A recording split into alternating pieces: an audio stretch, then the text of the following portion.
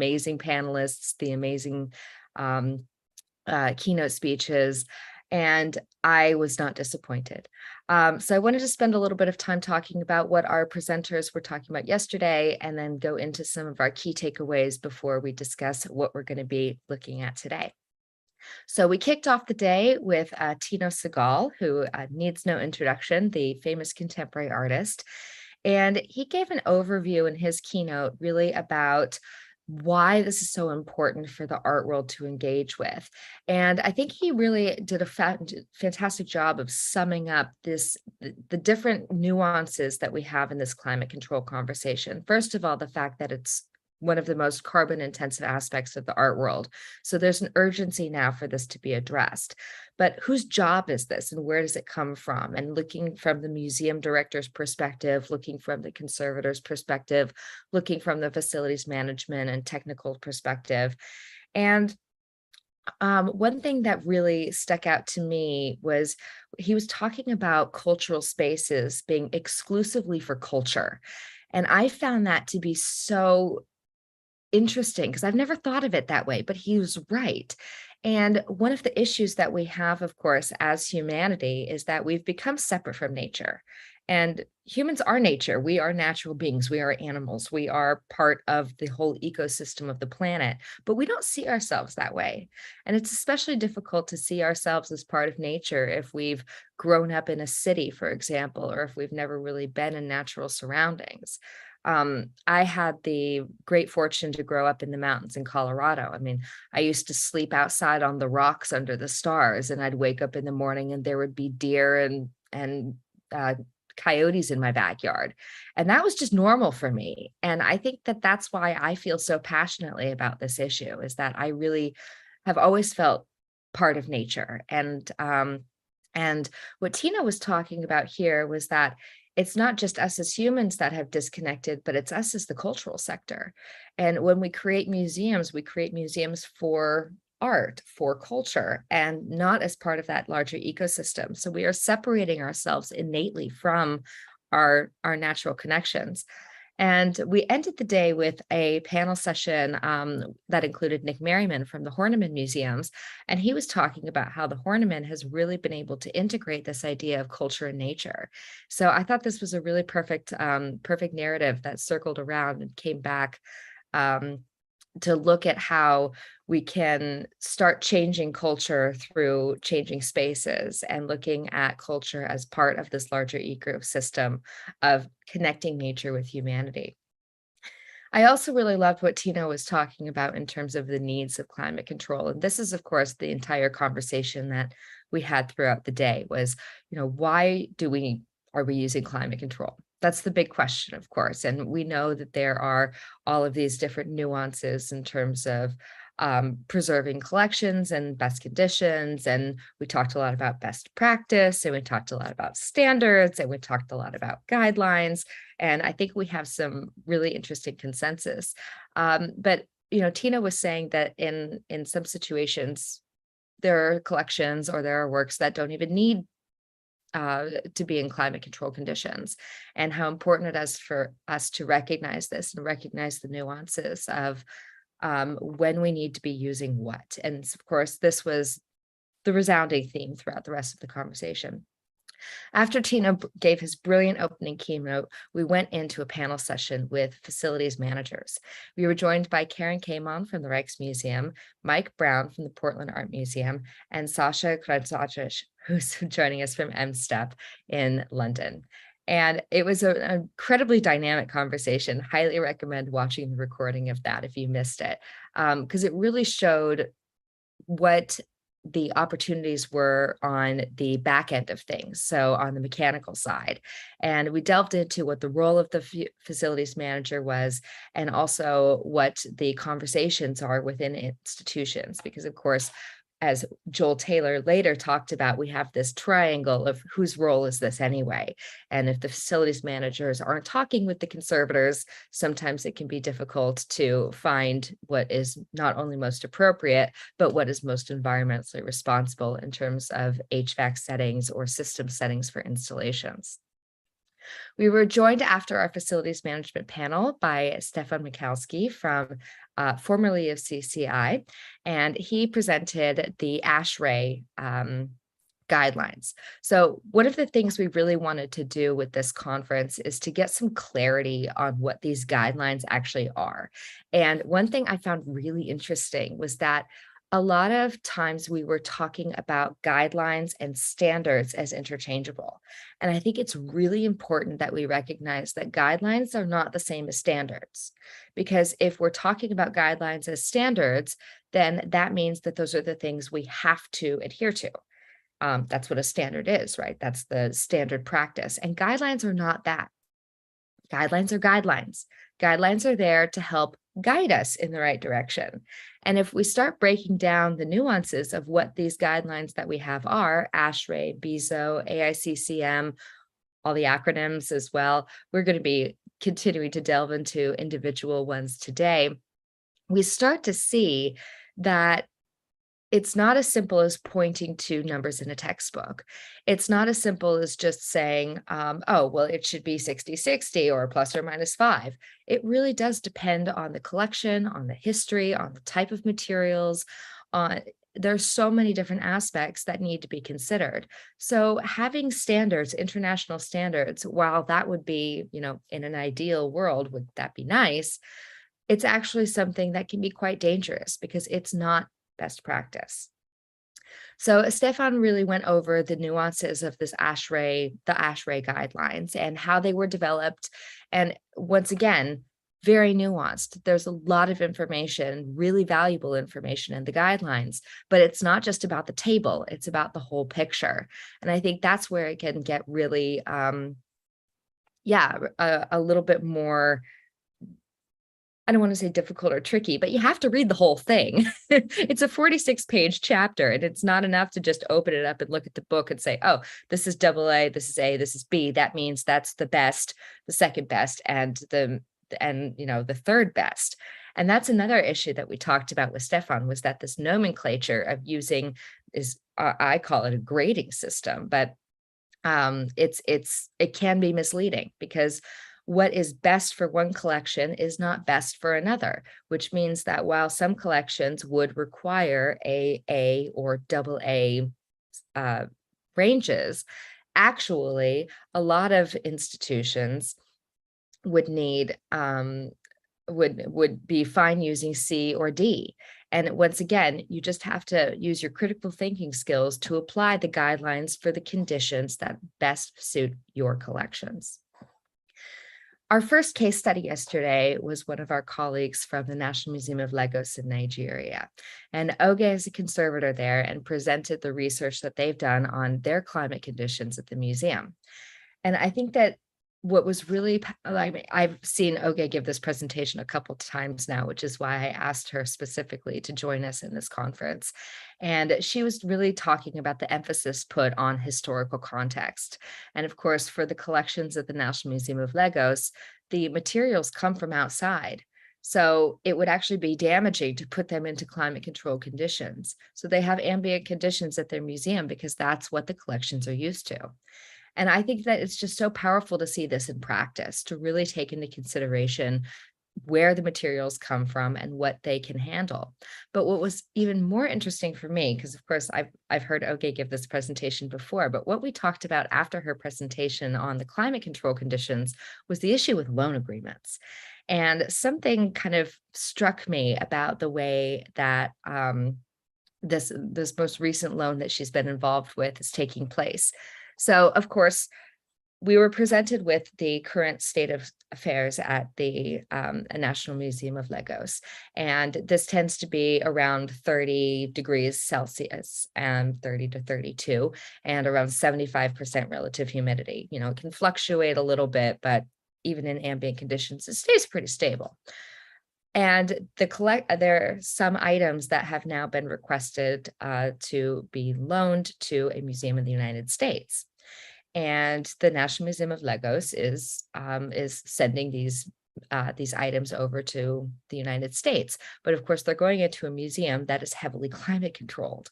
So what damage can occur when you take objects and all of a sudden put them in a climate control condition?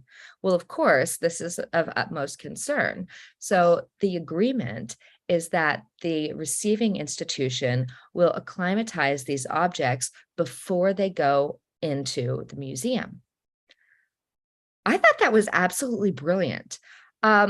I don't know if that might be the solution to this whole problem of loan agreements. So instead of forcing museums all over the world to adhere to one museum's standards of what we should be doing for climate control, we could actually just make it a standard practice that objects are acclimatized before they're put into new environments.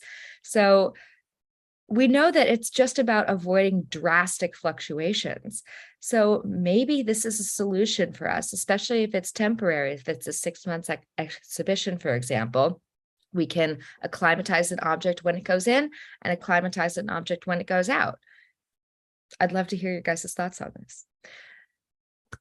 After Oge's amazing and eye-opening presentation, we visited the Canadian Conservation Institute, where Simon Lambert outlined not only what the CCI has been doing in terms of research, but also the amazing commitment that the Canadian government has to reaching carbon neutral and net zero. And we're going to talk a little bit later about the difference between those two things, because that was a question that we had yesterday.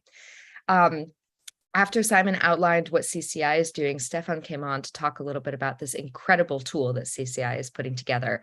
And it basically walks you through the whole process of how to make decisions for what your climate control conditions should be, based on an object's history, based on the type of material, and based on where you're located. I think that this tool is going to be groundbreaking.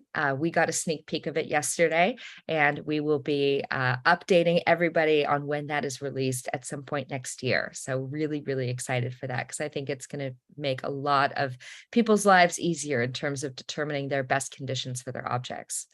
One of the things that we saw yesterday is that bespoke conditions are the best. It is absolutely best practice. I say best practice always, but it is best practice to have tailored conditions for your collections based on your environment, your location, history of your collections, all of the nuanced things that we have realized take part of this rather than pointing at standards. But of course, the argument there is that some institutions don't have a preventive conservator on staff or need some support in this. And of course, we're going to talk today about the pilot project that's launching next year, so stay tuned for that. But in the meantime, it is really helpful to know that there are tools and resources available to help you walk through the process if you need some support in that. After Stefan introduced this tool, we turned over to Joel Taylor, who looked at game theory and this conversation of climate control conservation, and showed us that there's a lot of psychology behind this. And Joel and I have recently been spending some time, and I see you're here. Good morning, Joel. You're up early. Joel and I have spent some time over the last few weeks kind of looking at the behavioral economics of climate control. And of course, one of the biggest factors in this is the fear factor. And yeah, it is really scary to make change, especially as a conservator. As you guys know, I'm a conservator by training. We are risk adverse. It is very scary to make changes because you don't want to put anything in danger. But the truth of the matter is, as we learned, is that by not making change, we're putting ourselves in danger. So Joel really did an amazing job of outlining kind of where the barriers are here and bringing to light the conversations that need to be had, and also the critical thinking that we need to implement to reflect on what our own actions are. And I really love the term that he used, which was imagined conflict. And I think that that is so accurate, at least in my experience, of some of the issues behind making change, is that this person thinks that this person won't let them make change, and this person thinks that this person won't. I've heard this so many times that it just rang so true. I was talking with with a colleague who was visiting an institution and talking about climate control. And he was talking with one of the curators, and the curator said to him, "Oh yeah, no, I'm more than fine with, changing the dial. I just know that my conservation team would never allow it." And then the curator went off to do something. And then this person went over and was talking with the conservation staff, and the conservator said, "Oh yeah, it's really not necessary for our collection to have these super strict conditions. It's just that our curator he's really strict about this. He's very, And it was, both of them said, yes, we have no problem doing it, but the other one would. So consequently, nothing happened. One of the things we talked about in our museum directors panel at the end was this empowerment to ask questions, was the importance of bringing up these issues and clear lines of communication and open and honest communication. And once again, I've always said this, and I think that it rings true for this conversation more than anything, is it starts with asking. You don't have to know all of the answers, but you do need to know the right questions. And sometimes the question is as simple as why. After Joel talked, it was appropriate that we went back to the Getty Conservation Institute, as Joel had worked there for many years. And we were joined by researcher Mikkel, who talked to us a little bit about some of the nuanced research that he's been doing into mechanical damage, which was, it's really amazing what they can do with all of the technology that we have and all of the scientific research. And I think that, Mikkel and I talked a little bit afterwards, is this idea of the fact that damage is always happening no matter what. I mean, and, some of the interesting takeaways from his research showed that this change is always occurring. And, you can measure it from a scientific perspective down to the tiniest little micro crack. But in a way, that can be freeing, and in a way that can be really scary, because if we all of a sudden hear that, relative humidity fluctuations are going to damage an object, we freak out naturally, because that's very scary. We don't want damage to happen. But once again, what is damage? And we need to think a little bit about the fact that damage is the same as change in some ways, and damage is always occurring. And so it's not about if there is damage or not damage, it's about what's acceptable. And if we look at the level of damage that certain relative humidity or temperature ranges could have on an object, most of it's not to the visible eye. As Stefan was saying earlier in the day, damage that has occurred to these objects probably already occurred hundreds of years ago. So us putting it in these climate control conditions is not necessarily preventing damage from happening. It may prevent damage from happening to our infills, for example, but a panel painting in Italy that's been around for 1,000 years is probably already incurred as much damage as it's going to in ambient temperatures, because it's already lived through that. So this is about really looking at what is tolerable change and what we mean by the extent of damage. I mean, obviously, as we know, it is dangerous to change drastically. But if we think more rationally about this, I know that's a hard ask, then we might think that, what level of damage is acceptable. And maybe we need to stop using that word altogether. Maybe it's change. One of my all-time favorite conversations happened a couple weeks ago. I mean, actually 2 of them, and back to back. It was like the most extraordinary day when I got to have lunch with Stefan Michalski and then have an aperitivo with Gaël de Gauchamp. And I spent 4.5 hours with Gaël talking about climate control and talking about preventive conservation, and learning that those 2 things do not mean the same thing. That was quite an experience for me. And during our conversation, I asked Gaël, begged him, and apparently convinced him to present at our conference. So it was a huge honor to welcome him and his 55 years of experience in the climate control conversation. And he just very, very clearly pointed out the issues of climate control, and especially when it comes to putting collections into climate controlled environments that have never experienced them, when it comes to collections being acclimated to their own climate control or to their climate control conditions or non-climate control conditions in different places. he gave an example of an ivory collection in Brazil that was hanging out in 85% relative humidity and doing just fine, whereas a collection of ivory in Egypt was hanging out 35% relative humidity and also doing just fine. So once again, the nuances of knowing not only your collection and the material it's based on, but the history and the location, which are super important for understanding best conditions. I think that one thing that really stuck out to me with Gael was he said, don't confuse the law with the rule. And I thought that was really impactful because in terms of climate control, I think we're looking for these standards, we're looking for the law.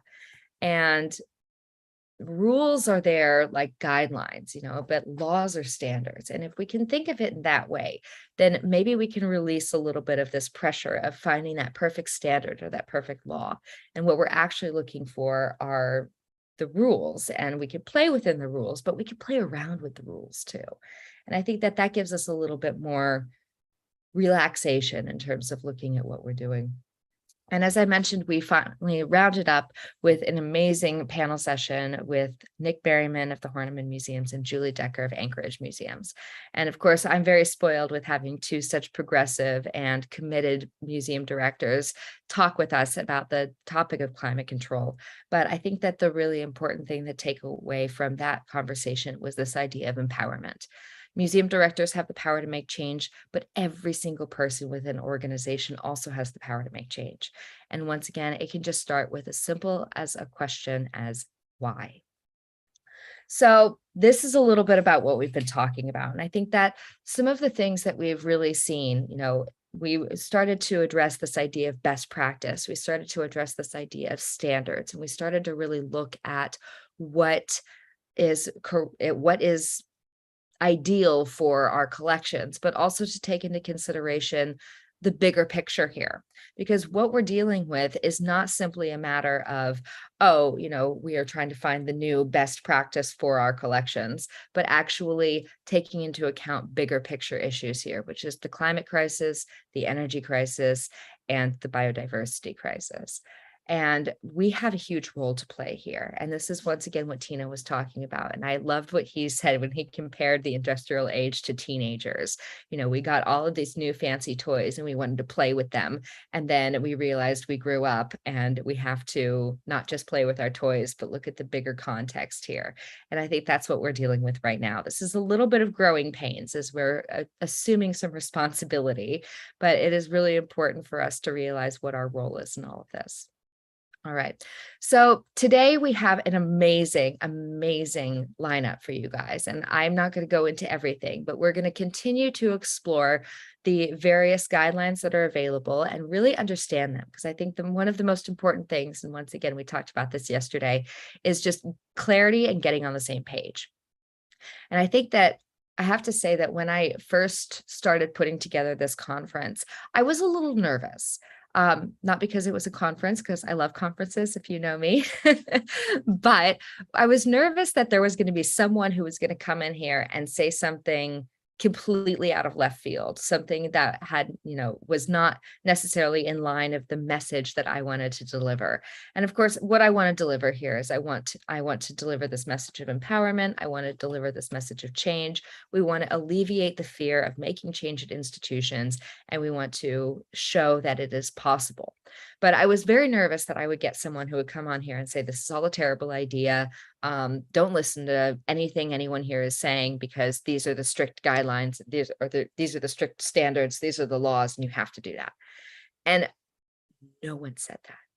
And it was amazing to me. The more I talked to people who I had, thought might be a little bit less prone to change or less excited about change, we are actually all on the same page. And I think that is really exciting, because we don't have to be scared about making change because we think that maybe someone else in our institution will question our practices or question our professionalism. But actually, we are all on the same page. I actually have been working with a reporter from the New York Times on an article about this. And he was asking me, do you have any names of people who disagree with making changes? And I told him, I said, I don't actually know anyone. I don't know anybody who would say that changing our climate control conditions in order to be more environmentally friendly and also still maintaining the same standards of conservation that we have always done, that's completely possible. And I don't know anyone who doesn't think that's a good idea. So this is what we want to deliver in this conference. We want to deliver this sense of clarity about this topic. We want to deliver a sense of understanding about what these guidelines are, about who's talking about what, and realize that we are all on the same page.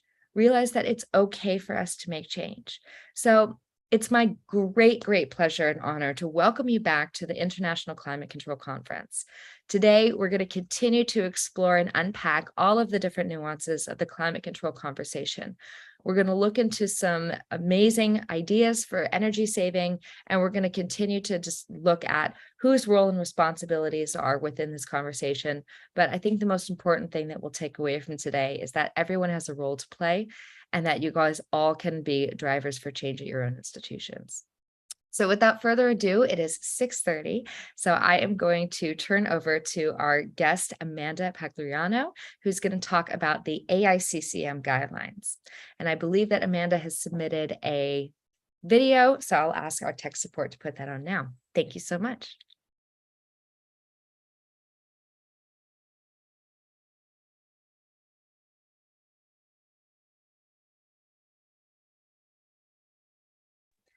Kate, we can't hear the audio. Just 1 second, everyone, while we try that again. And good morning. I'm so impressed to see how many colleagues we have from Europe. Oh, here we go. So now we can hear, but we can't see. I'm the author of the Australian Institute. All right.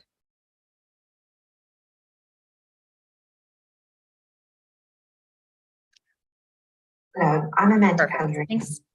I'm the head of conservation at the Queensland Archaeological in Brisbane, Queensland, and I'm the author of the Australian Institute for the Conservation of Cultural Materials Environment. Today, I'm going to briefly speak about those guidelines. I will explain a recent review that we undertook, and I will end with a case study on the use of water, temperature, and relative humidity settings at the Gallery of Modern Art. But I'm going to start by looking at the Australian climate.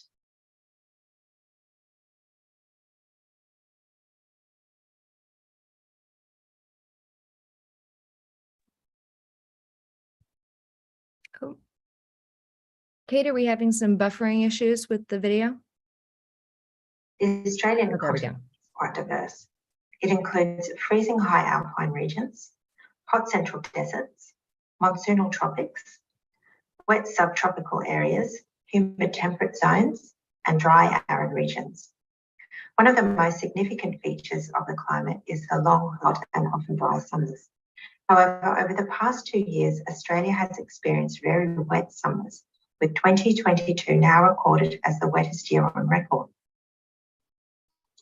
Recently published research by the CSIRO, that is Australia's National Science Agency, reported that climate change and current warming of the Australian continent at 1.4 degrees Celsius will disrupt El Niño and La Niña weather patterns by 2030. This is 40 years earlier than they had previously predicted, and this means that we need to prepare now for more extreme cyclone, flood, and drought weather patterns. When we consider global warming and the risk and the impact of extreme weather as part of our planning for good collection management, it should put the debate about expanded temperature and relative humidity settings into perspective. We should ask ourselves if prevaricating over a couple of degrees Celsius increase in the collection environment is reasonable when the global average temperature has increased by 1.15 degrees and the Australian continent above the global average at nearly 1.5 degrees Celsius. But let's take a closer look at the Australian climate. Australian capital cities, and consequently the location of major national, state and regional cultural heritage collections, are located in the warm to hot humid fringes of the continent. The annual mean relative humidity for capital cities is shown on the Bureau of Meteorology map and in the graph where you can see the range and average. The grey zone on the graph shows the AICCM humid relative humidity guideline. And you can see that all capital cities sit within the top range of this band. In 2018, AICCM published climate responsive, sustainable collection environment guidelines that referenced two climate types, temperate and subtropical tropical.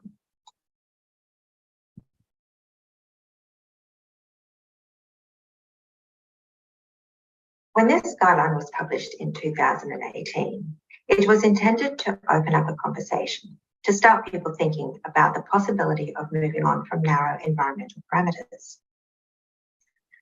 The guideline was published with detailed information about application and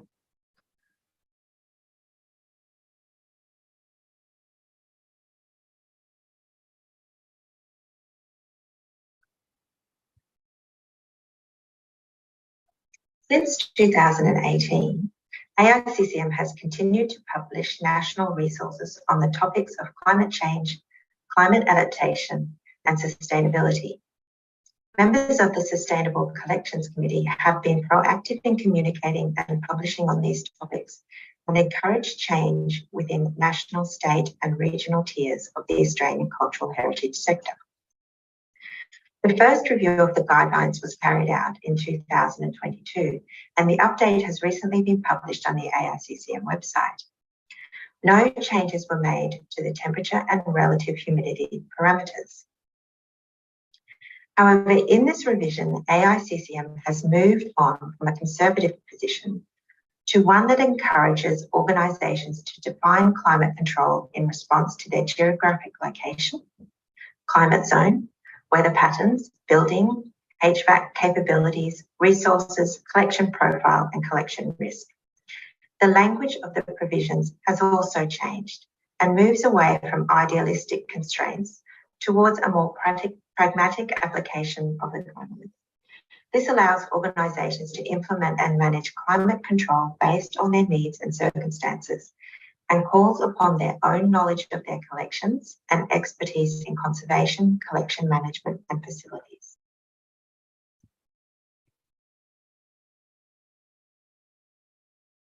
So let's take a closer look at the changes. The subtropical tropical climate type title has changed to the more generic humid title. The rationale around this change is that in the 2018 edition, we opened up the conversation about change by pinning it to the climate zone, of which there is common understanding. However, as I showed previously, the bulk of Australian cultural heritage collections are located in the warm to hot humid fringes of the continent. The fact is that the temperate guideline is more familiar to us, or it aligns more closely to Northern Hemisphere guidelines.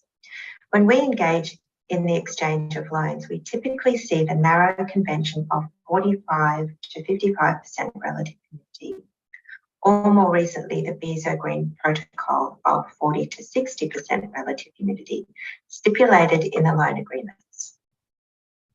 So the temperate guideline is more familiar to us in Australia, but it is not the most climate responsive. In fact, the humid guideline is likely to be the more sustainable and energy efficient guideline for major Australian collections. The provisions have also been revised and move away from defining acceptable fluctuations. Instead, AICCM refers to stable diurnal drift within the neutral zone and levels of fluctuation that should trigger attention and investigation.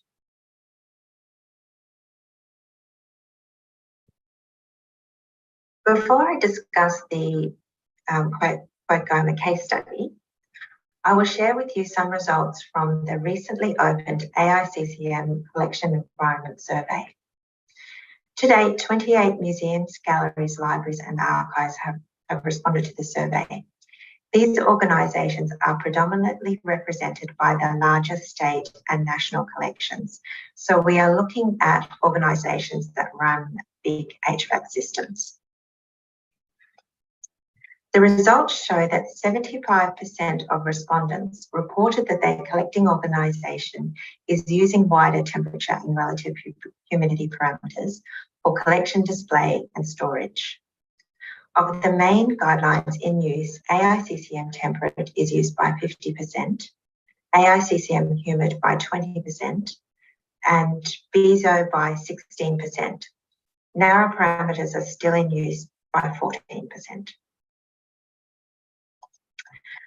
Note, respondents were able to identify all guidelines used in setting environmental control for collections, and in some organisations, such as Quagoma, HVAC systems are versatile and offer different exhibition spaces in the one building with different operating scenarios for temperature and relative humidity. For example, at Goma, we can choose to set exhibition spaces to any of 5 settings, 3 of which are specific for collection care and include AICCM humid, AICCM temperate, which is very similar to BIZOT, and narrow parameters of 50 to 60% RH. The AICCM Collection Environment Survey is open and we are still collecting data. However, this slide it already shows a significant trend in Australia towards the use of wider parameters. I will now briefly speak about the case study we conducted in 2017 to trial the AICCM humid parameter ahead of finalising the AICCM environmental parameters of the Council in 2018. We conducted the trial at the Gallery of Modern Art. Goma is a 4-storey gallery described as a glass pavilion in the style of a Queenslander building. It's situated on the south bank of the Brisbane River. During the major summer exhibition in 2017, the Conservation Department, with the support of the facilities team and Honeywell, the HVAC agent, moved the HVAC system to the AICCM humid settings in 3 exhibition spaces. The trial was managed through a risk assessment framework.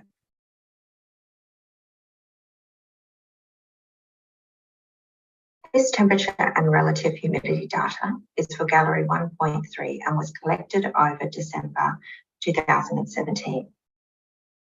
Each dot corresponds to an hourly measurement and has been charted as a line graph. The red zone is the first 2 weeks in December, during which the gallery was running at the narrow parameters of 50 to 60% RH and 20 to 22 degrees Celsius. In mid-December, we expanded the parameters to 45 to 65% RH and 18 to 23 degrees Celsius. You can see clearly that in the red zone, there is constant mechanical correction being made by the system to maintain the narrow parameters. When the parameters were widened, the RH stabilised and the corrections disappeared. I'm going to show the green zone in a little bit more detail. This graph shows 8 days of conditions, and you can see the stable gradual drift in RH. The other observation to make is that even though the neutral zone has shifted from a 10% relative humidity range to a 20% range, the room relative humidity drifted only between 55 to 60% RH for the duration. These conditions were recorded during the hot, humid Brisbane summer and during our busiest time of the year, when daily attendances at exhibitions is around 4,000 people. Widening temperature and relative humidity parameters not only provides energy efficiency, but the move can actually provide you with far better control of the collection environment, meaning better stability of RH and temperature. than you can achieve with the narrow parameters.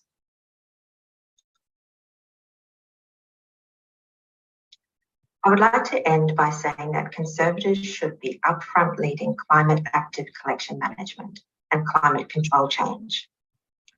This is the conservators' knowledge area, so trust in your experience and your expertise. The conservation profession must be a force for change and should be acting now.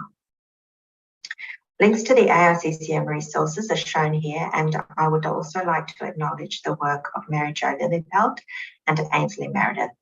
And I'll happily take any questions or queries about this presentation. Thank you.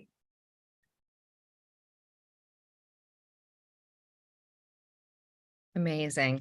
I had the immense pleasure to meet Amanda when we were both doing research at the Getty in 2019, and she was still working on finalizing these guidelines. And these guidelines were, of course, groundbreaking because they were the first guidelines to really take into account the geographical location of a museum. And as we know and have learned yesterday and will continue to learn today, that is absolutely essential, not only for proper conservation of collections, but also for our own energy consumption and carbon emissions. So it's really important for us to take these advances into account for no matter where we are in the world. And while the AICCM guidelines were, of course, created more with Australia in mind because of the unique climate conditions of the continent, it's really important for us to realize that these are things that we can also engage with. So we have a couple of minutes here. So if anybody has any questions, please do feel free to join us. Amanda, I don't know if you're with us. We have two people who have logged in with our tech support, which is Caitlin Gibson. So I don't know if one of the Caitlins is Amanda, but if you are, please let me know.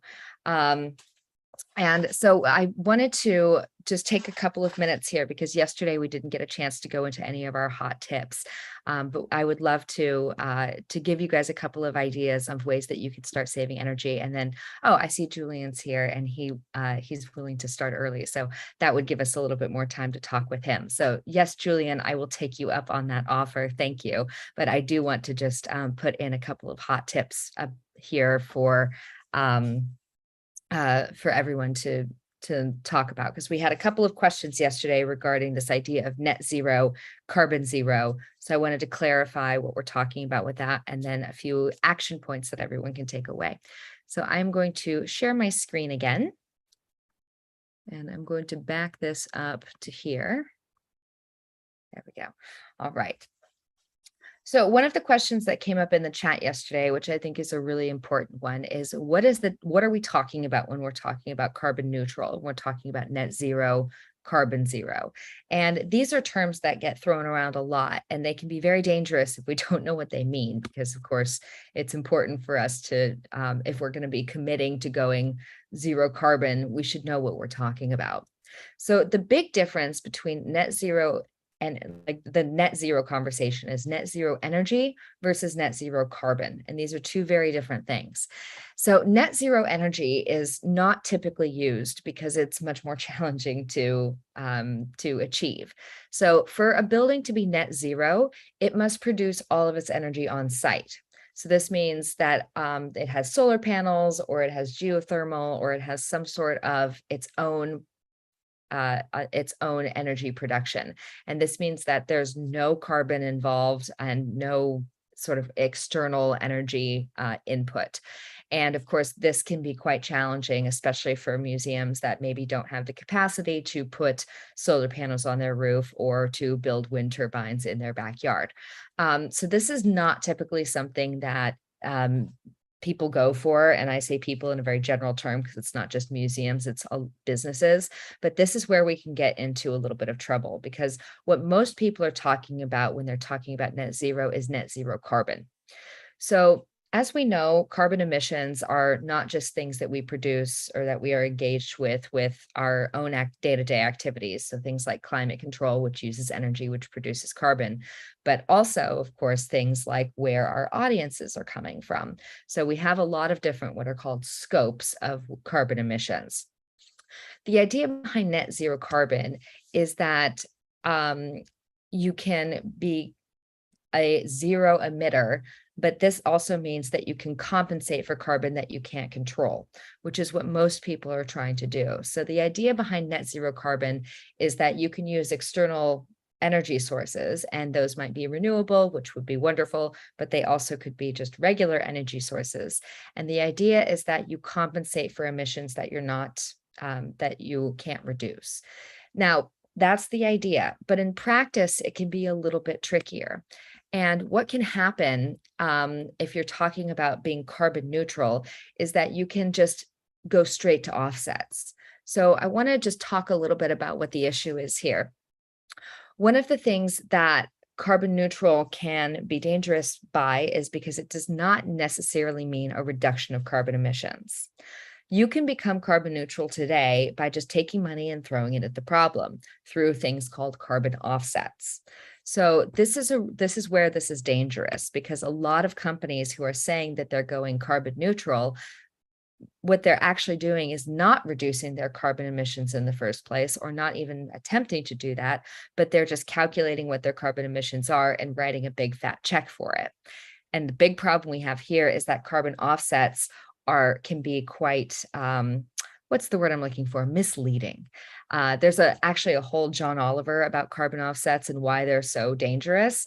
And I would highly recommend watching that. I'll grab the link and put it in the chat a little bit later. But a lot of times carbon offsets, for example, if you're going to be planting trees in Indonesia as your carbon offset, the problem with that is that the trees go and get planted, and then after 2 years they get cut down, whereas the trees actually need 10 years to grow in order to sequester the amount of carbon that was emitted. Also, and something John goes into, is this idea of additive carbon. And basically, a lot of carbon offset projects are projects that were already happening. So for example, a forest is being planted, but that forest was already being planted, or a forest is being protected, but that forest was already being protected. So what's the additional benefit here? And this is where this can be really dangerous. So what we always like to talk about is, instead of saying that you're going carbon neutral, we say you're going carbon conscious. And this also alleviates that whole idea that the only way for us to be carbon neutral is to throw a bunch of money at the problem, which in the cultural sector, we usually don't have.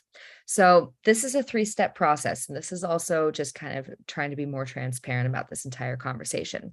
So we talk about measuring your emissions. So knowing your impact and being transparent about it. We talked a lot about transparency yesterday and how that's really the key to change. Can't argue with that. It's so important for us to be honest with each other, because if we're honest about our own activities, other institutions can be honest, and then maybe we can all be on the same page. So measuring your emissions. This, of course, goes the same with carbon, or with climate control, but in this case, we're talking about carbon. So measuring and being transparent about it. And then actively reducing your emissions. That is step number 2. And the most important thing here, it's not, you don't start at measuring and then just immediately go to offsetting. You have to actually actively reduce your emissions. So that is taking action to reduce. And then the third part is contributing. So this is an example of a way to be carbon conscious. You're knowing, meaning you're calculating your carbon footprint. You're acting, meaning that you are taking active measures to reduce your production of carbon. And of course, the one that we're talking about today is changing your climate control conditions. Hugely, hugely beneficial. I have seen, the research that I've done has shown that you can save between 24 and 82% on your energy bill by changing your climate control. So it's possible to halve your carbon emissions, which would meet the Paris Agreement standards, just by changing your climate control. This is why this conversation is so incredibly important. Acting, most important part of this. And then, of course, if there are emissions that you can't control. And in our case, I like to think of those as our audiences, because we want audiences to come and we can't always control where they come from. Then you can contribute positively. And while the offsetting thing is really popular with businesses and corporations, I like to encourage our institutions to do what I call insetting, meaning that you reinvest in yourselves, that you invest in your own practices and equipment or other means in order to actively reduce your own carbon emissions in the first place. So, for example, if you have calculated what your carbon emissions are for the audience that comes to you, then you can invest that money into buying an electric vehicle for transportation, for example. One other thing that I would love to see, and while I just have your guys' ears, I'm going to talk about this. The idea of like maybe a carbon tax on tickets for visitors. So when you walk into the museum and you are buying your ticket, you say, oh, I flew in from France, and then it'll add, 50 cents to your ticket. And then that money can be used as inset. So then the money that you raise from ticket sales, from adding that little carbon tax, can go to reducing your own carbon emissions. So just some ideas to float out there. All right. And then I very quickly wanted to also give some tips on energy savings, because of course that's what we're here for. We want to save energy, we want to reduce our carbon emissions. Climate control is the biggest, and I have to say the easiest way to do that. But there are also some really great hot tips for you guys for everyday things. If you're part of Key Futures, you know this already, so you guys can add in if you have any experience in any of this. But this won't be news to you. One of the things that I was fascinated to learn about energy is something called phantom energy. And I think the best way to describe this is a laptop charger. So I have a laptop. My computer is, well, it's currently plugged in, but I will unplug it because I don't need it to be plugged in right now. But when you are using your laptop and it's plugged in, you have the little green light on that says this charging. And then when you shut the computer off, even if you power it down completely and you turn it off and you close it, that green light stays on because it's still charging. But even if it's fully charged, it's still collecting energy. Phantom energy is energy that is used by appliances even when they're turned off, if they're still plugged in. So, and the weird thing is that most appliances do this. So your toaster or your coffee maker or your tea kettle, if those appliances are still plugged in, even if they're not being used, they're still consuming energy. When I learned this, I was absolutely shocked, I have to say. And the easiest thing that you can do to address this is to unplug the equipment.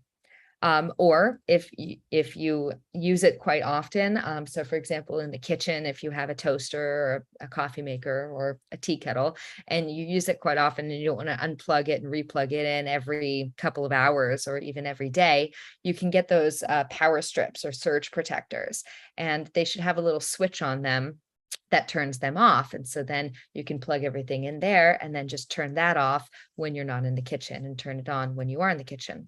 Some countries, in the UK, for example, which is really handy, they have those, they have switches directly on that power outlets. So just make sure that you're turning that off because that cuts the energy supply. Same concept with the surge protectors. A really great way to measure this, and I think that this is something really fun for doing around the office, is getting a meter monitor. So a meter monitor is basically a little plug-in that you put in the outlet, and then you can plug the appliance in, and it'll tell you how much energy you're using. So this is really cool if you want to kind of make a game out of it with your colleagues. You can get a meter monitor. They're about 15 to 20 euro or dollars. You can buy them online anywhere. And basically you can go around and measure the appliances in your office.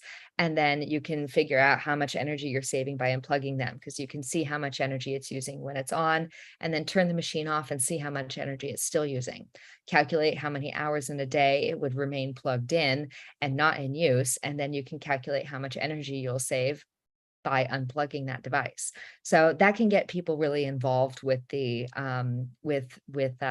energy savings, and it's a fun thing to do with your colleagues. And the other thing that's really, really, really important is that power save mode is not off. This applies to photocopiers, it applies to computer monitors, it applies to laptops. Going into, sleep mode, that is not the same thing as off. That still consumes massive amounts of energy. Photocopiers are my biggest pet peeve personally. Also computer monitors, because, at our office in Amsterdam is in the University of Amsterdam, and there's a huge photocopy machine like this one outside of our office. And I always walk by it and turn it off because it's always left on. And if I'm the last one out on a Friday, I'm always very happy about that because I can turn the thing off, and I get in there on Monday and it's still off, which is great. That means no one's been using it, and otherwise it would have just stayed on and consumed energy all weekend. Computer monitors are the same. If you have a computer, not a laptop, but a regular desktop, then the monitor is the most energy intensive part of that. So sleep mode is not off. It's really important, especially on weekends or overnight, to turn equipment off. The other thing that I was really shocked to learn about is the data consumption and the carbon footprint of data consumption. This is something that Tino touched on a little bit yesterday as well, when he was talking about our Zoom call and this conference still having a carbon footprint, because all of our online activity has a carbon footprint and energy consumption. When I first learned about this, that email has an energy consumption, I was shocked. And I looked at my inbox and my 7,000 emails that were sitting there and was a little embarrassed because, of course, once again, as we know, education is the most important part to making change. If you don't know what to change, then you won't change. I always use the example of when I was a little girl and I'd go into the grocery store and they'd ask me, if we wanted paper or plastic bags. And I would very proudly say, I want plastic because I want to save the trees. Because I was told that, paper bags were made from trees, so they had to cut down trees to make paper. And I was horrified by this because I loved the forest and I wanted to save the forest. So I was very proudly an advocate of plastic. That's, of course, until I learned better. But once again, knowledge is power, right? Data centers. These are these places that all of our wonderful data is stored.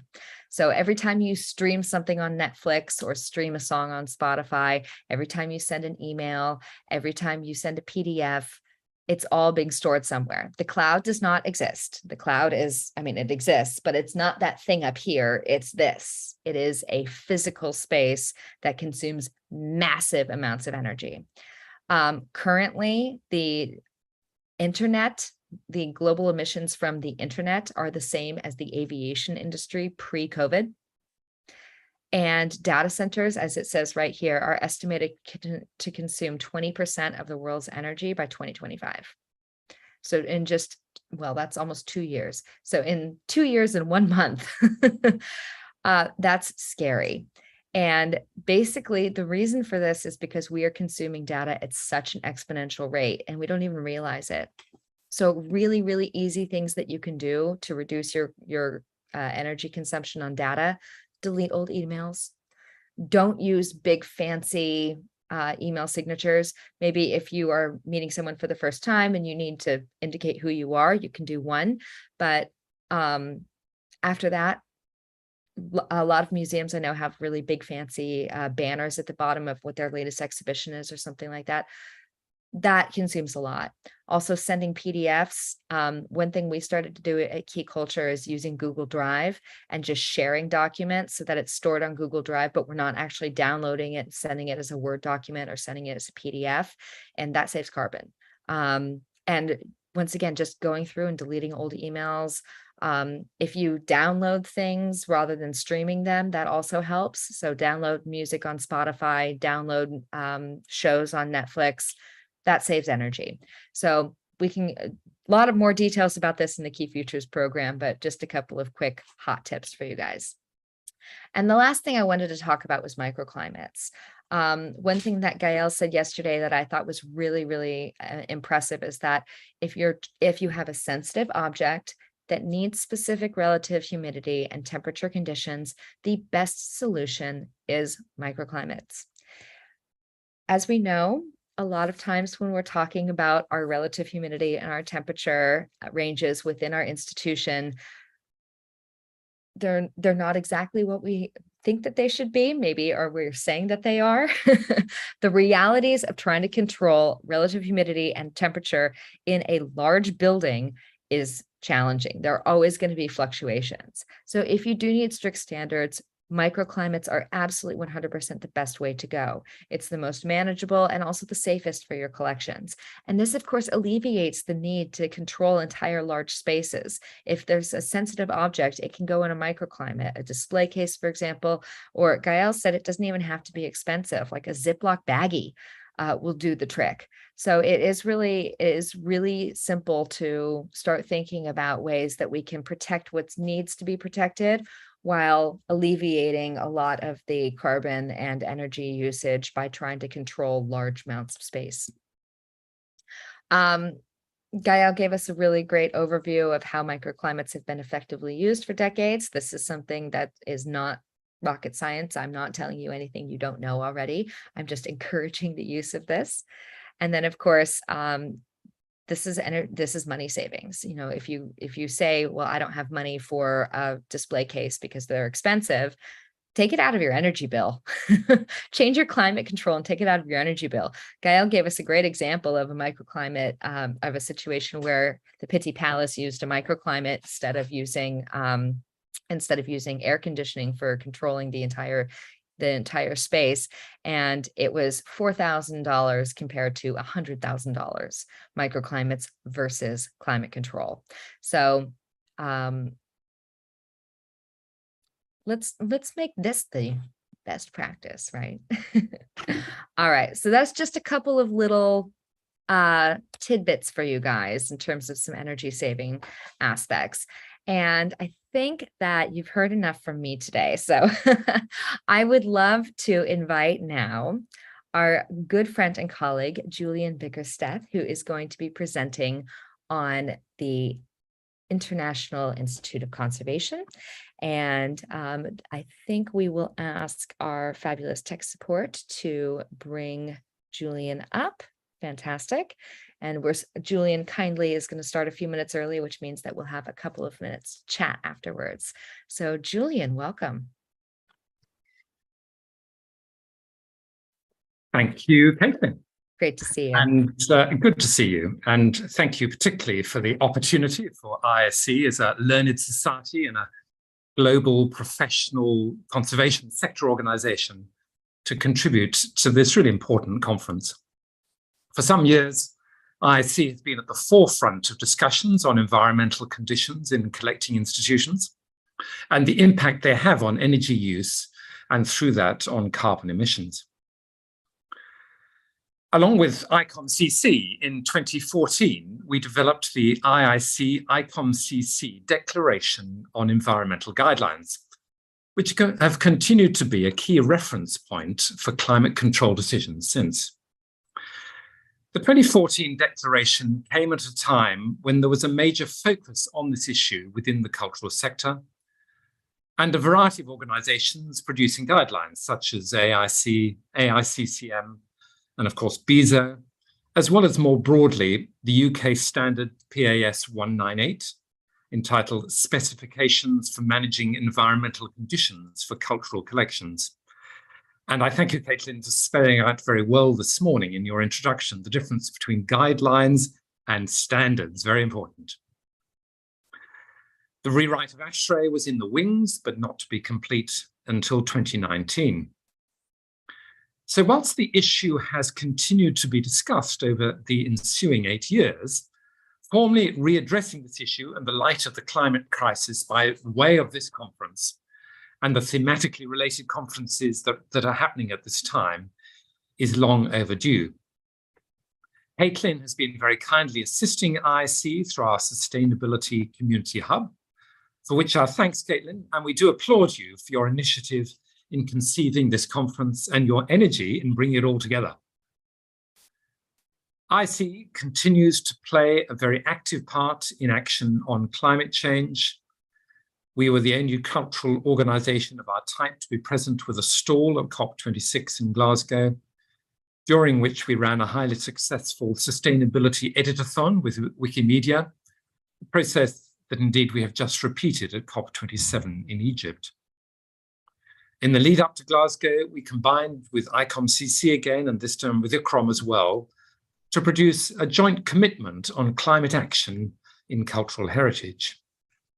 Amongst a number of current initiatives, we're founding members of the Climate Heritage Network. We partnered with the Smithsonian in Stemming the Tide, Global Strategies for Sustaining Cultural Heritage Through Climate Change Symposium in Washington, DC in 2020.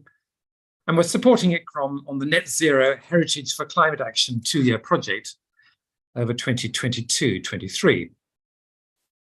This is a space, therefore, about which many of our members feel really passionate. We see leadership as critical, and we're determined to do all we can to lead and support the conservation profession, our profession, to adapt to climate change and mitigate its effects on cultural heritage. We were leaders in 2014 in developing environmental guidelines, and it proved to be a fascinating journey on where conservators stood on issues of climate control in the context of achieving sustainable outcomes. The findings of that journey are still informative 8 years later in helping us understand the underlying issues and indeed the way forward. And I suggest it is valuable to revisit some of them. So I'm going to do this. I'm based in Australia, so much of yesterday's proceedings were in the middle of our night, and I've been catching up on them this morning. Inevitably, there is some overlap between what has been said already and what I have to say, but I'm a great fan of important information being repeated in such an important discussion, so I make no apology for such. Firstly, it is worth remembering that in 2014, we were dealing with a conservation profession that was quite forcefully divided on the issue of a broadening of environmental conditions. On the one hand, there was the view that conservators, having fought so hard to get tight parameters for environmental guidelines accepted in their museums and galleries, should not now be giving up these gains easily. In the words of the National Gallery of London, an institution that bears particular weight, as it was, of course, where Gary Thompson was the scientific advisor, in their words, for unique and fragile works of art, such as old master paintings, their future preservation is only guaranteed by providing closely controlled environmental conditions. In the words of the Dorner Institute in Munich at the time, the Institute is convinced that the goals of a green museum and sustainability can be achieved by means other than by abandoning globally accepted museum standards that are also applied generally to art in transit around the world. The Dorner actually went further in relation to the recently released BIZOT standards at the time, saying, the relaxed interim guidelines of the BIZOT group are without doubt mainly geared to the aims of the organisers of large loan exhibitions. On the other hand, there were conservatives proposing a more liberal approach, such as Jim Riley of the Image Permanence Institute in the US, who stated that it was time to, in his words, put a stake in the heart of the zombie of 2050. This standard is not ideal for all circumstances. Indeed, it's not suitable for various collection types and is very costly to maintain. Jonathan Ashley Smith at the V&A in London at the time also saw this, stating, as far as environmental damage is concerned, my thesis is that if you move a sound object from an environment somewhere in the middle range of 50% RH, plus or minus 15% RH, to another environment that is also in that mid-range, the risk of detectable additional deterioration is small. Meanwhile, outside the conservation profession, other professionals weighed into the debate, one being the influential director of the Dallas Museum at the time, Maxwell Anderson, who stated, it remains an unshakable conviction for most conservators and administrators that unless a museum can guarantee lenders that its interior climate is 20 degrees Celsius and 50% relative humidity with an allowance for minor fluctuations, it has no business asking for loans and indeed cannot be trusted with its own collection. That conviction informs many facets of a museum's operations beyond the cost, including how art is borrowed, lent, shipped, installed, and stored. Moving on, as Caitlin pointed out in her conference introduction, the controls we work to, based around the 2050 standards, have their origin in Gary Thompson's The Museum Environment. But as she said, close reading of Thompson's recommendations reveal a number of qualifications of his, including that the standard is based specifically on the needs of painting collections, on London's climate in the 1970s, on the environment at the building of the National Gallery, and the mechanical system capabilities. Thompson called for a continuing investigation of material behaviour in order to set environmental limits more realistically. The second edition of his book in 1986 noted that the standard specification, or plus or minus 5% in RH control, is based more on what we can reasonably expect equipment to achieve, rather than any deep knowledge of the effect of small variations on exhibits. Joel referred to this yesterday, and I also thank Stefan for his highly succinct summary of the history of climate controls and where Gary Thompson fits into these.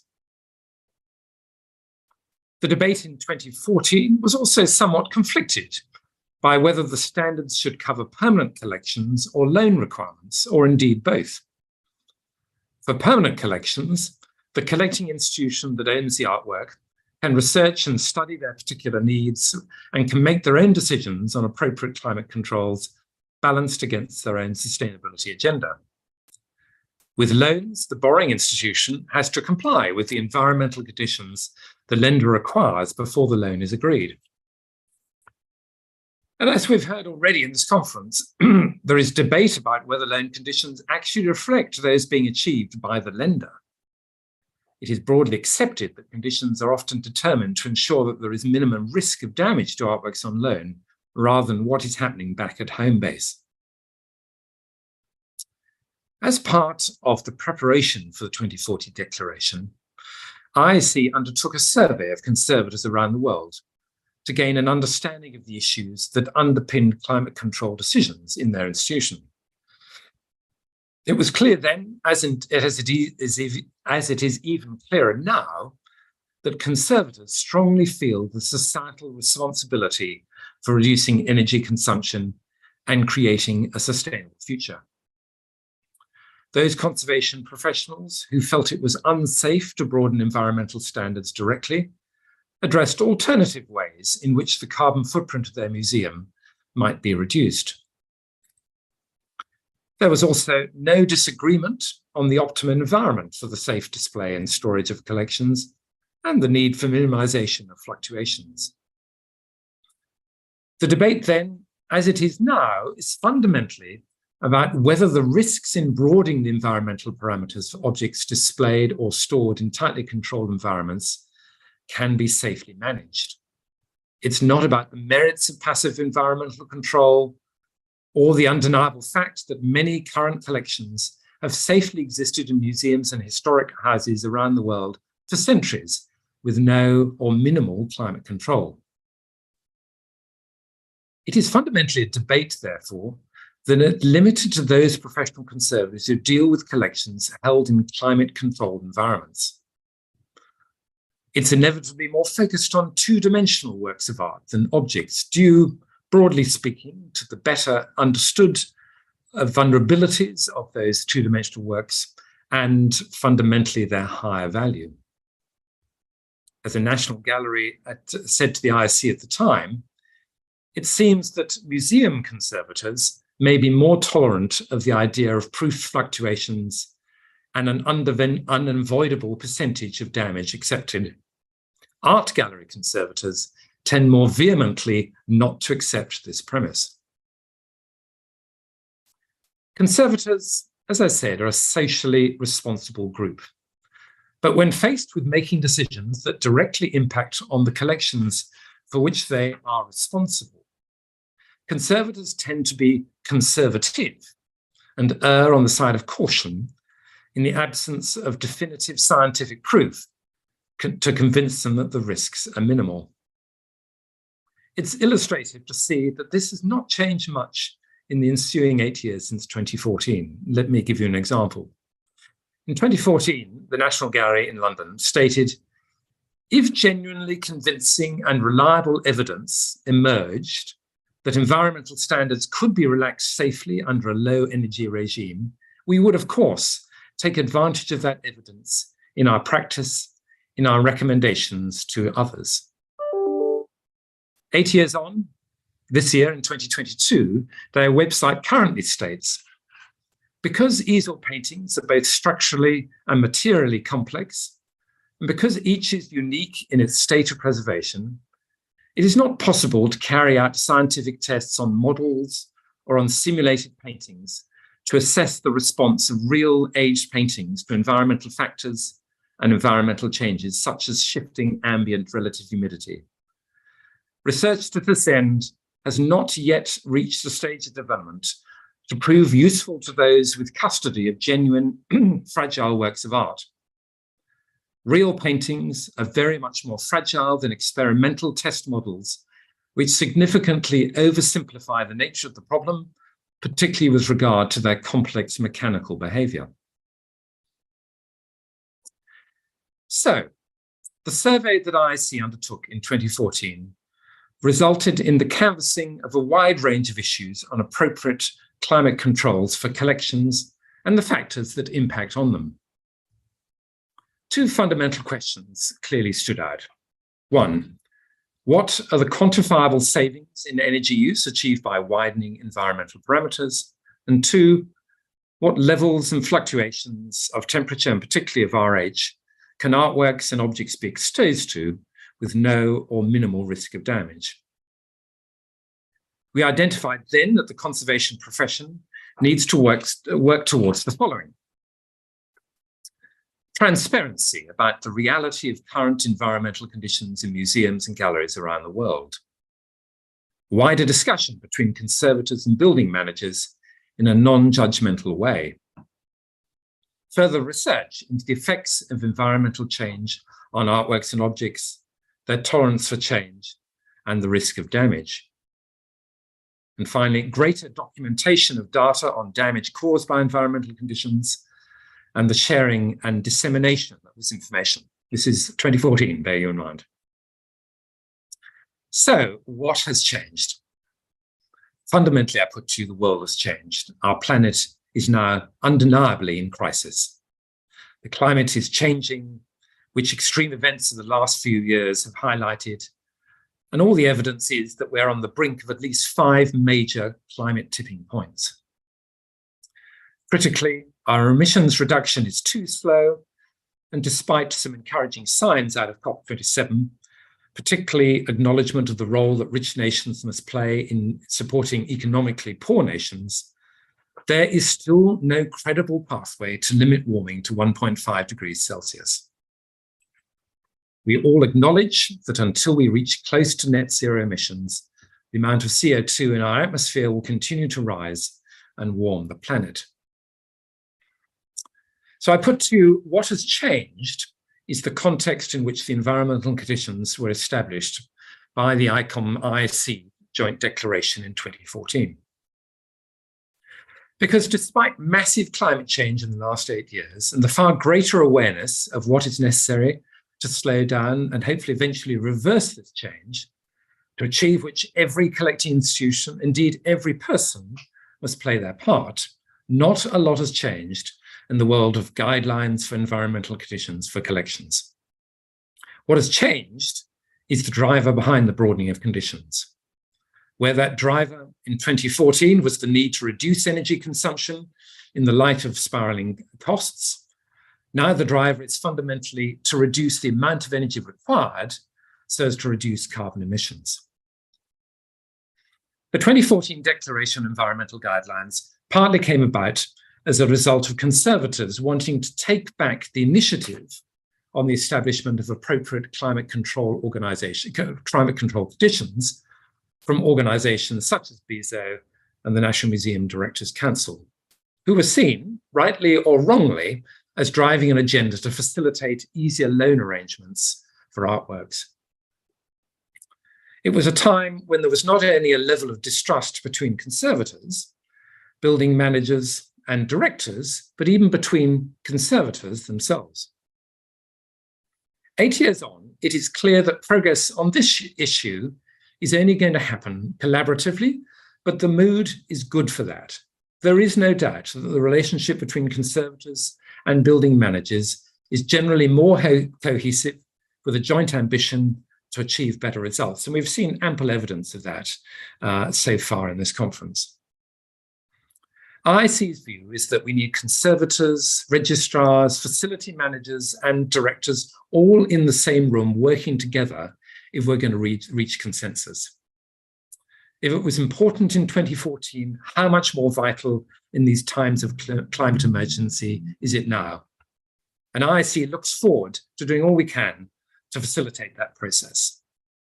Thank you all. Thank you, Caitlin. Absolutely amazing. Thank you so much, Julian. You've been such a force of nature in this entire conversation, and it's really an honor to have you here today. And I love what you started off with by talking about the important information needing to be repeated. And I fully agree with that. I think repetition brings memory, and so we just hear it as many times as we need to until it sinks in. So thank you so much. But I think that what you were talking about within what has changed, and it's the context within these conversations that's changed. I think that's the most important thing that we can take away from this, because indeed it's not the same as it was 10 years ago or 8 years ago. I mean, the world has changed dramatically, and we're all of a sudden in a situation where we can't wait. And, here in Europe, we have this energy crisis. And as we talked about yesterday, I was chatting with a museum director who said, we're all just going to shut down our climate control completely because we can't afford it anymore. And so we're at this point where our backs are against the wall. And people, we've seen a lot of art activism in the last few weeks, people going in and throwing soup at paintings and things like that. And there's starting to become backlash of like, how come museums are still running business as usual when the world is literally on fire? And the fact of the matter is that we don't need to be running in the same way that we were 10 years ago. And this is not about compromise. This is not about saying, okay, well, we have to choose our collections or the planet. We actually, if we look at it, as you said, even with Gary Thompson, it was nuanced. This was the situation for London in the 70s for paintings. And all of a sudden we've tried to adapt those numbers for the entire world. So I think it's really enlightening to think about this larger context. And I just had a question, because you had talked about, this was something that we had addressed in 2014. In your opinion, in your expert opinion, the guidelines, is it even safe to use guidelines anymore? Or do we think that we address this in a different way? Do we need new terminology to make people look more towards the nuances and the bespoke aspects of this conversation? I think it's a really good question. And I really liked your point around guidelines versus standards. Yeah. Guidelines are guidelines, and we've got to take responsibility for our own collections. And you raised the issue yesterday around pushing back as directors, saying that no, we're not going to accept these standards that you're putting forward that we should provide. So I think we've got to take responsibility ourselves and say we've got guidelines out there. We know more and more about its impact on collections, but let's move into our collections on knowledge of how they vary and make decisions on that basis, and not feel that we've got to be constricted by these guidelines, and work with our facilities managers to understand the nuances around that. I put very strongly to Caitlin that the level of distrust 8 years ago was significant. Yeah. Particularly between conservators and building managers. That seems so much less so. They both want to achieve the same. And building managers say, well, look, if you're happy to relax, we're happy to turn off at night, or vice versa, as we heard from Rijksmuseum, things like that. So it is exciting times. The one other point I'd make, which has been said before, I repeat it, we have to be at the table to have these discussions. We don't have to know everything about how HVAC systems work, but we've got to be at the table to be part of those discussions and to contribute to them. Yeah, no, I completely agree. And I think that that's, that's one of the things that I really hope that all of our conservators who are joining us in this conference are getting is, this is our responsibility to step up and say, and demand a seat at the table and say, we're the ones who have the knowledge to be to contribute to this conversation and help guide it. And it's absolutely vital that conservators feel empowered to be part of the conversation. And if we're not part of the conversation, advocate for being part of that conversation. And this is, of course, something we discussed with Nick and Julie yesterday, is that, museum directors really do look to conservators to tell them what's best. And this is also something we'll discuss later today with Amanda and Adam when we look at the legal side of this and the insurance side of this. And we're going to hear that once again, the legal teams and the conservation teams defer to the conservators. And so a lot of the miscommunications here are simply because the conversations aren't happening with the right people. And I think that there is a sense of conservators not feeling like they have the authority to be part of these conversations, but at the end of the day, they are at the heart of these conversations. So it's really an issue of trying to make sure that we get ourselves a seat at the table. I think that's really interesting. One of the things we talked about yesterday that I would love to get your opinion on, if you have a couple of minutes, is we were talking a little bit about the value shift, and you put this really beautifully when you were talking about the context and how that has changed. And you also had talked about the idea of acceptable damage. And this was something I touched on a little earlier as well, because of course we know that there will be some sort of changes, but of course, it can be change that goes this way and then comes back this way. It's fluctuations versus damage, and how we're naming these things can make it seem more scary or less scary. But one of the conversations that we had yesterday that I think is, still something that maybe is an uncomfortable talk is this idea of, are we still putting collections above our own survival? And this value shift that we're seeing of, can we really justify trying to preserve collections if we are destroying the planet?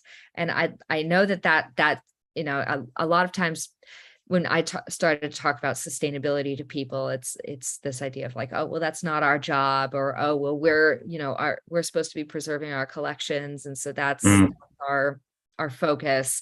I'd love to hear your thoughts, because of course you've seen the development of this. Yeah, I have, and it's a really good question, Caitlin. First of all, I would put to you that we are talking about a tiny part of the world's artistic output collections that are in climate-controlled worlds. And we as conservators have responsibility in a far wider piece. So let's set it in context from that point of view. Yes, I mean, the National Gallery in London has a phenomenal collection. It is the national collection.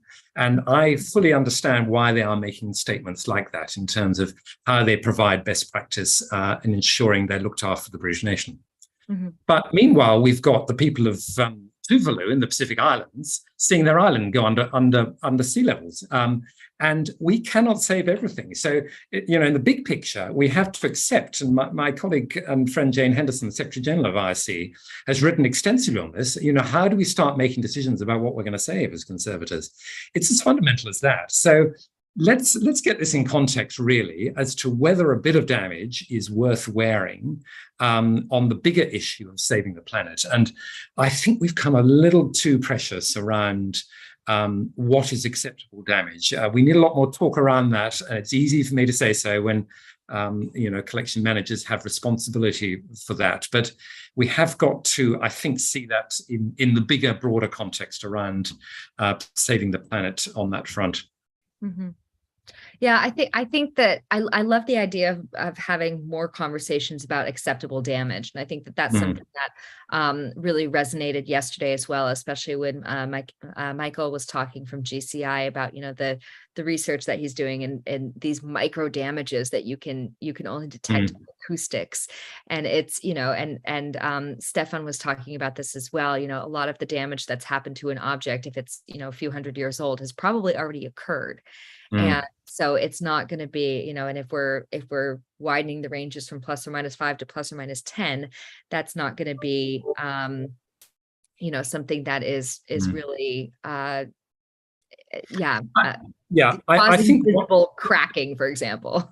Yes, I mean, you made a very good point in your hot tips beforehand around the need for microclimates. I mean, again, the National Gallery position is that they want to be able to hang any one of their paintings in any of their galleries. And therefore, in a sense, they're creating a very, very controlled climate right across every room. Now, at some stage, we're going to say, can we really afford to do that? Yes, it's a lovely aspiration to have, that we can hang anything anywhere. But we've got to identify, panel paintings which are particularly susceptible to micro changes and need microclimates to look after them properly. And I think, yes, we've got to be realistic around how we frame this.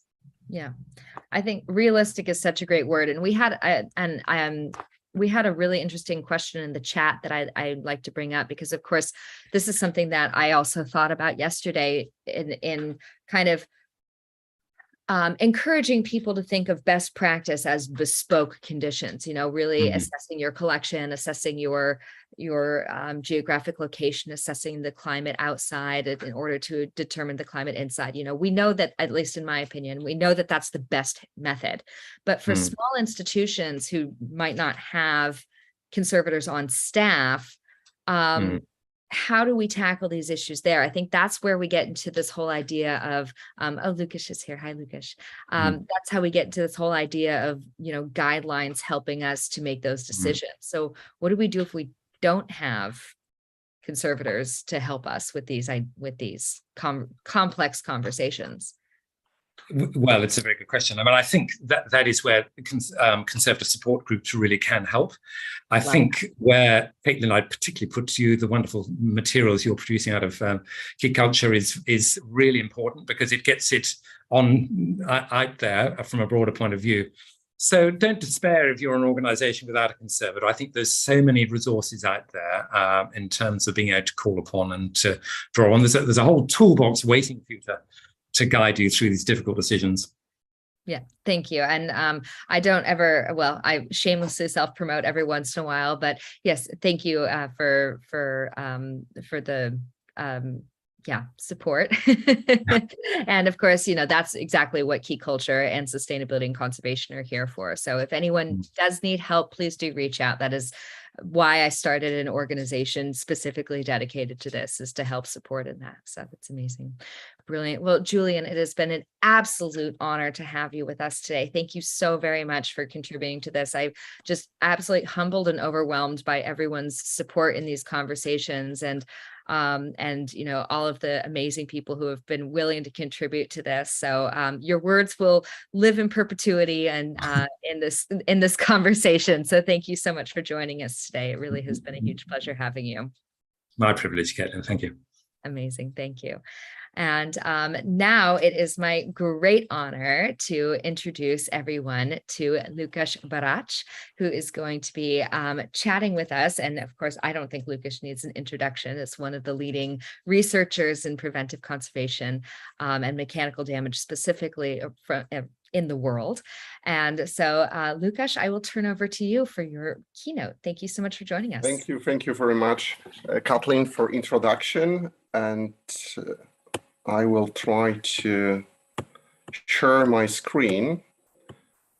Can you confirm that you can see my screen? Yes, we can see that. That's perfect. In the full screen mode? Now it's full screen. That's brilliant. Perfect.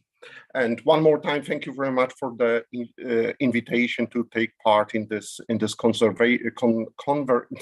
conference. Sorry, it's more early in the morning. And I would like to speak about the environmental vulnerability of cultural heritage objects. And I think this topic already was mentioned several times by Michael, Stefan, and so on. But I would like to share my own opinion on that. And I think that it's quite obvious why environmental vulnerability of objects is important, because of course cultural heritage as a field needs to participate in the mitigation of the climate change. There is economic pressure due to the energy prices, but in some part of the world, another aspect become more also important, that we know we have energy crisis caused by the weaponization of the energy by Russia, and we are not sure that many European countries will be able to power its power plants this winter. As in Germany and in Poland, we set up the task forces to prepare recommendation for this winter, because even if we want to keep the environmental specification we establish, it's absolutely unsure that they will be able to do that. So this is another issue which adds to the discussion, and I think it should be another topic for the conference, how to prepare for such situations.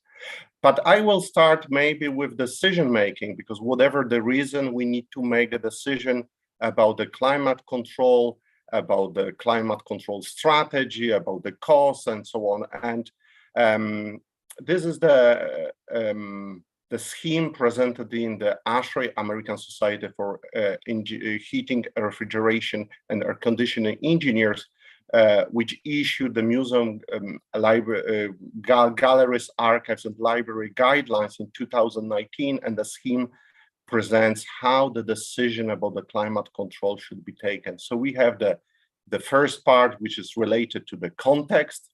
There is the design phase and the implementation phase. And as you can see, this is quite complex plan and scheme, how to follow, how to design, how to make the decision about the climate control.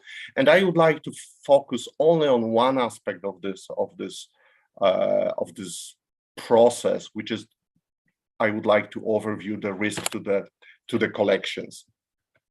And I think that most of us will agree that there are three main mechanisms of damage affecting the value of the collection related to the climate: as a biological attack, which includes the fungal growth and insect infestation. We have chemical degradation, which includes degradation of chemically unstable materials like polymers or color photographs dyes, metal corrosion, and phase changes to hydrate and dissolution of hygroscopic salts. And we have mechanical damage of organic hygroscopic materials.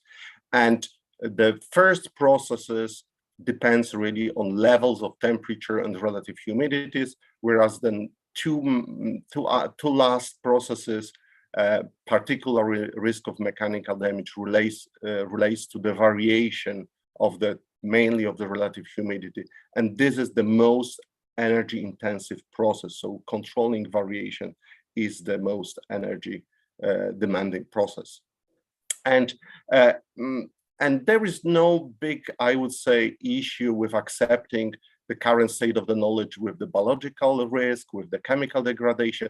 But as we have heard, there is a still discussion, sometimes emotional, about the risk of mechanical damage. And I would like to focus on this risk.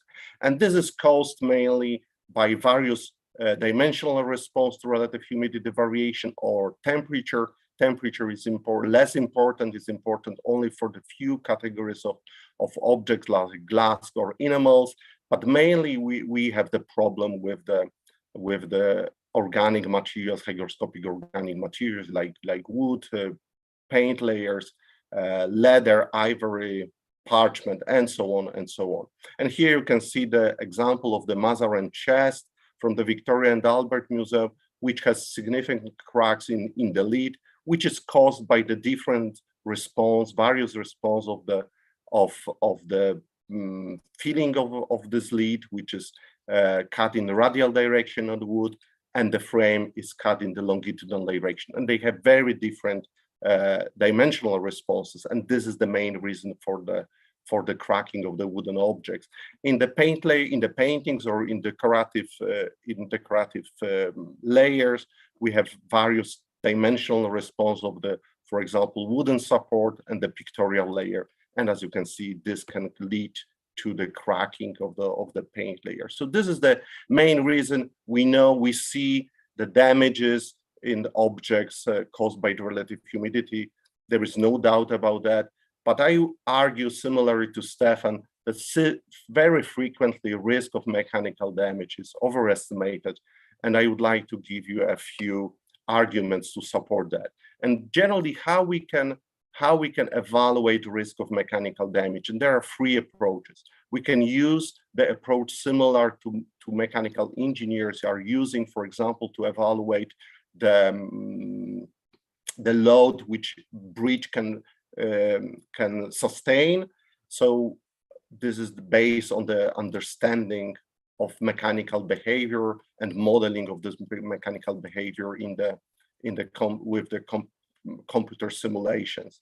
The second concept, the second approach, is to use acclimatization concept, which was already described by the Stefan Michalski, that objects with time adopt to the even bad environment. And final approach is to use non-destructive methods of tracing damage that can follow and trace damage development directly. And let's start with the first reason and look what science can tell us, what mechanical engineering can tell us about the vulnerability of objects. And there is one difference with the typical approach which mechanical engineers are using. For example, in civil engineering, they have significant databases of the materials. They know how the objects are constructed. We are in very different position. When we come to the museums, which has thousands of paintings or millions of objects, sometimes we don't know what we have, what are the properties of the material, which is 1,000 or 500 years old.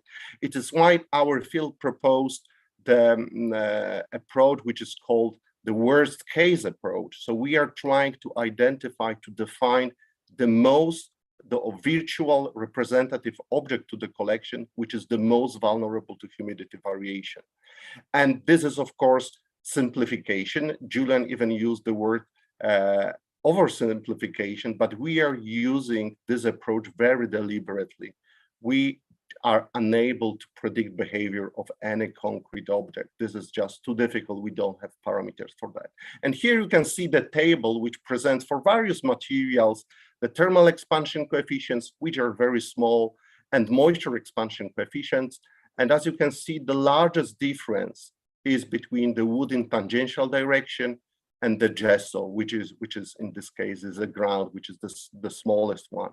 So we have, in this case, we have the largest difference in mechanical response. Another important aspect is that gesso is very brittle material, at least particularly in low relative humidity, with the critical strain of 0.002, which is one of the lowest which we know for the cultural heritage material.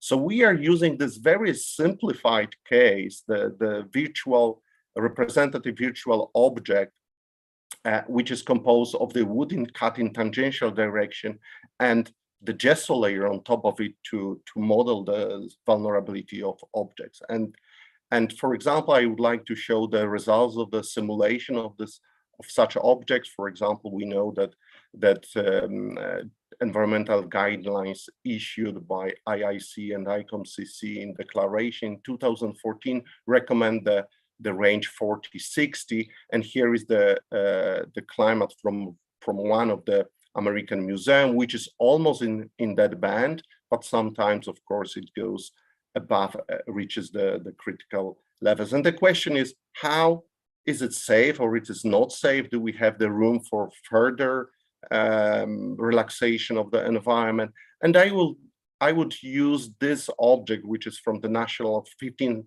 century tempera painting on wooden panel, 10 millimeter thick, varnish, as a kind of the indicator of the risk, and I will use the dimensional change as a best indicator of the risk of mechanical damage. And we developed the computer model. As I mentioned, we have the wood cut in tangential direction. We have gesso, very brittle material on top of that, and we calculate the strain. And here you can see the results.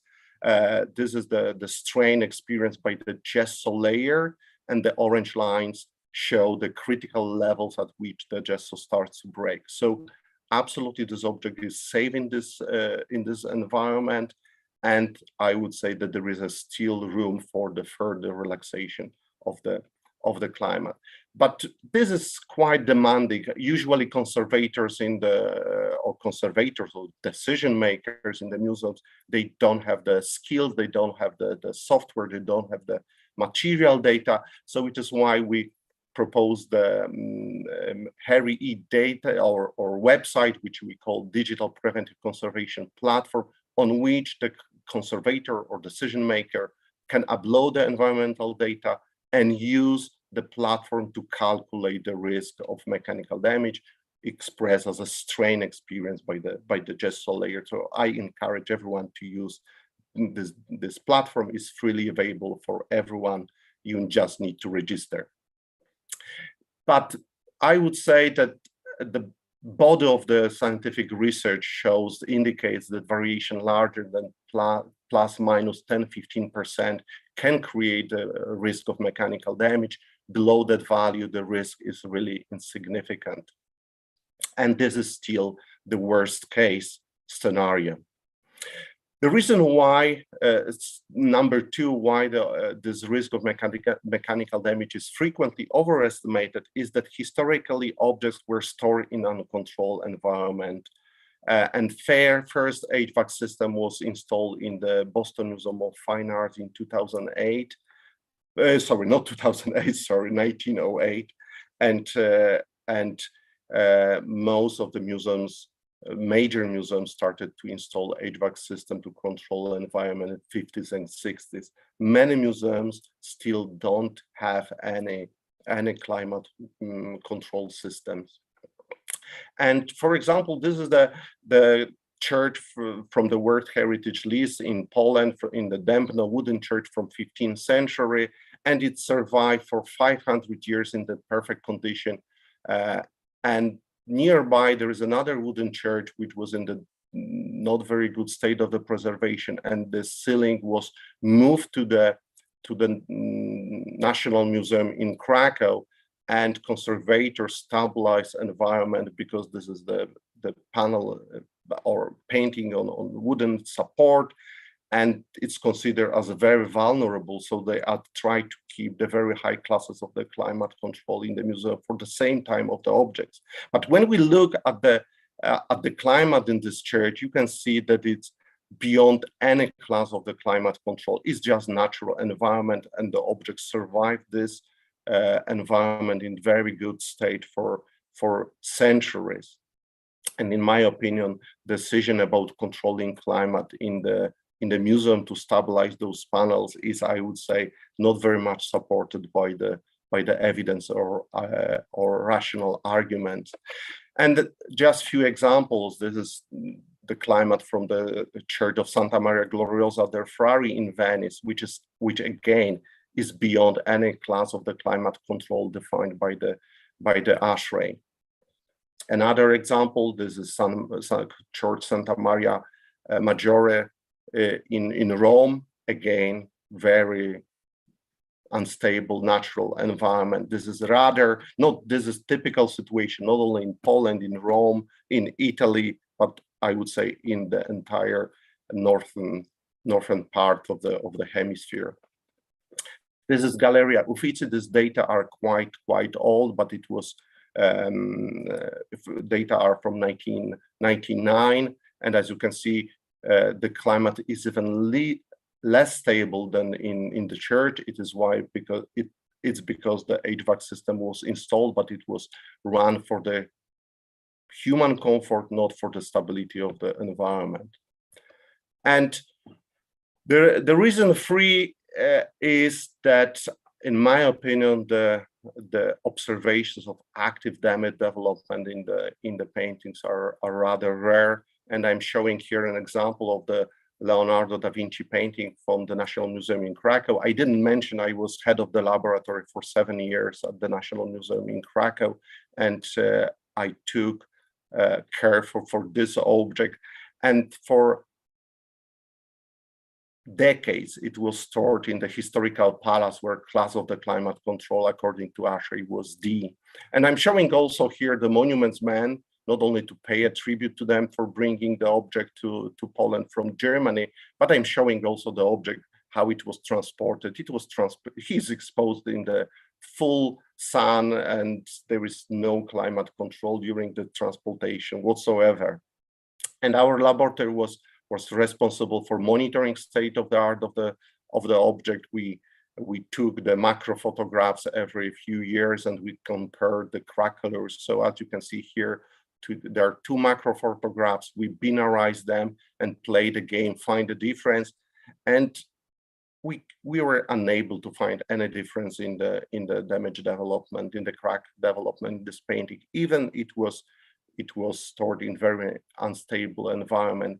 But our colleagues, conservator, said, okay, we are looking at crack colors on the cracks which are visible, but you should look also on the delamination. And I'm by training, I'm physicist, so we designed the laser interferometry system which detects the delaminations. And here you can see the normal image. Here is a raking light, and here is interference pattern.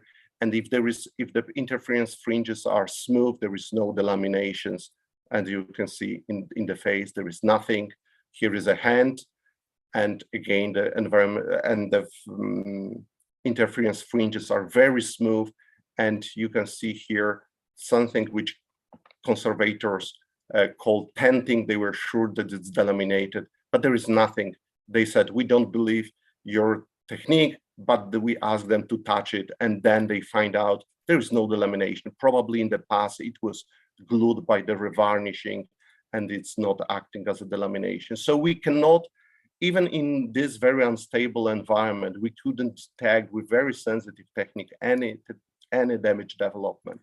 And here is another object which we monitored, as Michael presented yesterday, acoustic emission, but acoustic emission in fact started to be applied in Krakow, and Michael Utomski took part in this project as well. We used acoustic emission to trace damage development in the object, which was indicated by the conservators as the most vulnerable, in their opinion, to environmental variation during the relaxation of the environment.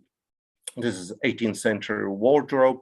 Again, in the National Museum in Krakow, we attached 2 sensors which monitor the crack propagation on both sides of the wardrobe during 2-year period. And here you can see the results. We calibrated energy of acoustic emission, and we converted it to the crack propagation length expressed in millimeters as a function of the drops to relative humidity.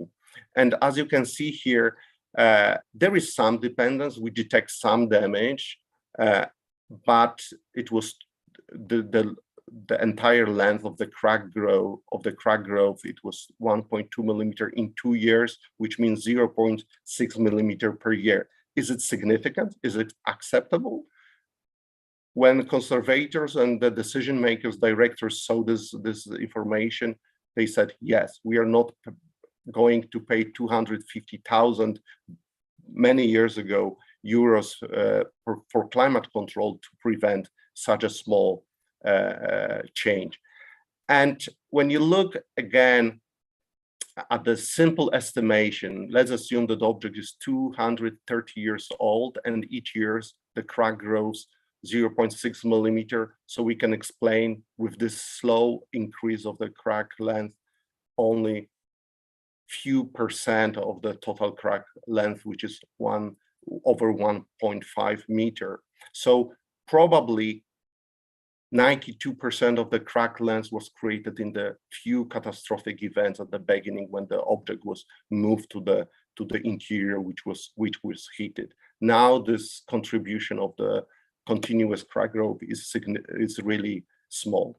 There are more statistical evaluation of the risk of the cracks, and I would like to quote the research from the Rijksmuseum, which evaluated more than 370 decorated oak panels and panel paintings, and no new damage was found. And they compare it on the basis of the historical photographs taken at the beginning of 20th century. So this is really statistically valid data that new damage that which they observe in the panels or panel paintings happened before the objects access the collection.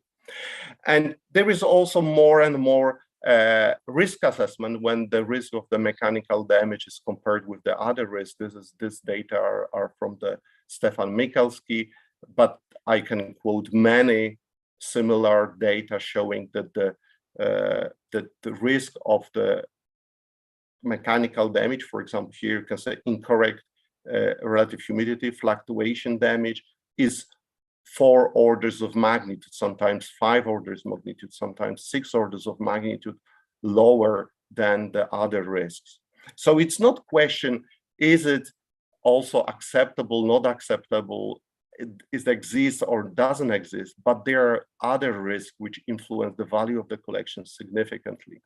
And the last slide, which I think, again, I quote the data obtained by the Stefan Michalski and Irene Karsten from the Canadian Conservation Institute, which shows the cost efficiency of the conservation measures. On the y-axis, you have the number of dollars saved with the certain conservation measure is applied to the cost of those measures. And on the x-axis, you have the risk, magnitude of the risk expressed in the fraction of the collection lost in a year when those measures are not taken. And the evaluation was done for objects, different for institution, 2 historic house museums, a municipal art gallery, and provincial archive in Canada. And you can see the same trend that if the risk is larger, then it's more efficient, cost effective to focus on those risks. So I would argue that controlling or keeping strict climate or very stable climate to mitigate very small risk, as we have seen, is very cost ineffective. And I think this is also the important aspect or perspective from which we should look at the question about climate variability, acceptance, climate, environmental guidelines, the cost efficiency of such measures. Kathleen, thank you very much, and thank you very much for listening. Lukasz, that was absolutely brilliant. Thank you so much. I think it's so important for us non-scientists to be able to understand the science behind all of the research that's been done, and especially in the past few years, because of course that's what informs decisions. And you explain it so clearly. So I think that's really, so thank you so much for that. I just had I would like to talk a little bit about this idea of science helping to inform practical conservation, because of course we talked a little bit yesterday about, academia and lab research versus practical implementation. And I think that what you showed today was a really practical way to apply the research that has been done in terms of mechanical damage, especially the cost benefit analysis of it. But I'd like to, if you had any advice for conservators, who are practicing conservators, in thinking through how to approach like reading a scientific paper or reading about mechanical damage, is there some way that we can kind of frame it where it's not so scary? I don't think so. Okay. I don't think so. Even I have to say that sometimes when I read the papers about the mechanical damage of real, I'm physicists, by real mechanical engineers, for me it is difficult.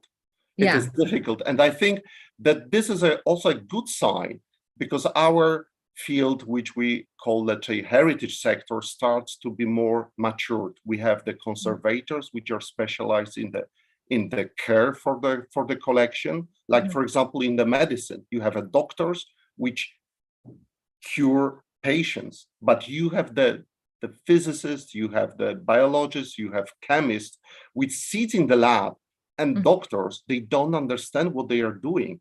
No way. This is the, and I think we can complain about that, but it's normal, and it means that we are becoming more major discipline as a heritage science.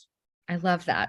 And I think that's so exciting as well. And I think that's actually, our opportunity is to focus more on that interdisciplinary collaboration. And so maybe it's not about so much, sorry, go ahead. And I think that Julian was very right. It's important to sit at the same table and have the discussion. Conservators or practitioners, they don't need to understand every detail of the research. I love that. They're sitting at the table. I'm very grateful for you saying that, because I don't always understand all of the details of what you talk about, but it's no way. Thank you. So everyone feel relaxed. If you don't understand all of the details of this, that's okay.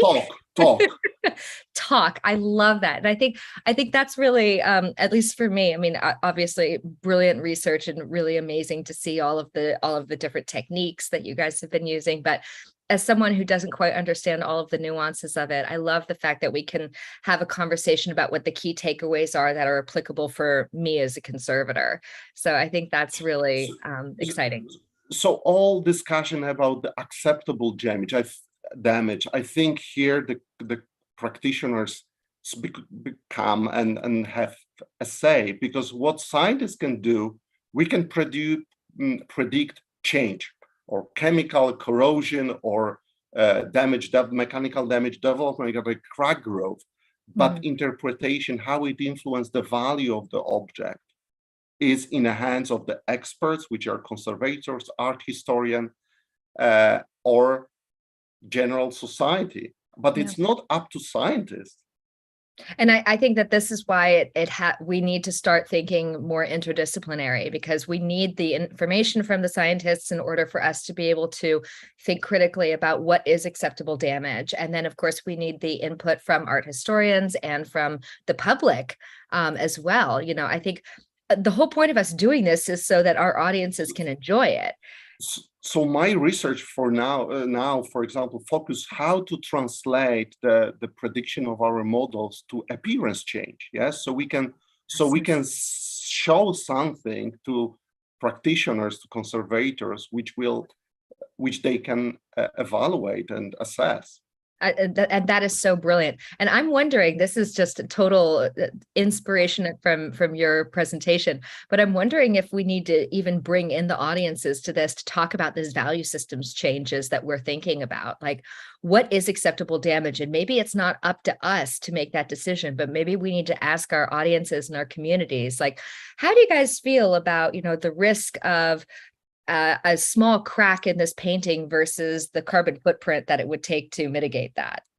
Yes, but I think the important step to make is to show them what does it mean small crack. And the small crack in the painting which has no cracks, it's unacceptable maybe, but in the object which is full of cracks, it's totally fine. Yeah. No, I love that. And I think that's what it is. It's informed decision-making. Absolutely. It's interdisciplinary collaboration, cooperation. And I think that, this conversation for me, and I hope for a lot of people, has alleviated that fear of science and the idea of damage. And I think that's something really important for us to be unpacking today. So, thank you so much for that. This is absolutely brilliant as always, Lukasz. You're absolutely. Thank you, Kathleen, for the invitation. No, thank you so much for joining us. A huge pleasure. Thank you. So on that, we're going to now be inviting our next panel to come join us. And we are joined today. Let's see, I'm letting our panelists join us. We are joined today by Bart Ankersmit, Chiara Manfriani, Stefan's joining us again, and Anne-Katrien Obrechts from Faro. So we are just adding everybody on there. Welcome, everyone. I see more people are waking up in Europe. Welcome. Thanks for joining us. Fantastic. All right. And we're just adding in Bart. Good morning, Chiara. Good morning, Anne-Katrien. Nice to see you. Good morning. Good morning, Stefan. I know all of our panelists are in the European time zone right now, so sorry for making you guys all get up so early, and a huge thank you to Lukasz as well. But I do have to say, I think this is really a great opportunity for our colleagues in other parts of the world who maybe don't get to hear you guys speak as much because of the time differences. So thank you for getting up. Wonderful, wonderful, wonderful. All right. Well, you guys are all here on time, looking more awake than me. So that's fantastic. Thank you so much for joining us. So our panel session today is about preventive conservation and risk assessment. And this is obviously a much bigger topic than this climate control. And I wanted to start off by talking a little bit about that and put it into some perspective. But before we jump in, I know all of you guys, but maybe not everyone does. So maybe we can do a round of introductions. So Stefan, we met you yesterday, but maybe for those of us who weren't tuned in yesterday, would you like to kick us off? Yes, thank you, Caitlin. My name's Stefan Michalski. I worked for 40 years at the Canadian Conservation Institute. My first degree was in physics and math. Then I trained as an objects conservator. Then I was hired as a conservation scientist, end of story. And then I retired.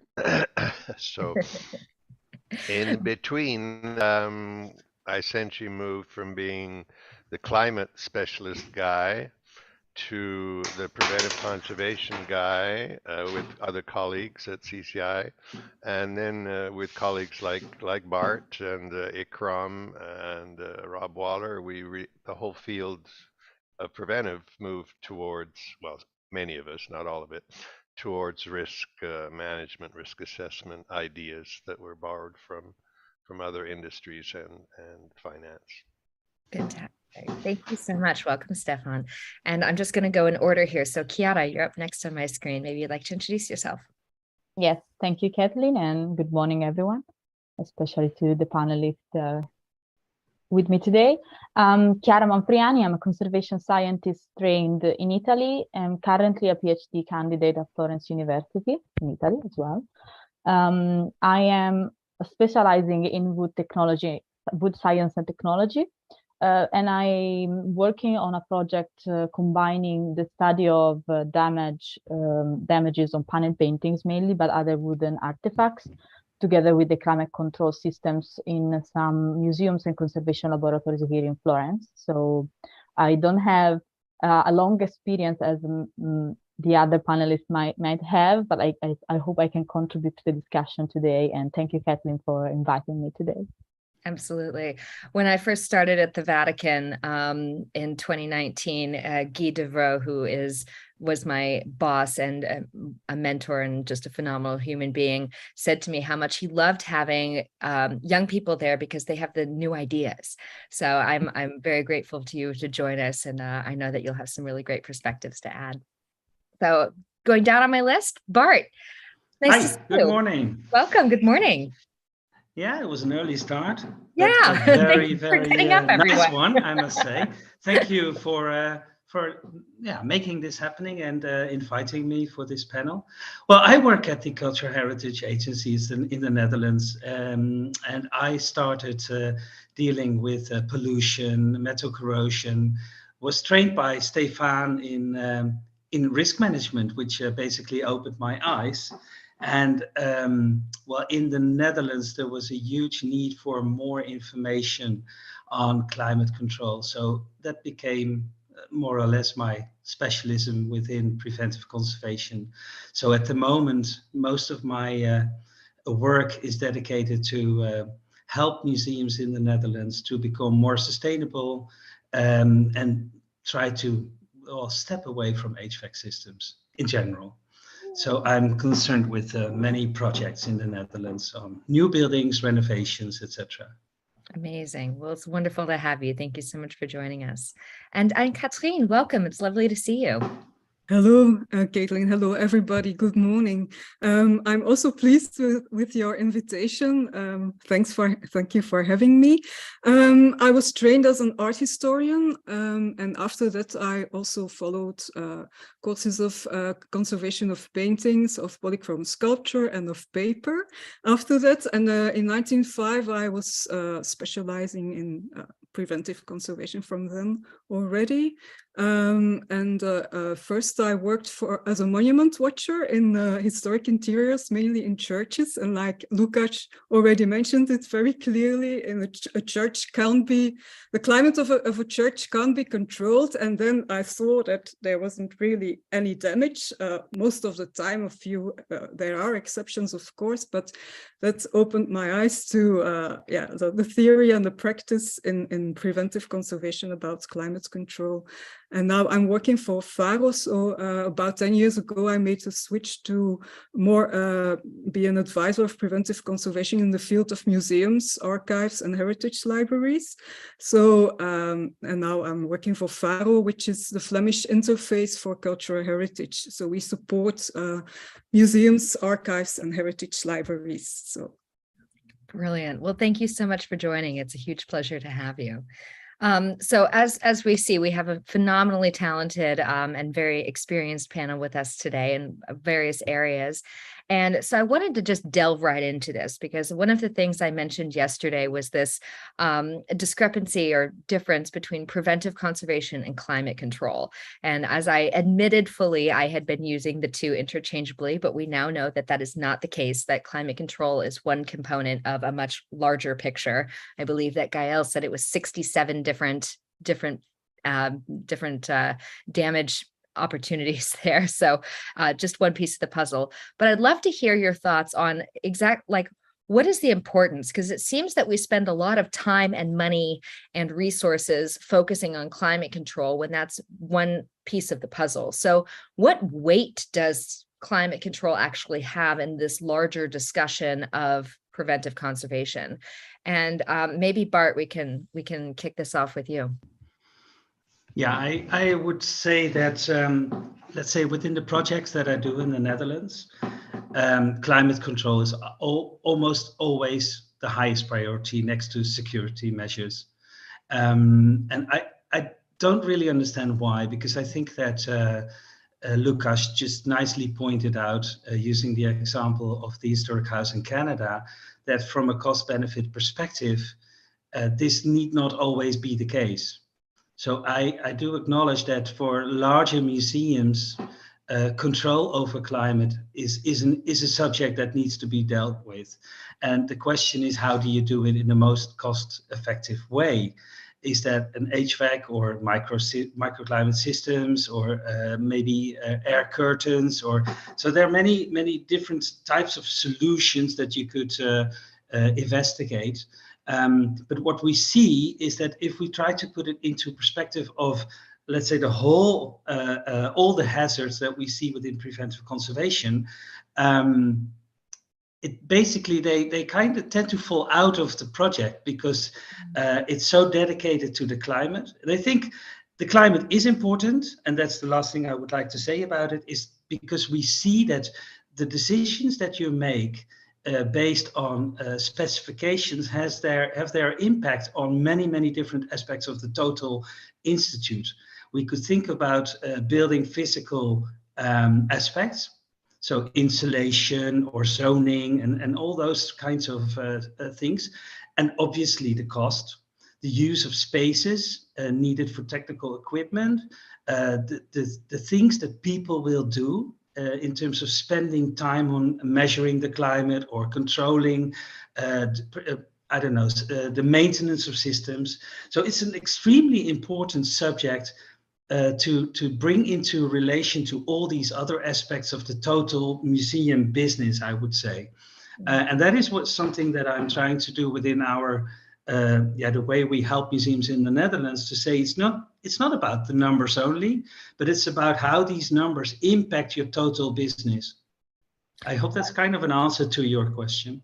Yeah, I think that's really interesting, and I appreciate the fact that you use the word business when you're talking about the museum, because in a lot of situations, museums are businesses, and Well, maybe, museums sell tickets, yeah, or nonprofit. sometimes not, but basically they provide a service to a client. Yeah, They hope to create some kind of meaningful experience, yeah, and I see that as a business. And you have it is. people trying to provide that service, and you have a set of people that can only do that if you really think carefully about how you use your capacity and your budget to deliver that service. And if most of your budget or capacity is taken up by climate control, that feels kind of weird. Yeah, I couldn't agree with you more. I think that's really, really interesting. I'd love to hear, because Chiara, you and I had talked a little bit about the situation in Italy, and of course you've worked with a lot of museums there and seen, and it seems that it's not as much of an emphasis, but I'd love to hear your thoughts on that. Is the same weight given to climate control in your experience? I must say that for the experience I had with the small and medium-sized museums, especially in Florence, the perspective is a bit different from the international one that has been presented in these 2 days, because most of the museums I have been working with don't have an air conditioning system. They just have heating systems, for instance. So the climate control doesn't follow per se strict guidelines or requirements. So it's just part of the discussion in the preventive conservation strategy of these museums, because there are other priorities, probably more related to security, to accessibility of these institutions. But I must say, I must add something to this, that recently in the past few years, there has been a change because of for instance, heat waves during the summer that completely changed the perspective. Because if the collections were doing fine without any conditioning for the past decade, in the past few years, we saw some changes in the summer season, for instance, that was particularly hot, and that could cause damages in the long term. And that's of course connected to the climate change, and that's that's something we as an Italian perspective, let's say the small, medium-sized museums I'm talking with. I'm not talking about the biggest museums that definitely have different requirements, but a challenge would be to include in the conversation the climate change topic, and to the biggest field of preventive conservation as well. So I think that's going to be the next challenge for our context.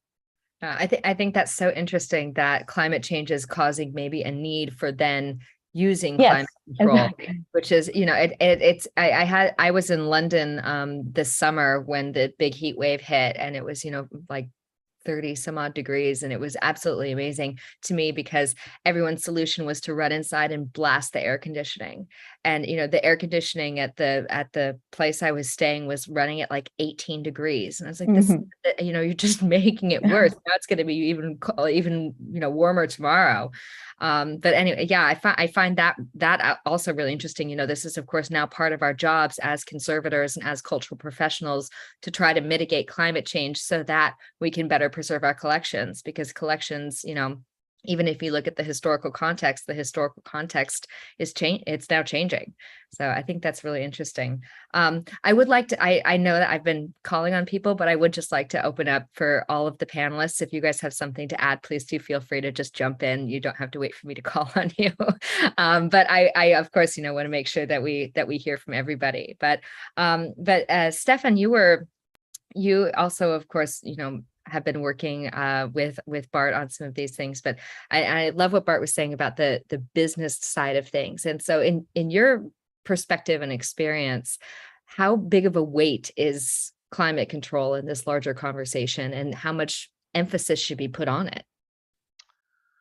Well, I'm glad, Lukasz, and I hope some people that are in the audience for this panel saw Lukasz's talk as well, and he presented one of the cost effectiveness versus size of the risk graphs that Irene, Karsten, and I presented in a paper.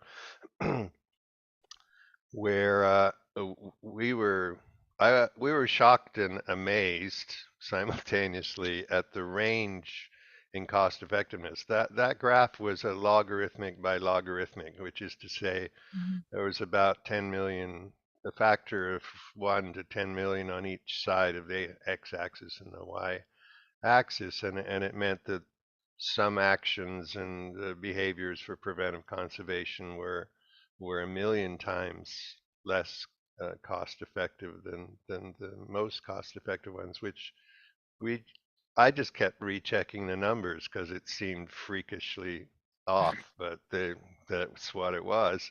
And so, not to bring up a cliche, but I always do, acid-free tissue for materials that are already acidic, which does nothing except beat a hole in your budget,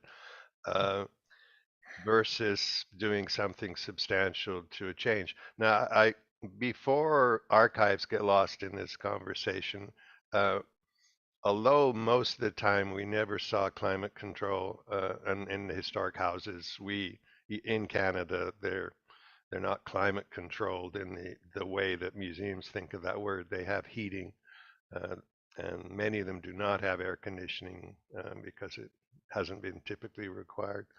But there was one situation, which was the archives, and if they didn't get a building with low temperature, then their current huge collections of contemporary and modern archival material, which are chemically unstable, would be lost as original items. Now, that gets mixed in with migration of those records to a more stable medium, which is probably going to be the only cost-effective way for archives to approach it in the future. But we do need to not lose sight of the archives and their issues with temperature control, which are very different from fine art galleries and mixed historic collections. But overall, getting back to that kind of mixed historic and fine art materials, which are chemically relatively stable, long-lived, and lots of examples from the Egyptian civilization and older civilizations, which are, as far as materials go, still pretty good. A lot of unnecessary, in retrospect, expenditures. I think part of the reason is that, and we've talked about why conservators do this, or preventive conservation. I think it comes back to what various people have said, is that there's fear behind this, or maybe just game theory fear, which is strategic. But it was a way of offloading. You know, I'm a conservator. I'm very concerned for these collections. I'm going to make the climate control provided by the directors and the facilities managers as a really big issue, because then it's not my fault it's not working. It's because they don't understand the issues. So, and also it's the same with light. When we started looking at a whole framework of preventive conservation, and the traditional big five, water, fire, theft, insects, which have been there for millennia and understood by humanity for millennia. And people put precious things in boxes. One of the slides I took out of my talk to try and get it under the 20-minute time limit was one of a relic in the Catholic Church in Dresden, a complete skeleton with jeweled dresses on.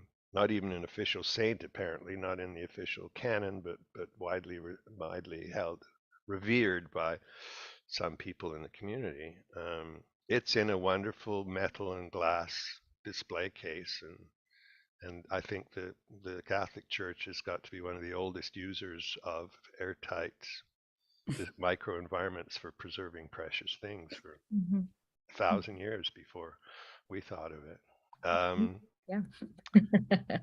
I've started to wander off and lost myself. So yeah. No, that's brilliant. But yeah, I mean, you know, sometimes the traditional methods are the best. But yeah, I love what you said, that not my fault it's not working. And I want to circle back to that. But Bart, I saw you wanted to add something.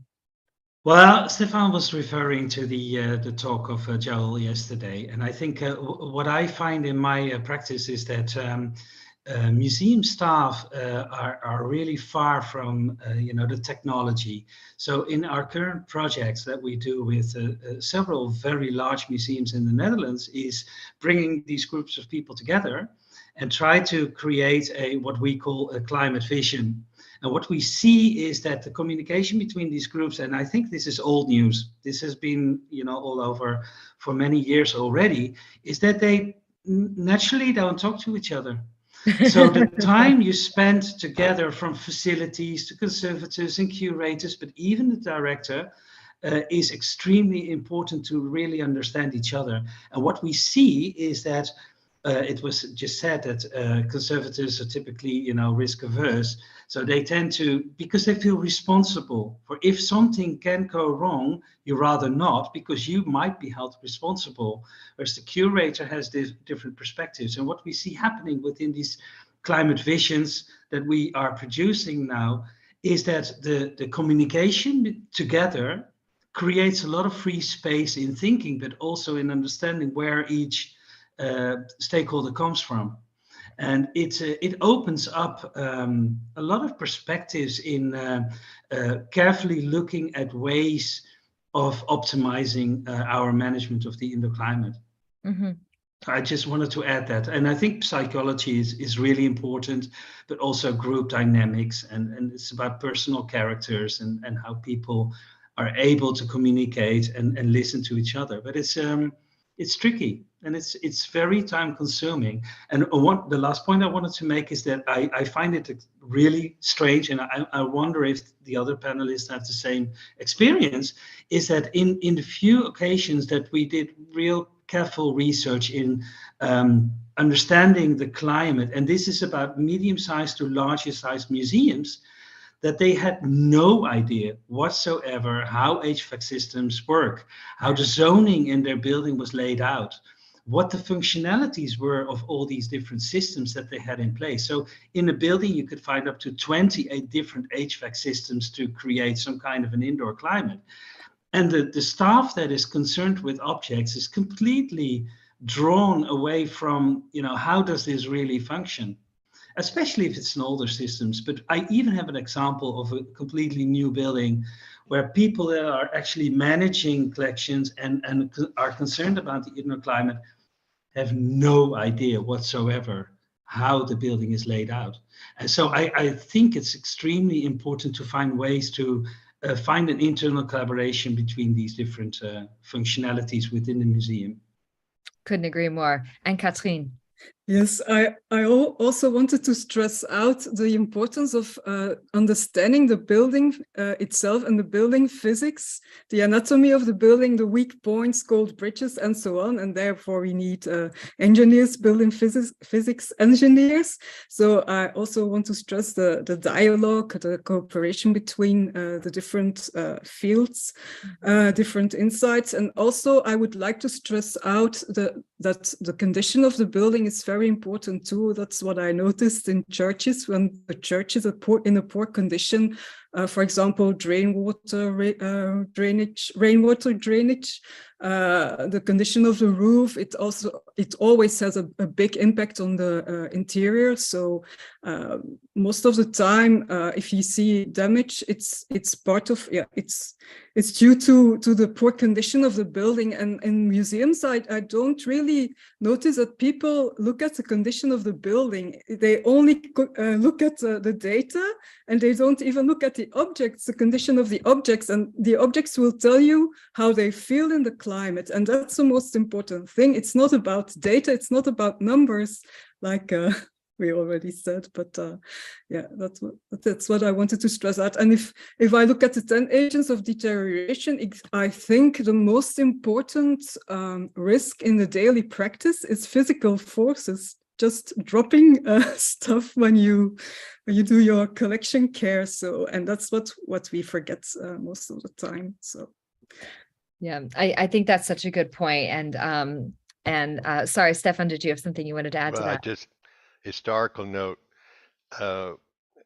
When I developed the first 9 agents of deterioration, which became 10, we had a lot of discussion about their approximate order. Physical forces was the top, and fire and water and pests, so the classic agents of deterioration. And as the specialist in humidity and temperature, I was quite happy to put my 2 last on the list, because even by then, with 10 years experience,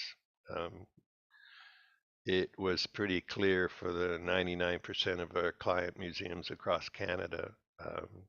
That was the rough order of what you would see on the collections.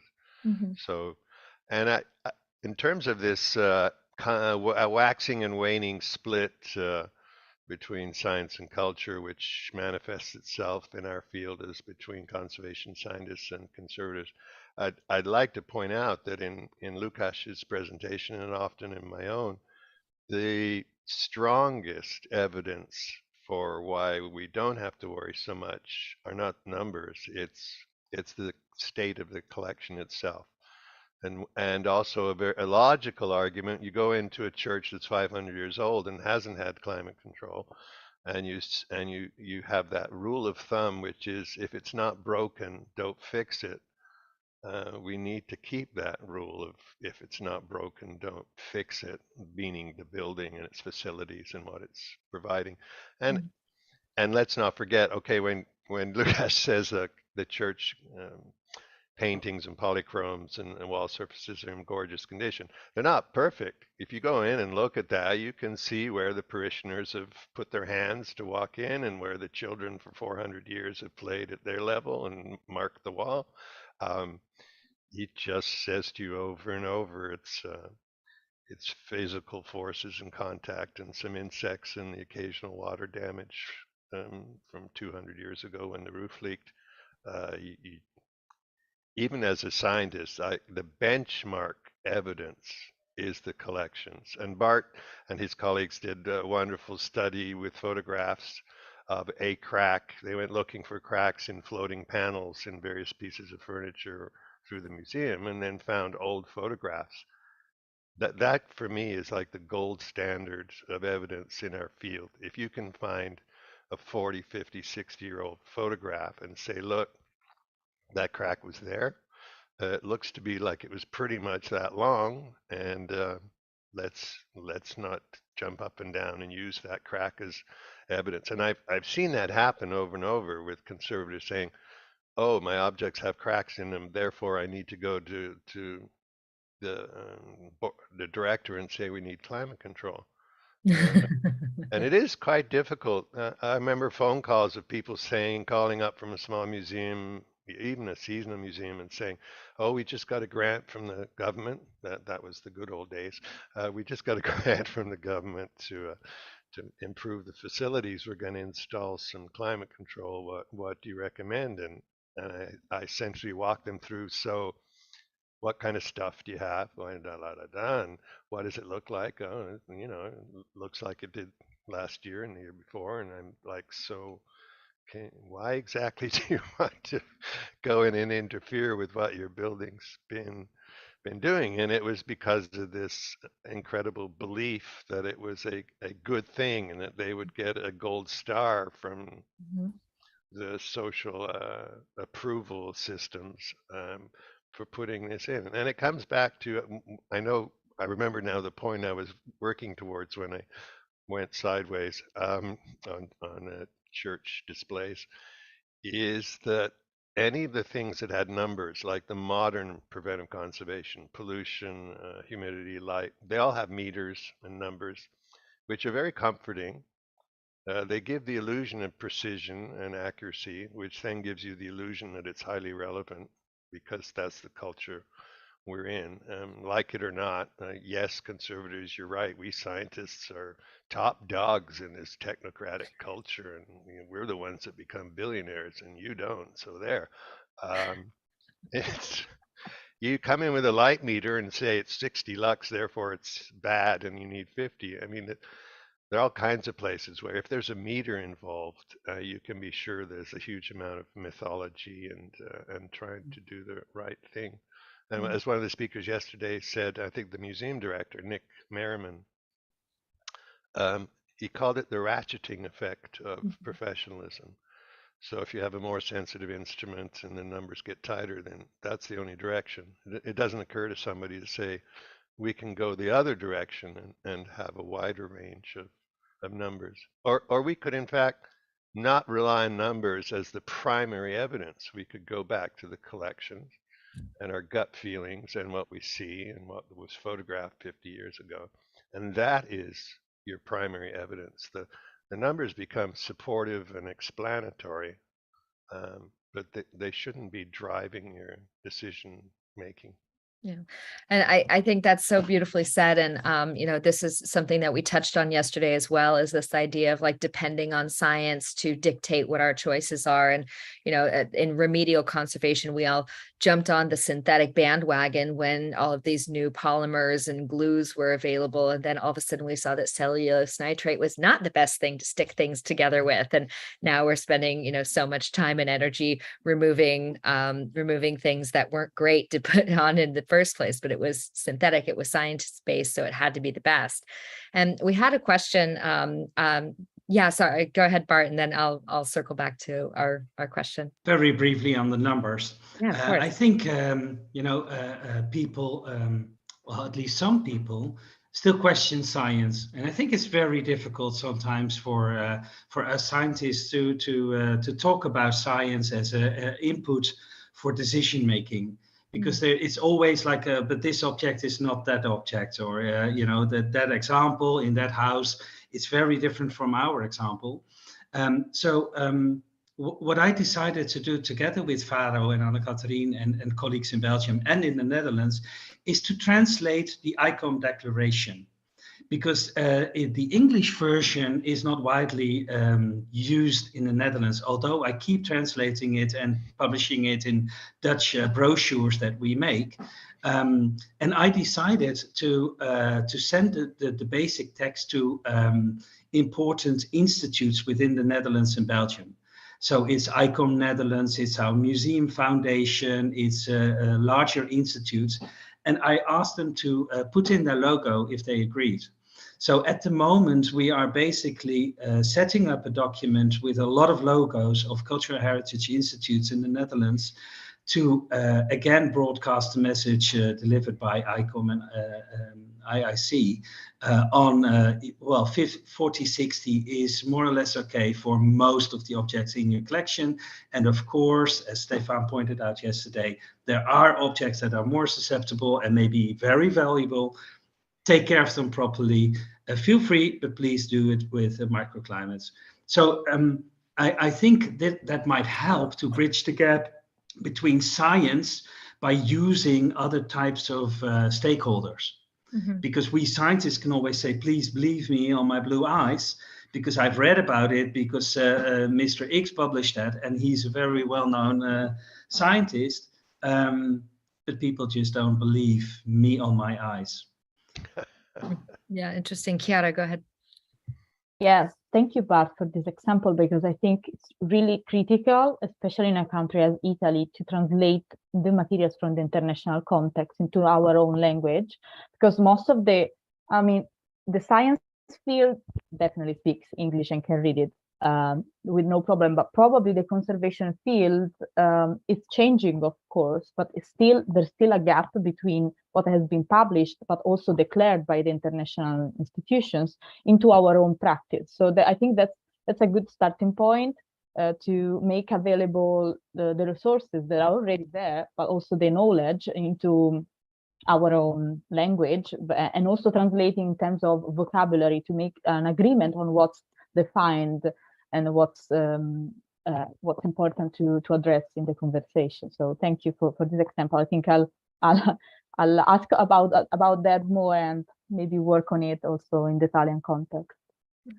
So one of the things that we've chatted about today, you know, Bart brought up the 40-60, and that's something that we've talked about a lot yesterday. But and this is just totally a Caitlin question, so you have to humor me here. But when Lukasz was talking about the mechanical damage, he was talking about plus or minus 10 to 15 as being acceptable ranges. But that wasn't 50 plus or minus 10, meaning that 40 to 60 range. It was plus or minus 10 to 15. And we just had a comment in the chat about a conservator who used to work in Colombia. And of course, depending on where you are in the world, that baseline where you can fluctuate from may be different. So I don't know, maybe Anne-Catherine, I would love to hear your thoughts on, and maybe you can explain to me a little bit like the difference between using the fluctuations plus or minus 10 or 15 versus 40 to 60. I think it's also important to know what's the average which the objects are used to. Now I think about the Ghent altarpiece when it was being prepared to move to the conservation at the Museum of Fine Arts in Ghent. We had a discussion about what climate does it need to have. And then we looked at the data from the cathedral. We already had data for about 7 years at that time, I think, more than 5 years. And the average was 60% and not 50%. So for a top piece, then we made an agreement with the museum that it should be acclimatized until to the 55 or 50% during about a month or two, and then it could go to the museum, to the conservation lab in the museum. And about your question, the difference between the range of 40 to 60 and it is about long-term fluctuations or seasonal fluctuations, which we can accept most of the time, but it also has to do with the response time of objects, and we don't know really clearly how objects can respond, because it can be individually different. It can be it has to do with the varnish layer also, and we don't know yet how all objects can react, and it's not only about the varnish layer but also about the core of the object.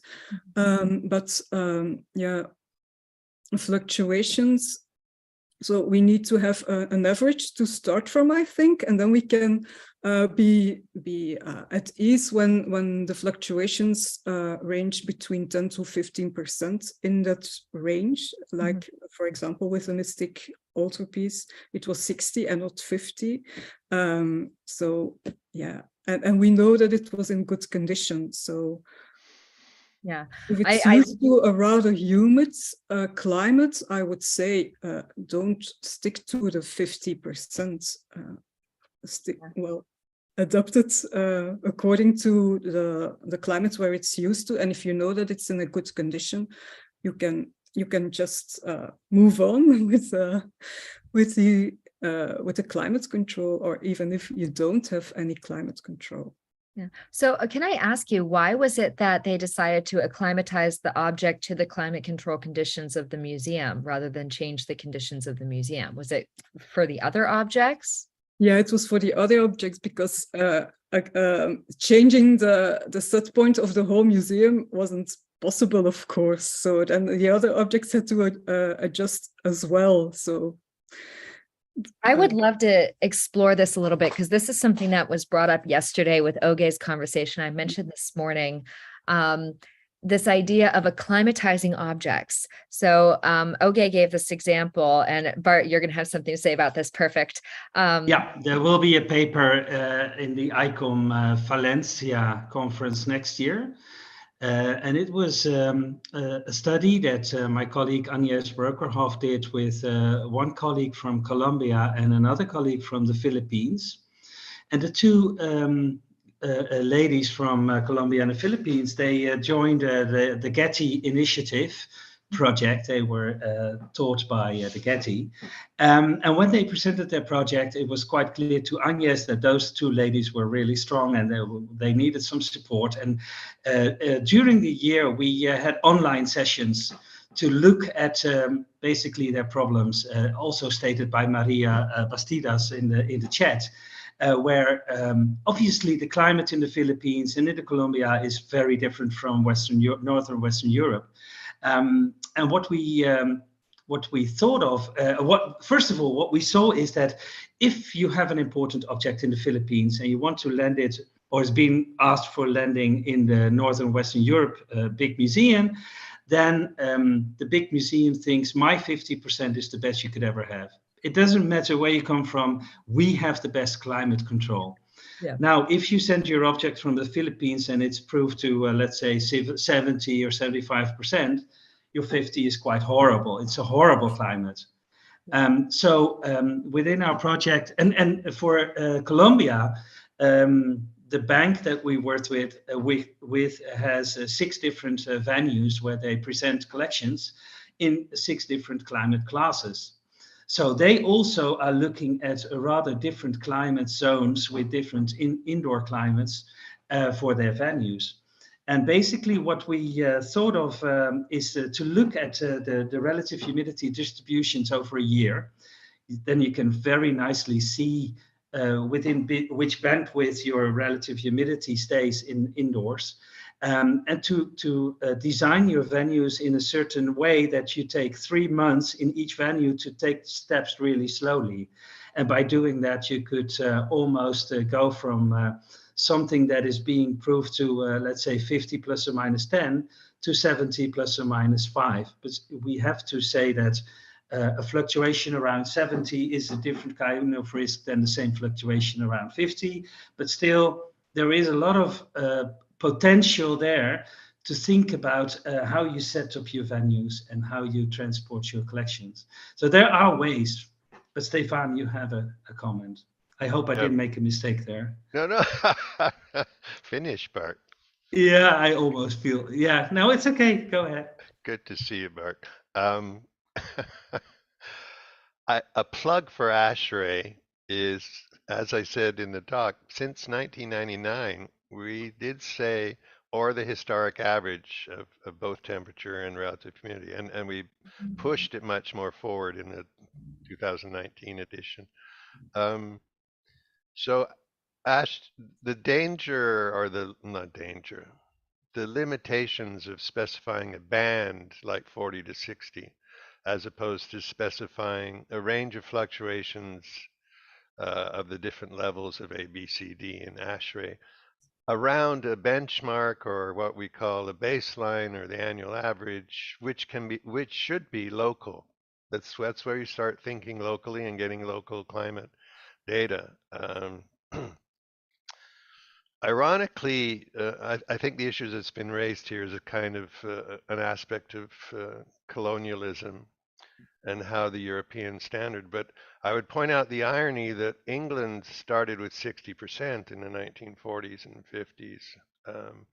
Then everyone got colonialized by the Americans, who said we're going to center on 50. So even the UK climate RH and Northern Europe got colonialized by the Yankees. So there you go. They did start with 60. And I remember a time when the Japanese, Kenzo Toishi, Japan was going to go with 55. So there was a number of major players in the 60s and 70s that were 55 or 60 rather than 50.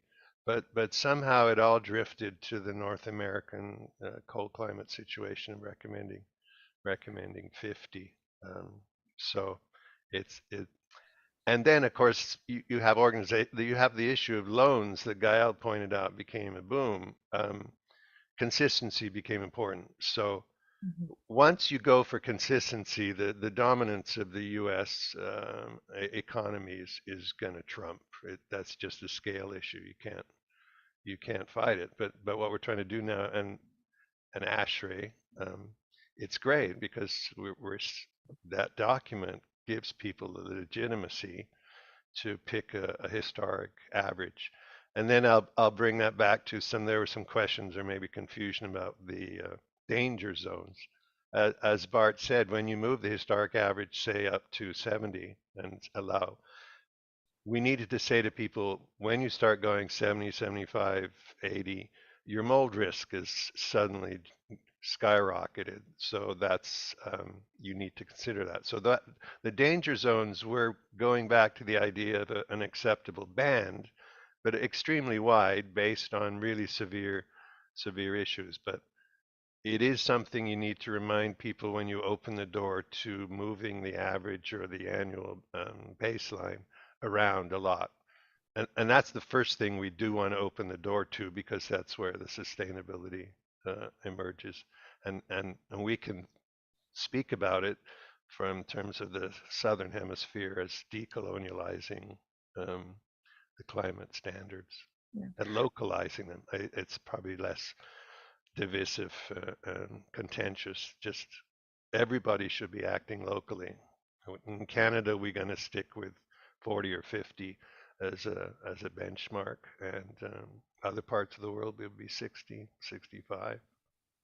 Yeah, I love that I kind of just blatantly called it a colonial practice yesterday. So I'm glad you're on the same page. And I think that that's so important, what you were saying in terms of the localizing standards and having it not be dictated by one country or by more powerful institutions. So my question is this then: can we make it the new trend to have institutions set their climate conditions based on historical standards, or if they want to have climate conditions, and then just do the loan agreement thing based on this idea of being able to acclimatize objects when you ship them around? Is that a possibility? Maybe. Oh, sorry, Stefan. Sort of. The short answer is sort of. Okay. That's a good answer. That's not a no, at least. It opens some room for conversation. So, all right, let's hear I it. must say it's current practice in the Philippines now to and in attribute Nigeria. one gallery to the northern western specifications of 55%. And that is where they acclimatize their objects before they are sent to a European museum. And the funny thing is that if they organize some kind of exhibition and they have objects on loan from, let's say, Northern Western museums, then they have to, again, climatize their objects within the same exhibition to that new climate of 55 or 50%. Mm-hmm. So they're constantly figuring this out, how to deal with this. And I think microclimates is the answer. And I see that for very large objects, a glass plate in your frame is kind of tricky and challenging, but then you could start thinking about the display cases, and there's so many options to do that passively. So that's not even for me. That's not even a discussion. What we see in practice, it's aesthetics. People basically think it's not very nice. Well, but I think we should really explore that much more often. And if you now go into the Rijksmuseum, I would say that 90% of the objects on display is behind glass. It's either in the display case or it's behind a glass plate within the frame. So people get adjusted to that. Yeah.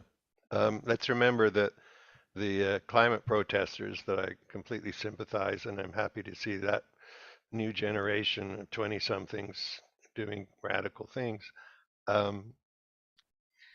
They know that the Van Gogh's Sunflowers was under glass now, and it's only in a few years in the National Gallery. The National Gallery was a real holdout, both in the 1950s and in the 2000s, to putting things under glass. And I noticed they were sneaking them in for the Impressionists on the wall opposite the Van Gogh. And then now even Sunflowers was under glass, and they've been putting it in. But there were people from the National Gallery, now retired, who were really against glass, and as were their forefathers and foremothers in the 50s. They're actually documents saying we're so happy to take the glass off, and now it's coming back. So that comes and goes. I do want to say on the acclimatizing, the reason I said sort of, the acclimatizing, the reason we pick 30 years in the CCI climate spec, and I've been using 30 years as a handle for some time, complete acclimatization to the mechanics can take years. We know that stress relaxation in some materials at normal temperatures, a lot of it takes place in a month or 2 months, and that was part of the reason that A1 and A2 differ. People ask, why is the total range of one slightly different from the other? And there's a sentence that we put back into the 2019 that it's because We know that the stress relaxation is quite significant in most things like wood and oil paints over 2 to 3 months. So we're actually saying the objects acclimatize gradually to the seasonal, but that's not like 99% of the acclimatizing. Maybe it's 80 or 90%. And so I think short-term acclimatizing works sometimes not just because it's been acclimatized, but you take the half of the acclimatization has happened, and then you take that it's fundamentally tolerates plus minus 20 anyway, and you can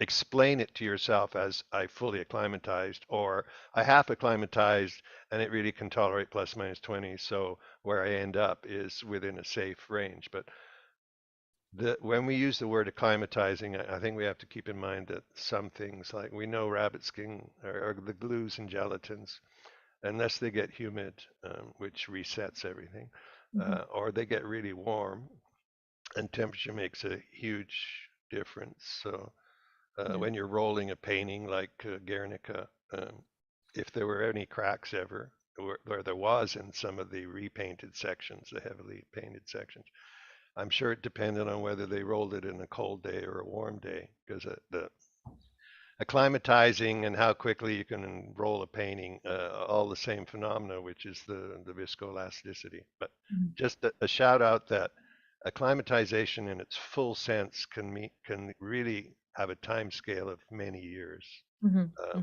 But for sure, 3 months is doing probably at least half of it for over half of the materials that we see in the objects.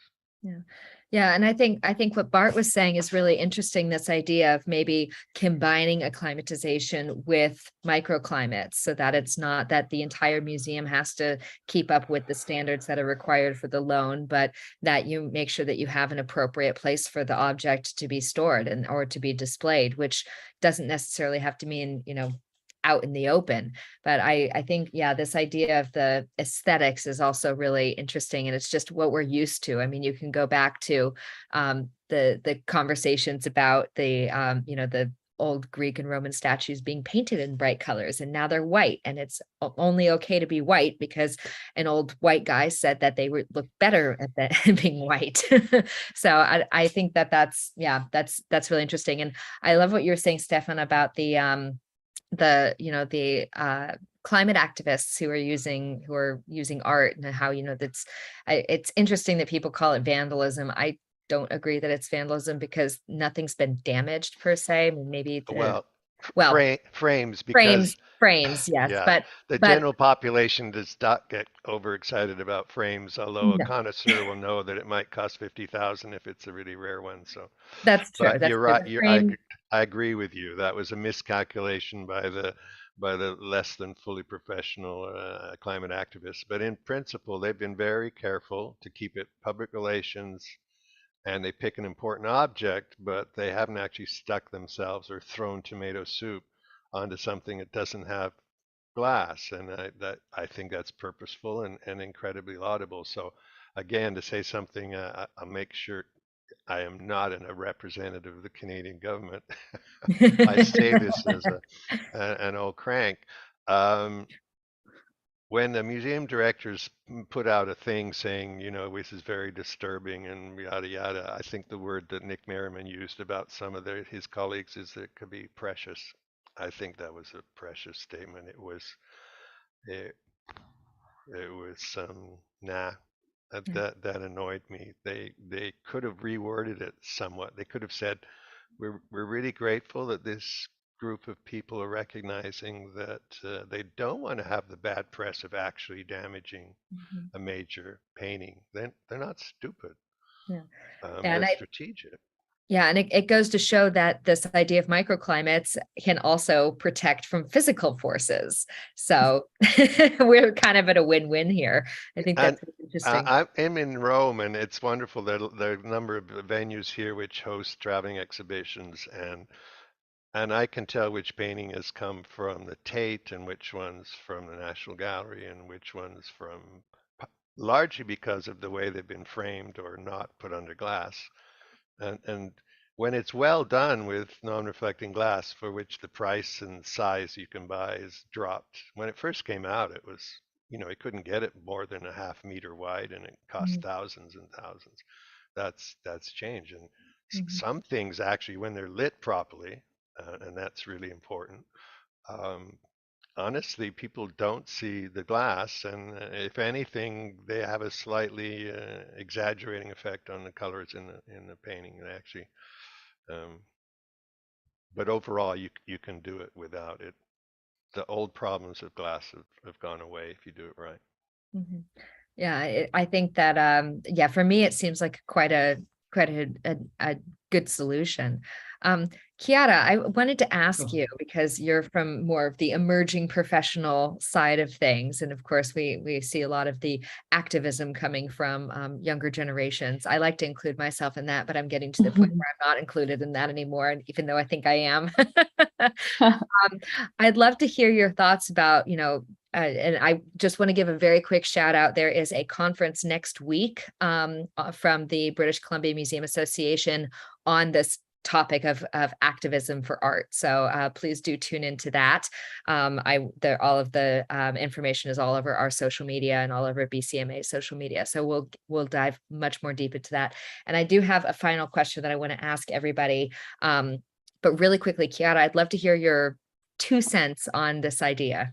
Yeah, I believe that for my generation, or even younger people, I think it's a good point that they are taking arts and museums in general, but exhibitions as the main focus where to start the conversation. Because when I don't want to generalize, but when we think about museums, we can think about something that is stuck, while culture could be actually, it has potential to be the leader for the climate change conversation, and to make example of actions towards more sustainable actions and strategies. So I think if it's controversial, the conservation of the objects that are the objective of these activists, at the same time, I think it's important to address their work as a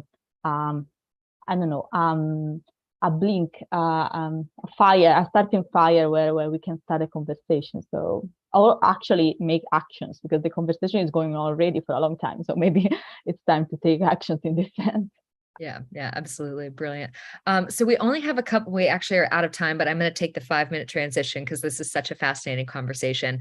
And I had a question that I was thinking the same thing, but this also came up in the Q&A. So I was excited to see I wasn't the only one. So we talked a lot about this whole idea of there's a huge focus right now on climate control, but that's maybe not the most important thing to focus on. And I think we've unpacked a little bit why people are so focused on climate control. I think it had to do with scientific developments. It had to do with developments of technologies in terms of mechanical things. The whole conversation started when HVAC systems were all of a sudden starting to be put into museums and were available to climatize places. So, and then there was a lot of research done on this, and then it kind of exploded. So if we want to turn the attention somewhere else, what can we focus on instead of climate control? What aspects would be, maybe we could say, okay, to maintain that prestige or the social norms or the social expectations that we need, which we can deal with that. But as we talked about yesterday in the museum directors panel, that has to be a gradual change. But what we can do right now is shift to focusing on something else. Do we have any, and maybe Anne-Catherine, if you don't mind me putting you on the spot, maybe we can start with you. Yeah. Where can we focus to alleviate a little bit of the pressure of the climate control conversation? What can we bring up instead? I think we have to focus on more emphasizing the importance of monitoring the condition of the objects, doing a condition survey, monitoring it, and looking at the data, the climate data, and looking if normally, there has been rain during several days. What effect does it have on the condition in the long term, on the short term? And then we get to know our objects, and we know the vulnerabilities, and And after that, we can make decisions about eventually changing the climate, but rather focusing on the microclimates and also knowing the building physics, how the building responds also to what are the properties of the building itself, the museum itself, the archive itself, how does it respond to what capacities does it have, buffering capacities for humidity, for thermal conditions, and so on. So to understand the building first, to know what its weak points are, having a dialogue with engineers, and then after that, if we see that there are some problems, that there is some damage, then we can move further, but not trying to emphasize the numbers, the data, which could be dangerous. And also, looking for training to train people who are trained in preventive conservation. I think they also need to know how materials react, and not only being stuck in the theory. The ideal preventive conservation to me is also a conservator, somebody who also knows how materials react. But that's the ideal, I know. So, anyone else have ideas about what we can focus on? Bart, please. I think, well, I have two things to say. The first thing, mostly we ask when we come into an organization that asks us is, which effect are you trying to stop from happening? So show me the object with the problem. So you're trying to solve something, but what is the real problem? So a good problem definition is key. And then the second thing is the answer to that question would be a risk-based decision. And that really requires a good identification, a good evaluation, and also a cost-effective analysis. So this is extremely important because, as pointed out earlier by many presenters, is that people think they have a problem, but we need to show them that sometimes they really don't have a problem. Brilliant. I love that. Very well said. Chiara. Yeah, I think adding to that, that's the basic, starting from a good problem and what's the good answer for that. I think especially for museums that don't have conservation staff or conservation scientists inside their own facilities, it's extremely important to include in the conservation external researcher and research institutes, as Lukasz Bratasz was showing before, the contribution of universities, of research centers, or it's critical and it's crucial, especially. So I think opening the discussion and having an open and honest dialogue between all the people that can contribute to seeing the climate control from another perspective, not necessarily putting it at the center of the priorities for the institution. So amazing. Stefan, you get the last word. I was biting my tongue not to be mansplaining again, so thank you. It's difficult. Robert Janes, who I mentioned in the chat yesterday, points out that the museums are one of the last institutions that the majority of the general public actually trust.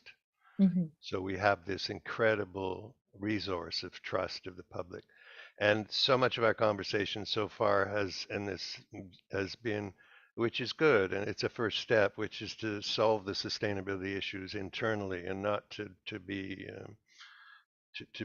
good citizens globally. But we also, James talks about, we need to take a leadership role.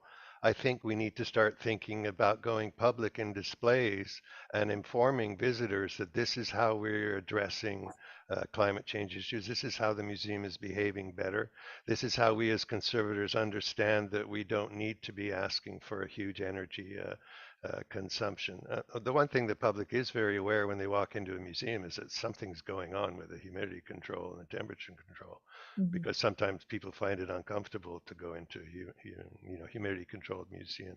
So we need to start taking a kind of a meta approach to everything we've been discussing, which is, it's great, Caitlin. I think that's kind of your hidden agenda as well. It's your subtext, which is, how do we get out of our own little box of being good citizens, and how do we actually take a leadership role and use the trust that the public has in museums and have displays about it? And again, I would refer people to Robert Janes and his books that he's edited on museum activism, and earlier books on the leadership role of museum directors. And I was so happy to, having read some of Nick Merriman's more scholarly edited volumes, to see him actually in person. He is kind of a museum activist too. That's great.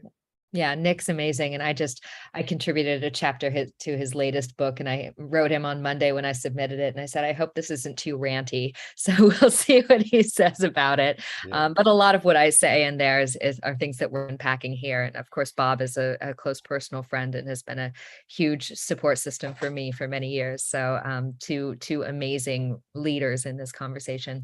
And I think I love what you say, Stefan, about the idea of being more public and communicating more about what we're doing. And I think this is where we can actually shift our focus. Because I think what Anne-Catherine was saying, I think what Bart was saying, what Chiara was saying, they're all absolutely important. But I think that it's really vital for us to make it sexy. Climate control is not very sexy, but it is still like a prestige thing within the cultural sector. You know, a museum director can feel that they have a first-class museum if they have, AA standard ASHRAE. But what could now be a first-class museum is a museum that communicates about their sustainability goals. And I think, Anne-Catherine, I really like what you're talking about, like, how our objects are feeling. And maybe we could even do some sort of like a interactive component on the website of like, check and see how the Mona Lisa is feeling today. And these are the conditions she's in. And like, make it quippy and funny. I think that if we kind of start engaging with our audiences more and being more playful with some of the things that we're doing, like that could be a really fun way to shift away from this idea of prestige and professionalism to more community serving and engaging institutions. So I think that I think we need to have a second panel session to unpack this, because I think this could be really exciting. Yeah, good idea. Yeah, could be a lot of fun. Amazing. Well, we are over time, so I'm going to have to bid you all adieu, but it is such a pleasure. Thank you so much all for joining us today. This has been such an engaging conversation, and I really look forward to continued conversation. So thank you all for joining us today. Thank you. Great meeting you. Thank you. Thanks, Thank you for having me. Bye-bye. All right. Well, a huge thank you once again to our phenomenal panelists. This was such an engaging conversation, and I think it's so important for us to hear that from the horse's mouth, from preventive conservation specialists, that this is, one piece of the puzzle, but does not need to be our main focus. However, of course, we all know that there's a lot of information out there about what people can do. One of the questions, of course, was if you don't have a preventive conservator on staff, what can you do? And I think this was the idea behind guidelines, was to give people some support systems for if they needed guidance. And isn't that what that's supposed to be? So this is also where we were talking about the difference between guidance and standards and best practice. And I think that this has been helpful for me, certainly, to unpack all of these different issues. One of the guiding principles that we've been talking about throughout the last day and a half is the BIZOT Green Protocol. And BIZOT has been leading the way in the sustainability conversation for many years. And it is my huge pleasure and honor right now to introduce Anaïs, who is going to tell us all about BIZOT and get some clarity about what this is and how we might be able to use it. So I'd love to pass over now to Anaïs.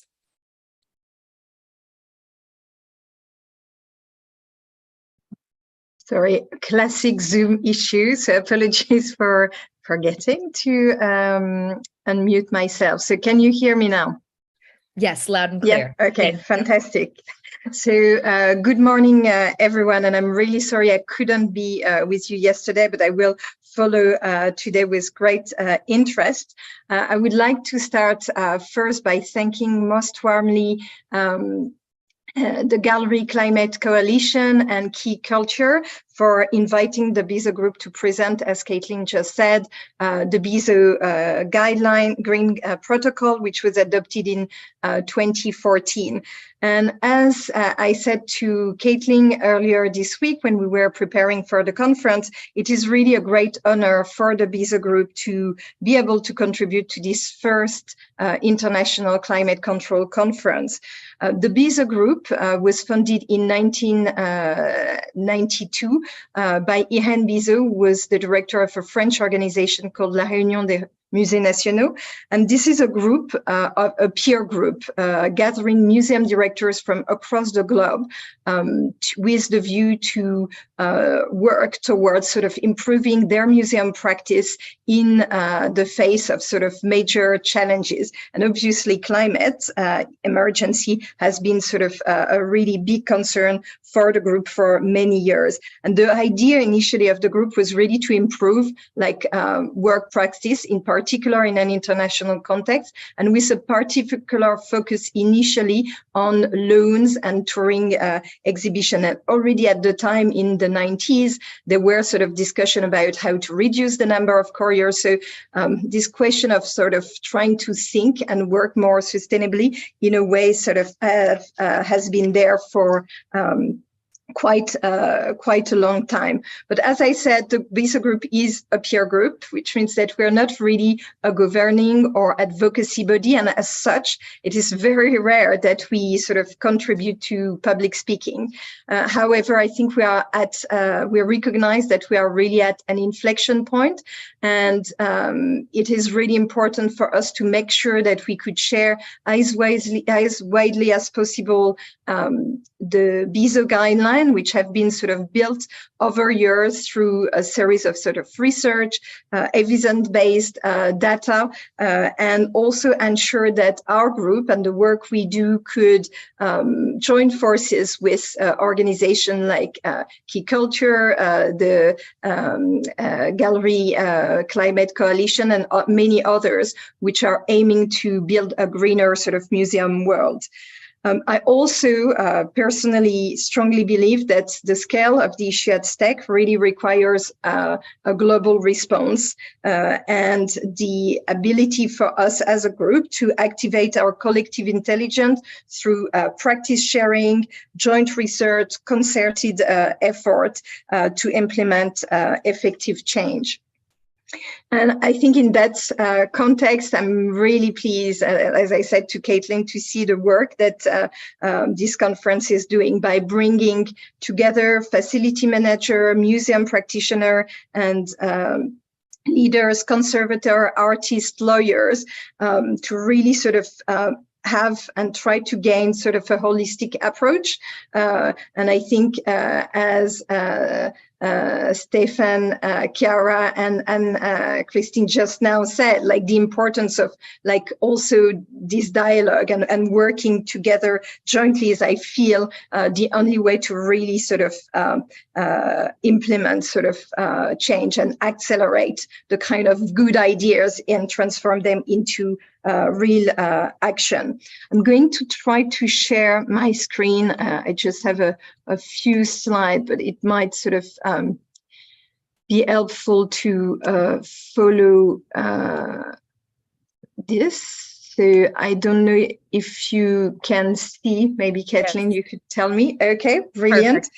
Thank you. I will circulate, I think, through Caitlin those things, but that's basically the BIZOT protocol for those who don't have it, and my contact if anyone has sort of more questions. So what I will try to do is just to give you a little bit of background or the genesis, how we came to this protocol, go through sort of the two parts of it, the guiding principle and then the guidelines, which are a bit more strictly speaking standards, even though, as I said, we don't have authority, so they are recommended standards.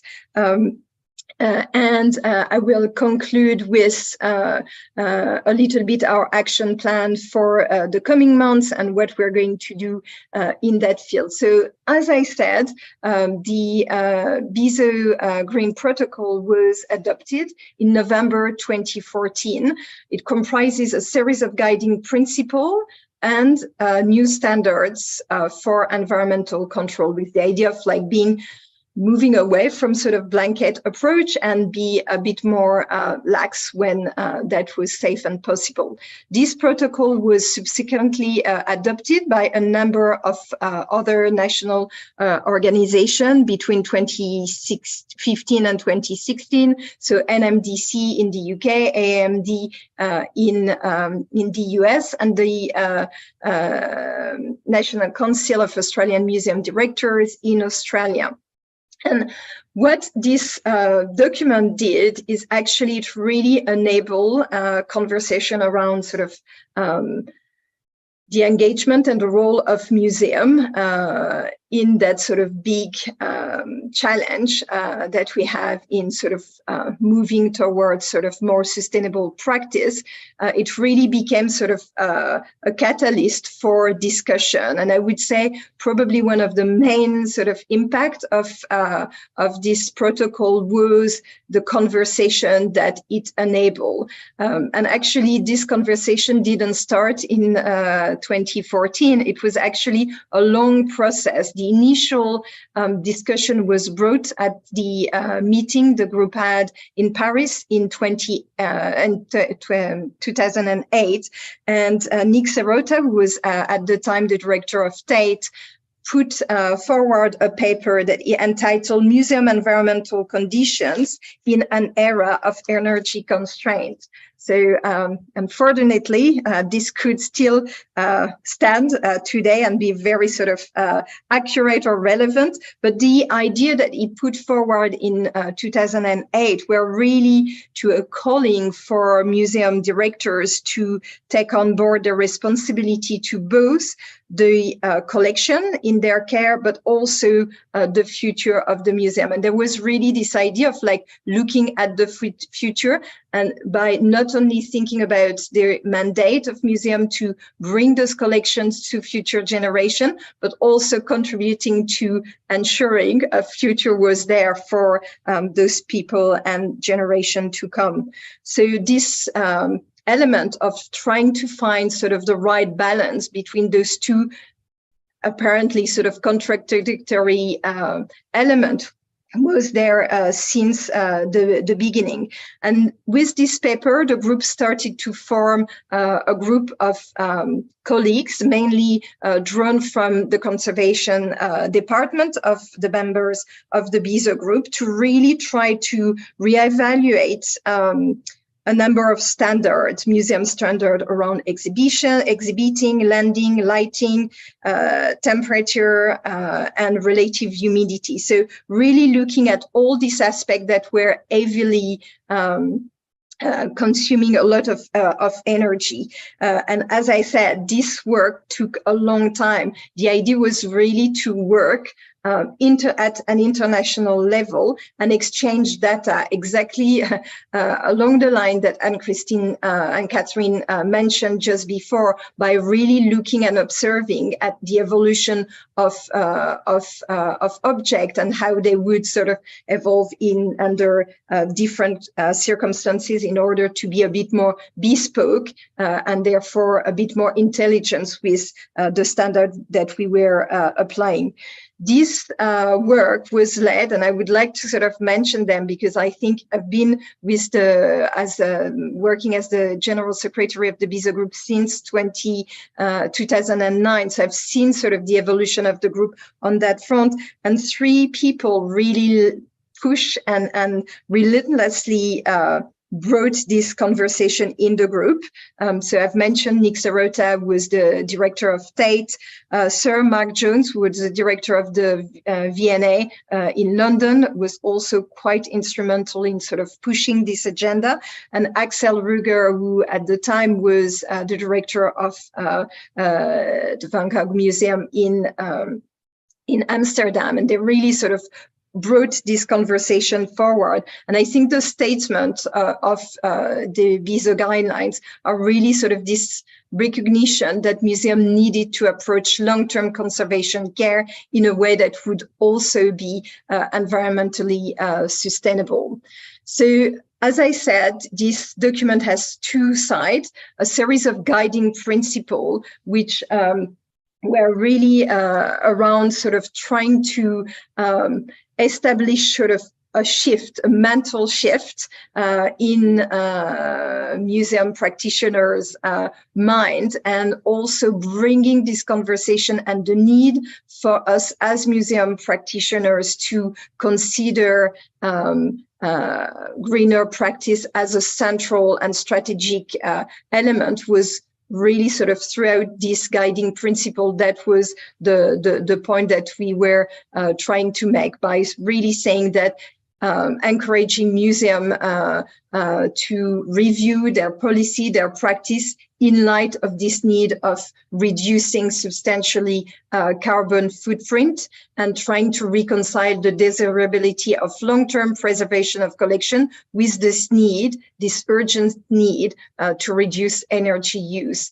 And the approach was not sort of denigrating the importance of care of the object, as the guiding principle states, the care of object is paramount, but it's subject to a number of things. And the idea was to really encourage people to really rethink the methodology and the strategy that they could implement. And again, as it was mentioned in the panel just before, the idea is, again, not to apply blankets, but to encourage everyone, every museum leaders, museum workers, to think about the condition in which they operate, and from there try to build sustainable practice. So one of the key elements was really this idea of like looking at environmental standards in a much more intelligent and tailored way, and to, as I said, move away from sort of this blanket standard and try to understand the specific requirement in a specific given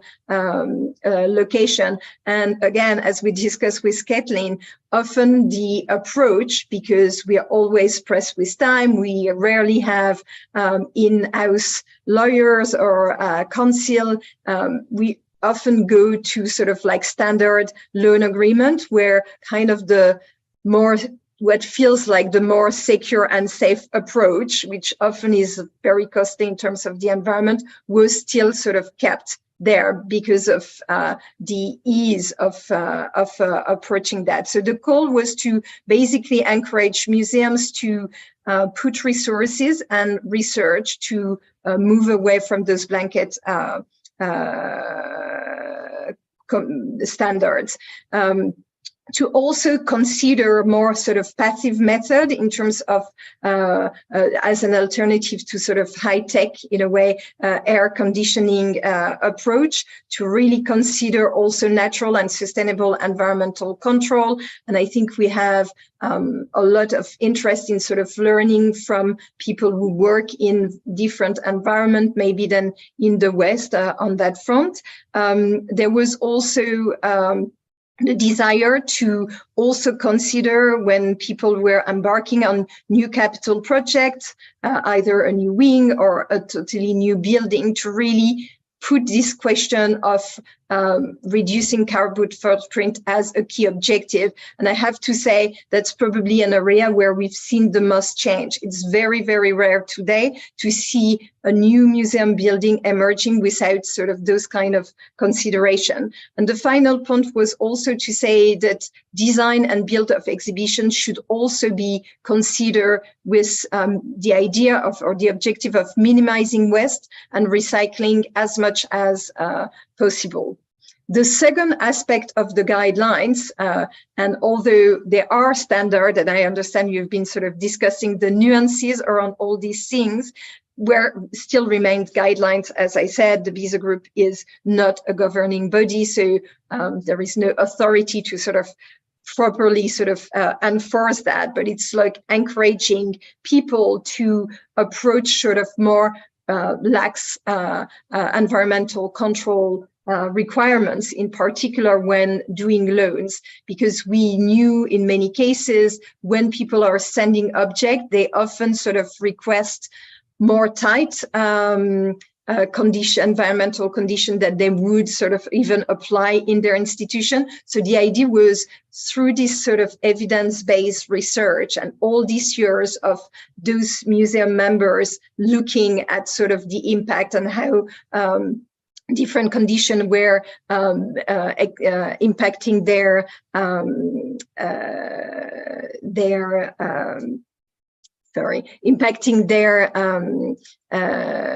object, to really sort of engage with sort of those, as I said, more lax measure. I think I'm running out of time, so I will jump to sort of what we're coming up next. As I said, we are really sort of understanding this inflection point, and that led us to three things. We really want to champion the adoption of the standard that I've just sort of mentioned. We also want to actively continue what remains a work in progress. Knowledge, understanding of and science are helping us more and more to be applying this kind of more intelligent approach to the way we work in order to sort of develop and implement more sustainable approaches, and also to make sure that we could engage more with other organizations and try collectively to build from one another, make sure that all this research that everyone is doing in their little corner can really sort of brought together, so we could collectively advance and address this global emergency. So there are three main things that are happening in the coming months. We've been sort of embarking on a refresh of the BIZOT Green Protocol to reflect the further shift in knowledge, evidence, technology, and this appetite, which is, I think, an opportunity, an appetite for change. In order to push this objective, we've been launching a new working group composed of colleagues in our members' museum that are in charge of sustainability practice, facility manager, conservators. So a little bit like in this conference, trying to approach that in a holistic way to make sure that actually real change could be implemented inside those institutions. And we have in this group 29 people representing 10 countries in Asia, Australia, Oceania, Europe, the Americas. So also having sort of a good representation of that, and obviously the other members will also contribute. And then really this idea of ensuring that we could explore ways to exchange good practice, knowledge, research that is done. One of the great work which is happening today, and I think Cecilia Winter did a presentation, is the research, the ongoing research that is happening at the Getty Conservation Institute, which is enabling us to also access useful scientific data. So I think kind of running over, I said there was sort of someone popping up. So that's sort of in a nutshell the approach. I put my email at the very beginning if people have questions, and I will also share this document with you all. I think one of the element that I would say often what we've seen as the barrier for implementing change has been around sort of reassurance about the fact that it's okay, it is safe. I think we and BIZOT members have been using that for now a number of years. And the best way is really to sort of start to modify loan agreements. I think that would be sort of the most effective ways to start changing things in an effective way. And again, very happy to share sort of like standards wording that you could include in your loan agreements. So I probably should stop here. Amazing. Yeah, am I good on time? I don't know. Yeah, no, Okay. you're perfect. We want to hear what you have to say. So absolutely brilliant. Thank you so much, Anais, for sharing that information. And I think, as you pointed out, the BIZOT Green Protocol was something that was developed.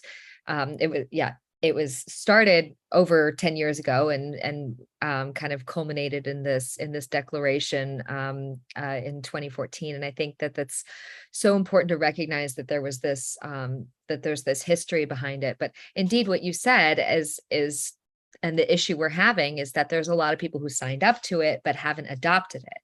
And I love what you were saying about this idea of, the reassurance. And I'm hoping that that's what this conference will accomplish, is giving people the confidence to make changes, hearing from all of the experts, hearing from people who have actually made changes, having it be successful. That's always been the question that I've received when I talk to institutions about changing their protocols, is they say, well, we need to see how it's done. We want to hear that other museums have done it. We want to see how they've done it. So, so that, of course, brings us to our next point, which is a case study on how this is done.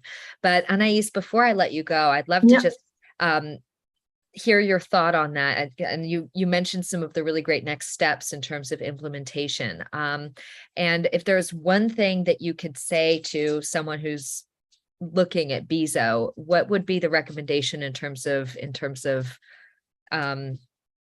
What to do?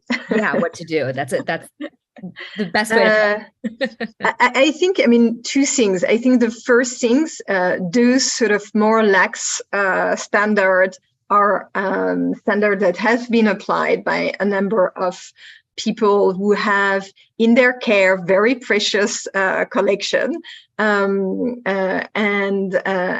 as the protocol says, it's not just about like going for the more relaxed sort of approach. I think it's very much about sort of applying more kind of intelligence towards the decision we make, with sort of this idea or this sort of compass that is, we have to build new, greener practice in our field. And that requires time, that requires resources, and that requires energy. In terms of like prioritizing that. And I'm not saying that we should prioritize this over the care of the object, but it should be really something in the back of our mind. And the decision that we're taking should always be looking at this sort of complex balance that we have the responsibility to manage right between the care of the object and the care for our planet. So it's more about ensuring that people at all level and all different aspects of the museum are actually looking and considering those elements as something that is as important as the rest in a way. And I have to say, since this conversation started in 2008, we've seen among the BIZOT members, like a number of them creating dedicated sort of staff for sustainability, the coordination of like sustainability practice in the museum. So I think we're moving in the right direction, but it's more, as I think one of the panelists just before said, it's time for action, and action is about sort of implementing those changes that have been built through sort of research and sharing as much as possible, because we are all learning. And as I said, it is a work in progress, and learning from one another, continuing to do research that we could share. I love the idea of like making that also a little bit more public. I think that will also get more traction for that, probably more inclination of funders to put money towards this. So I think that would be a great way forward. Brilliant. Absolutely wonderful. Well, thank you so much, Anais. We really appreciate you taking the time. I think there's always been a lot of interest in BIZOT, and it's really helpful to get some clarity on the guidelines and how they were developed. So thank you again so much for joining us. Thanks a lot for inviting us. Thank you. Amazing. Wonderful. So do I just disappear, or do I need... Yes, you can. Our tech team will take care of you. There we go. Amazing. So thank you so much. And now we are going to see how to put all of this into action, because of course that is the demand. Everyone wants to see how can this be done. So it is my great pleasure now to introduce Christian Bars, who is going to be talking to us about how we actually make these changes in our institution. So Christian, I'll turn over to you. Thanks for joining us. Hi, thanks, Caitlin. Can you hear me okay? Yes, perfect. Okay, fantastic. Thank you so much. I'm just trying to figure out very quickly how to actually share my my screen. And this is totally embarrassing, of course, but I've just literally joined as panelist. Yes, we didn't give you any prep for that. There's should be a little green thing at the bottom that says. Oh, I've got it. Perfect. Thank you so much. Okay, good. Can you see that? Yes, brilliant. Fantastic. Thank you so much for the invite. And I'm just going to actually skip the this spooky introduction and get straight into it. So museums have a lot of museums have an awful lot of technical equipment to provide mechanical ventilation. And for example, it starts with this kind of fan. This is the museum's biggest fan. And the blue things in the background are one of two banks of air filters which remove particular pollutants from the air before it enters the fan. Now, this is just part of the equipment. Of course, there's a little list there on the slide. And museums, in that sense, differ from buildings such as offices, schools, and hospitals, in that ventilation is usually required to remove the results of high building occupancy. And that means chiefly odors, really, high humidity, and other waste products of human respiration. All pretty smelly stuff, disgusting things. In ventilation systems in museums, I expected to do an awful lot more. And whether that's always required or not is being discussed brilliantly by many presentations in this conference, including the one Lukasz gave this morning, which totally woke me up as I staggered into the kitchen after rolling out of bed and tuning into Zoom. Amazing stuff, as always from Lukasz. Now, we place enormous trust in our ventilation systems to deliver stable and continuous environmental conditions, but this trust does not come without its caveats, and that's also been discussed quite a lot during this conference, because all this kit needs energy to run, and an awful lot of energy. Again, previous speakers have already told us about the theory behind all this environmental management. And another important point, which several other people at this conference could talk about much more competently than I can, is that we measure relative humidity. We're actually looking at a proxy. We're already simplifying things and translate them into a language that engineers can understand, although engineers actually prefer talking about absolute humidity rather than relative humidity. But RH is also easier to measure than damage occurring in real time. We can use techniques such as acoustic emission for that, but as Mikhail and again Lukasz will tell you, this is complex and really, really expensive. So conservators developed some guidance that engineers can translate into a technical solution. And I do get that it's really difficult for an engineer contributing to the planning of a museum building or redevelopment who ask us what they should specify for the air conditioning. And we come along and say, well, we're using a risk-based approach, and the conditions for each of our 4 million objects are different. So we do need to be able to give them something to work with. The downside is that often we end up with over-engineered systems which use a lot of energy. I want to tell you now how we can reduce the energy use and the steps we need to take to get there. If I was starting from scratch, of course, I would want to explore passive measures as far as possible and work with the building rather than against it. I have examples of how this can work well in practice, but time is short today, and hence I'll focus on the assumption that your organization remains committed to using technology. If you're at that point, I offer a way forward to achieve the same results or better with less carbon. Now, this is my my example. This is the National Museum in Cardiff. It's got a footprint of approximately 10,000 square meters. It's on 6 levels, 2 of which are underground. It contains about 30 public galleries, 50 collection stores, about 2.5 million objects, and office accommodation for about 300 people. You can see from this graph that, and this graph is in kilowatt, measures kilowatt hours per square meter per year. So this is a normalized way of measuring the energy use of a building, which is very commonly used in engineering, rather than the total energy of the building overall. The graph shows a declining energy use over a period of about not quite 15 years. And since the mid it's not the mid 2000s, it's the first half of the first decade of the 2000s, there were attempts to reduce the energy use of the building, and various measures have been implemented gradually over the years. So this was not one large refurbishment project, but essentially all comes under the umbrella of forward maintenance. VFDs stands for variable frequency drives. A lot of fans are either in on mode or in off mode, which is not always the best and energetically most best way to do these things. A lot of the time it is actually beneficial, even to environmental management, to run the fan at part capacity. And one of these VFDs allows that to ramp fans up and down. LEDs speaks for themselves. Lighting improvements.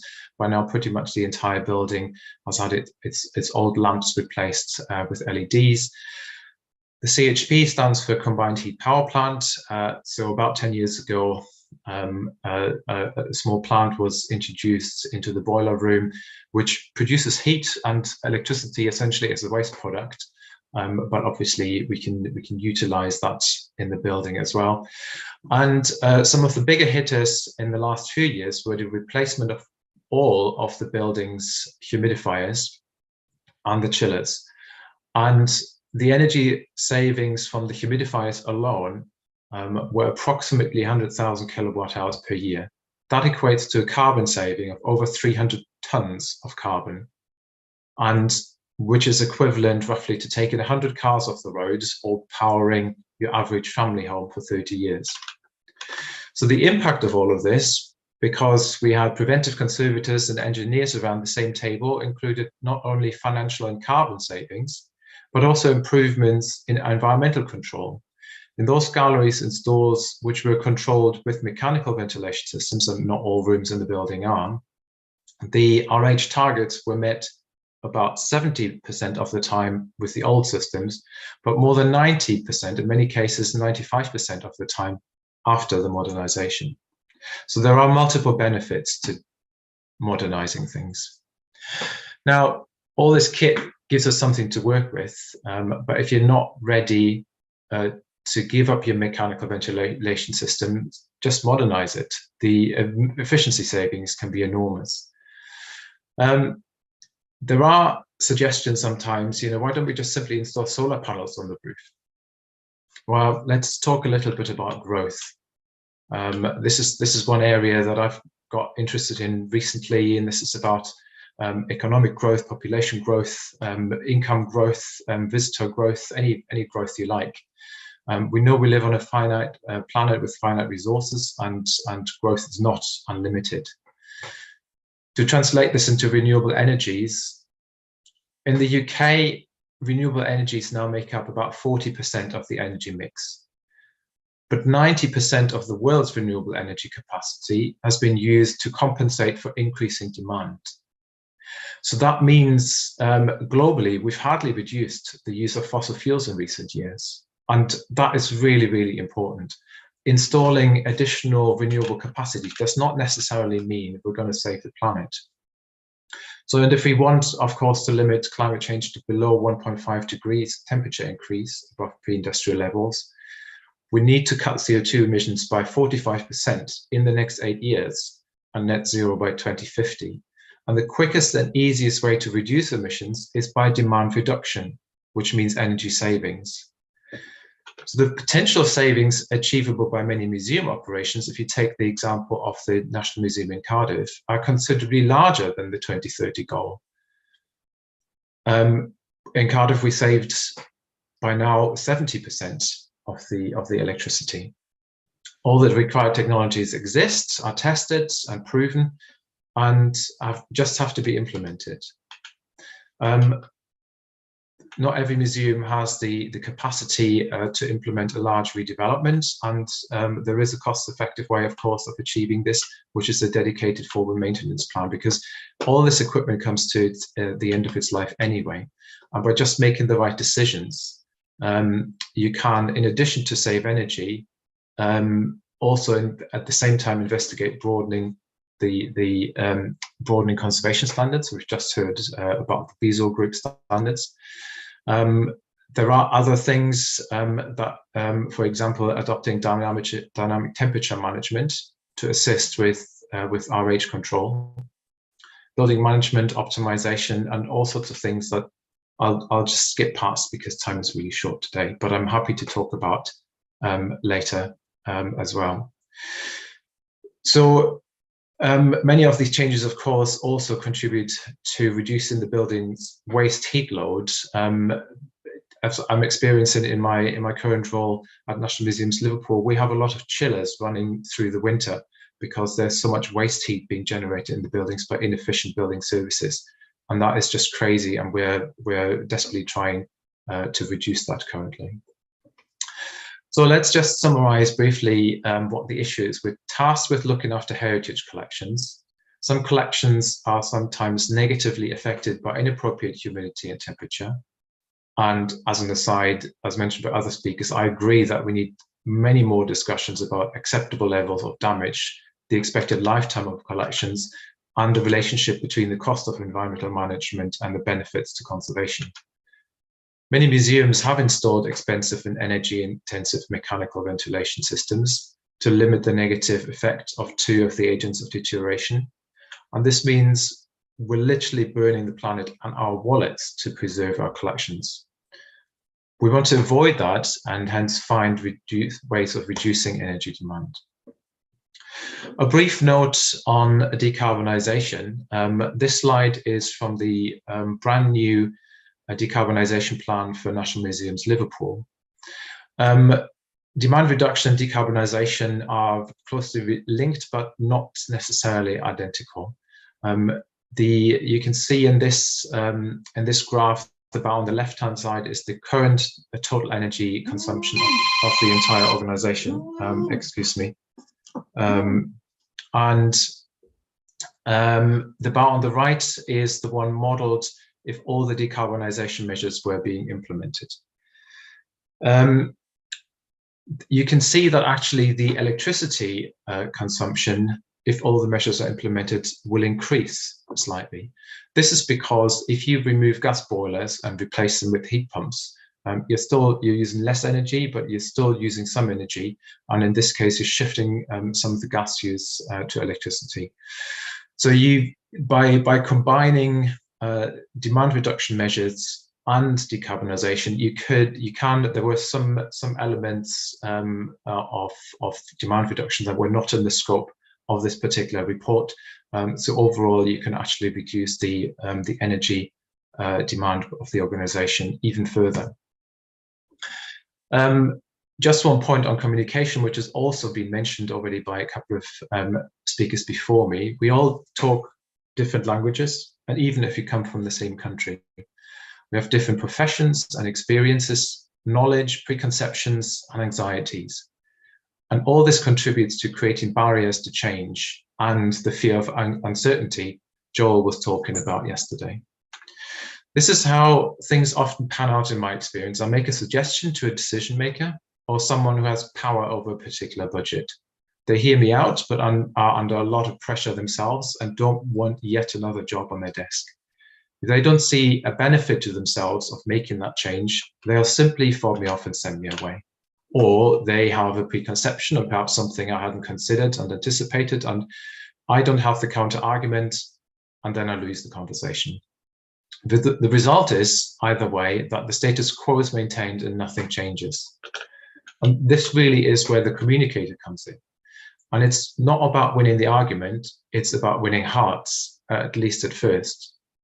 We need to establish relationships. Start hanging out with your facilities engineers. Find out when and where they have their breaks. Make out an excuse to borrow their tools. Have a chat with them about the football. Ask them questions about their work. Show them that you're interested and care. Then leave them a box of chocolates at Christmas as a thank you for letting you borrow their tools. I promise you, once you're ready to talk about energy savings, they will already love you and support you. You're making their lives easier too. When we installed the new humidifiers in Cardiff, the workload for Ian, whose job it was to patch up the old humidifiers, was reduced from 2 days per week for this task alone to less than a couple of hours per week. He was absolutely delighted when we introduced the new systems. The same principle works across the entire organization. Find allies before you develop any plans, and then use the fact that people already know and like you, whether this is in pest management, lighting controls, or environmental management. I was delighted to hear Bart say the same thing during this morning's panel discussion. So to finish off, get your front of house teams involved also. This means more communication, of course, but I promise every minute is worth it. Just a quick nod to all of us at this conference who have in common having learned their craft at Cardiff University, including Caitlin, of course, and Simon and Joel. I think you know what I mean when I refer to when I mention umbrella stands and influence. This is about open doors and umbrella stands, really simple things. There's a cultural thing in the UK. In continental Europe, when the door is closed, people just walk through it because they're curious. In the UK, for some reason, a closed door seems uninviting. So sometimes doors are propped open, and of course you get lots of cold air in the winter rushing into your galleries. So this is a conversation about how to manage visitors and how to welcome them differently, perhaps. As a postscriptum, the Arts Council in the UK is in the process of reviewing the government indemnity scheme, which is of course is about lending conditions. Do get involved with that. The Arts Council will be running consultations and is looking to involve as many stakeholders as possible. So there's an opportunity for us to influence things.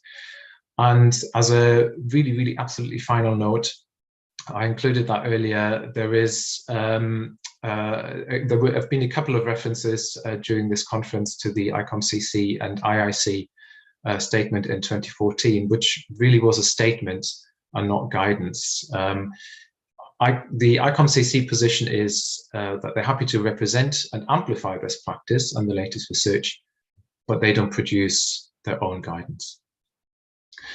Thank you very much. Thanks to Caitlin as well for organizing such a brilliant conference and for inviting me to present this talk. And thank you all for your interest. Absolutely amazing. Thank you so much, Christian. I have to say, I love what you were talking about with getting people to like you. And of course, Christian is like one of the most charismatic and charming people I've ever met. So it's very easy for him. So if you guys have anything that you need in terms of advice on getting people to like you, ask Christian. He's the guy for that. Oh, I see he disappeared. So thank you so much again, Christian, for joining us. It was such a pleasure to have you. So we are a few minutes behind, but that means we'll just run right into our next presentation. And it is my great pleasure to welcome Dave Thickett, who I don't think really needs an introduction, but Dave is joining us from English Heritage and is one of the leading experts in the entire conversation of preventive conservation. And Dave will be talking to us today about something that we've already brought up a few times, but solidifying in terms of energy savings using microclimates. So Dave, thank you so much for joining us. Let's see, Dave, you're on mute and your given me the camera's on. ability to unmute myself, which I did a minute ago. That would be helpful. Maybe a bad thing. I don't know. We'll see. Okay, brilliant. And let's see if we can get you to start your video and my as well. video's gone off as well. Okay. Hi. Perfect. There you are. Welcome. Nice to see you. Good morning, everybody. And I'm thrilled to be talking about this. I would say I'm from a slightly different background, or my institution runs a slightly different background to a lot of what we've been talking about. Because we're dealing with historic buildings, we don't have air conditioning in any of our buildings. We don't have electricity in 70% of our buildings. But that probably represents a, fairly, maybe not the electricity, but the air conditioning, a large portion of cultural heritage. And today I'm going to be talking about reducing carbon by the use of microclimates and understanding object deterioration. And I think within this discussion, it's really important that we grapple with this idea. And a lot of people talk about relaxing standards or loosening standards. We're not really loosening anything. What we're saying is the objects actually need this level of control, and that's what we're gonna move to. Yeah, this is gonna have some technical detail in it, and one of the things certainly with microclimates is the devil is very much in the detail. It's very easy to build a microclimate that doesn't work very well, but the good news is over the last 20 years, and really 100 years, we've been learning about these things and we got a lot better at it. So just some examples of the kind of microclimates that we frequently use. I've included rooms within this, which may not fall into most people's experience, but I'll explain why a little bit later on. So there are a wide range of microclimates we can use. I'm going to talk predominantly about showcases because we use a lot of them and we know a lot more about them than perhaps some of the things like glazed painting microclimates, although there have been significant research done in those areas over the past decade. So I'm going to show this example. I think it's the only example I've come across where someone's taken a space where we were controlling the space with dehumidifiers, the whole space, they just fed into the room. And then we changed the approach to controlling just the showcases. This is Swiss Cottage Museum on the Isle of Wight. It's quite a lightweight building. It's not much bigger than the picture shows. The door is just to your left. It was controlled by 4 Munters MG50 dehumidifiers feeding into the room, and over the winter it did a reasonably good job at keeping the RH down at about 60% when the doors were closed. But during the spring, summer things, it was the ingress of air totally overwhelmed the dehumidifier capacity.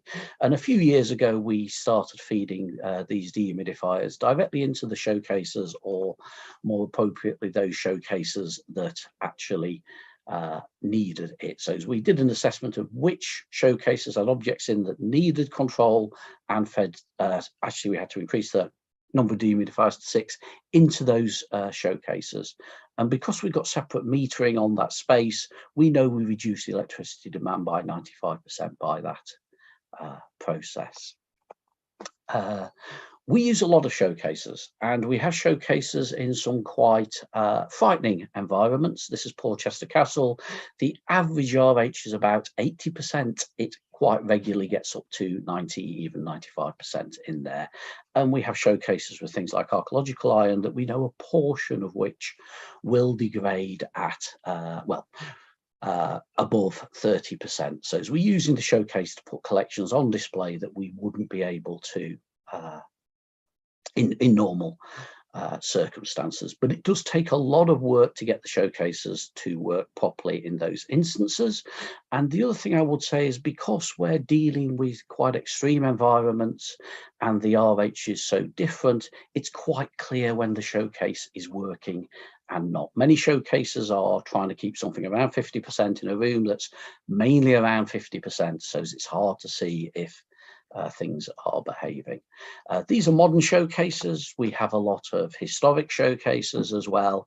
Because these have a historical value, we would not replace them, but we've done a lot of work on how to improve their performance and refitting them to make them suitable for the collections in there.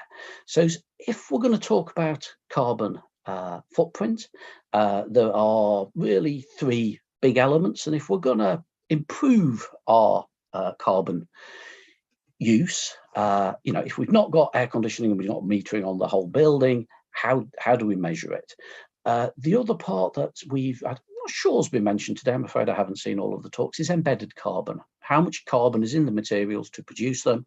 And for showcases, they come with CAD drawings during the design stage. We can work out how much of each material is in there, and we can use standard tables to produce a figure, an estimate for embedded carbon. The manufacturers can give us much more accurate estimates, but they haven't as yet started doing that, which is the same for most materials. So English Heritage is a national organisation. We've got sites all over England, about 130 with collections in them, and quite a large number with showcases that are controlled with silica gel for archaeological metals. The blue and red dots show where those sites are. The white dots show where the silica gel reconditioning ovens are. So in order to run these showcases, we have to recondition the gel and then get sometimes tens and sometimes even hundreds of kilos of it to the site. And if we look at one of our sites, Battle Abbey, the top left is the exhibition as it was put in the 90s. Perspex cases on MDF bases, quite small. Initially, they had drawers for silica gel. There's archaeological copper alloy and iron in some of them. Very rapidly, it was discovered those drawers were nowhere near big enough. They'd need to change the silica gel about every 3 weeks. So what they did was take the drawer out and put a lot of silica gel into the base. And some of these showcases had over 100 kilos of silica gel in there. And even with that, they still had to make 3 visits a year. They had to carry the gel up this windy staircase we see in the centre. So it took a lot of people, and the carbon footprint was relatively high if you calculate it over 20 years. The reason for the 2 figures is the car emissions scandal, and the right-hand figure is the corrected figure after that. In 2018, we were able to change this exhibition. We put in, again, the same number of showcases are actually larger, modern cases carefully designed to be able to perform, and the air exchange rates were measured, and they were part of the procurement contract. They perform much better. So we've gone down to 22 kilos of silica gel, only having to change that once per year, and it being doable by 1 person instead of 2 people. And you can see, even if we include the embedded carbon, we've got quite a significant saving over an estimated 20-year lifespan. So that's something that perhaps not so many organisations need to worry about, but we also quite often use small machines to condition showcases. This is one of those Munters MG50 dehumidifiers, keeping the bones below 65% so they don't go mouldy in a rather damp church environment. And initially, we ran calculations with these machines because the capacity is much bigger than a showcase, so as we could split them between showcases, and the piping you see down below goes underneath the floor to a second showcase, but we can also work on the energy demand from that. So we have a spreadsheet, and if we measure the air exchange rate of the showcase, we know the enclosure volume, we know what RH we're going to set the dehumidifier to. If we put in a year's worth of temperature and humidity data from the room, we can calculate how much water vapor we need to remove every hour or every measurement interval from that showcase to keep it at 55% in that room. And that's what the graph shows on the right-hand side. And this is good for calculating capacity. But we can also take that information combine it with the manufacturer's information on capacity to work out in that hour slot, how much of the time does the dehumidifier need to be running? And that can tell us whether we can control several showcases with it, but also the percentage of time it's running gives us the predicted electricity usage. Now, as with all of these kind of very simple models, we need to check them. And we've done quite a bit of measurement of this. This is a series of dehumidifiers at different spaces in different cases. We can measure the RH at the outlet because it's very clear when the dehumidifier is on and off. And we can also measure the energy usage at the plug. And if you look at the energy usage or jury usage and the calculated energy usage from the spreadsheet I've just shown, there's as good a correspondence as you're ever going to be able to expect from this kind of thing. But between these two approaches, we can calculate the carbon footprint of a showcase that's controlled passively or one that's controlled with a dehumidifier. And this allows us to make decisions when we're setting up an exhibition or changing an exhibition. We have a maintenance program, it's probably over about 25 years for our number of exhibitions, to what is going to be the most carbon effective approach in that instance. And looking across our whole estate, in 2007, we were using just over 200, or would have mainly measured 204,000 kilos of carbon dioxide equivalent over 20 years. Even having more showcases, we've managed to more than half that approach by this better understanding of how they work. The 506 is because of the historic showcases, which we, as I say, will not be replacing, and also there's no way of us actually figuring out the embedded carbon in those showcases without pulling them apart, which we don't want to do. Okay, that's showcases as an example of enclosures. English Heritage has a lot of historic interiors, and as we see, room conditioning tends to take more energy, and even if you don't use air conditioning. So as I said at the beginning that I considered rooms as microclimates. This is two sets of floor plans for Kenwood House. The rooms are color-coded in terms of their risk of mechanical damage, and we've used a process somewhat like the part of the heavy mechanical damage model that Lukasz presented earlier. And you can see they're quite different. Even in these rooms where the doors between them are open, we have different environments, and we can utilize those different environments. In a museum type setting, if it's in this kind of building, you could perhaps say, well, look, if I've got things like furniture that are susceptible to mechanical damage, let me put them in the rooms that are green. Ideally, for historic interiors, that doesn't work. The location of the objects is determined by their historical position. And for these historic buildings, generally we've not used air conditioning for two reasons, or probably three reasons actually, but the two main reasons are the damage to the historic fabric. Where it has been put in, the vast majority of instances, it really has not worked very well because the building is not designed to do that. And Stefan mentioned the update to ASHRAE. There is some very strong guidance on what type of building in what kind of climate are you likely to be able to achieve those climate levels that the standard talks about. But what we have used a lot of is heating, and within the UK, you can use hygrostatic or conservation heating to keep the RHs down, if you want to, around 50 or 60% over the winter. And in the summer, when the heating doesn't work, because we normally have a maximum temperature on there, the conditions are usually benign enough that most objects will survive fairly well. And when we start looking at energy use across a building, because the UK, as many places, mandates that you have to publish your energy use, and it's easy to meet on a building level, but that's on a building level. There are lots of other things that happen. This is a floor plan of Bosworth Hall. The blue areas are exhibition areas, the red are public areas, the purple are offices, etc. And they use different amounts of energy. And we know as a heuristic sort of idea that conservation heating tends to use about 1/3 of the energy of comfort heating, where you're just using a heating system.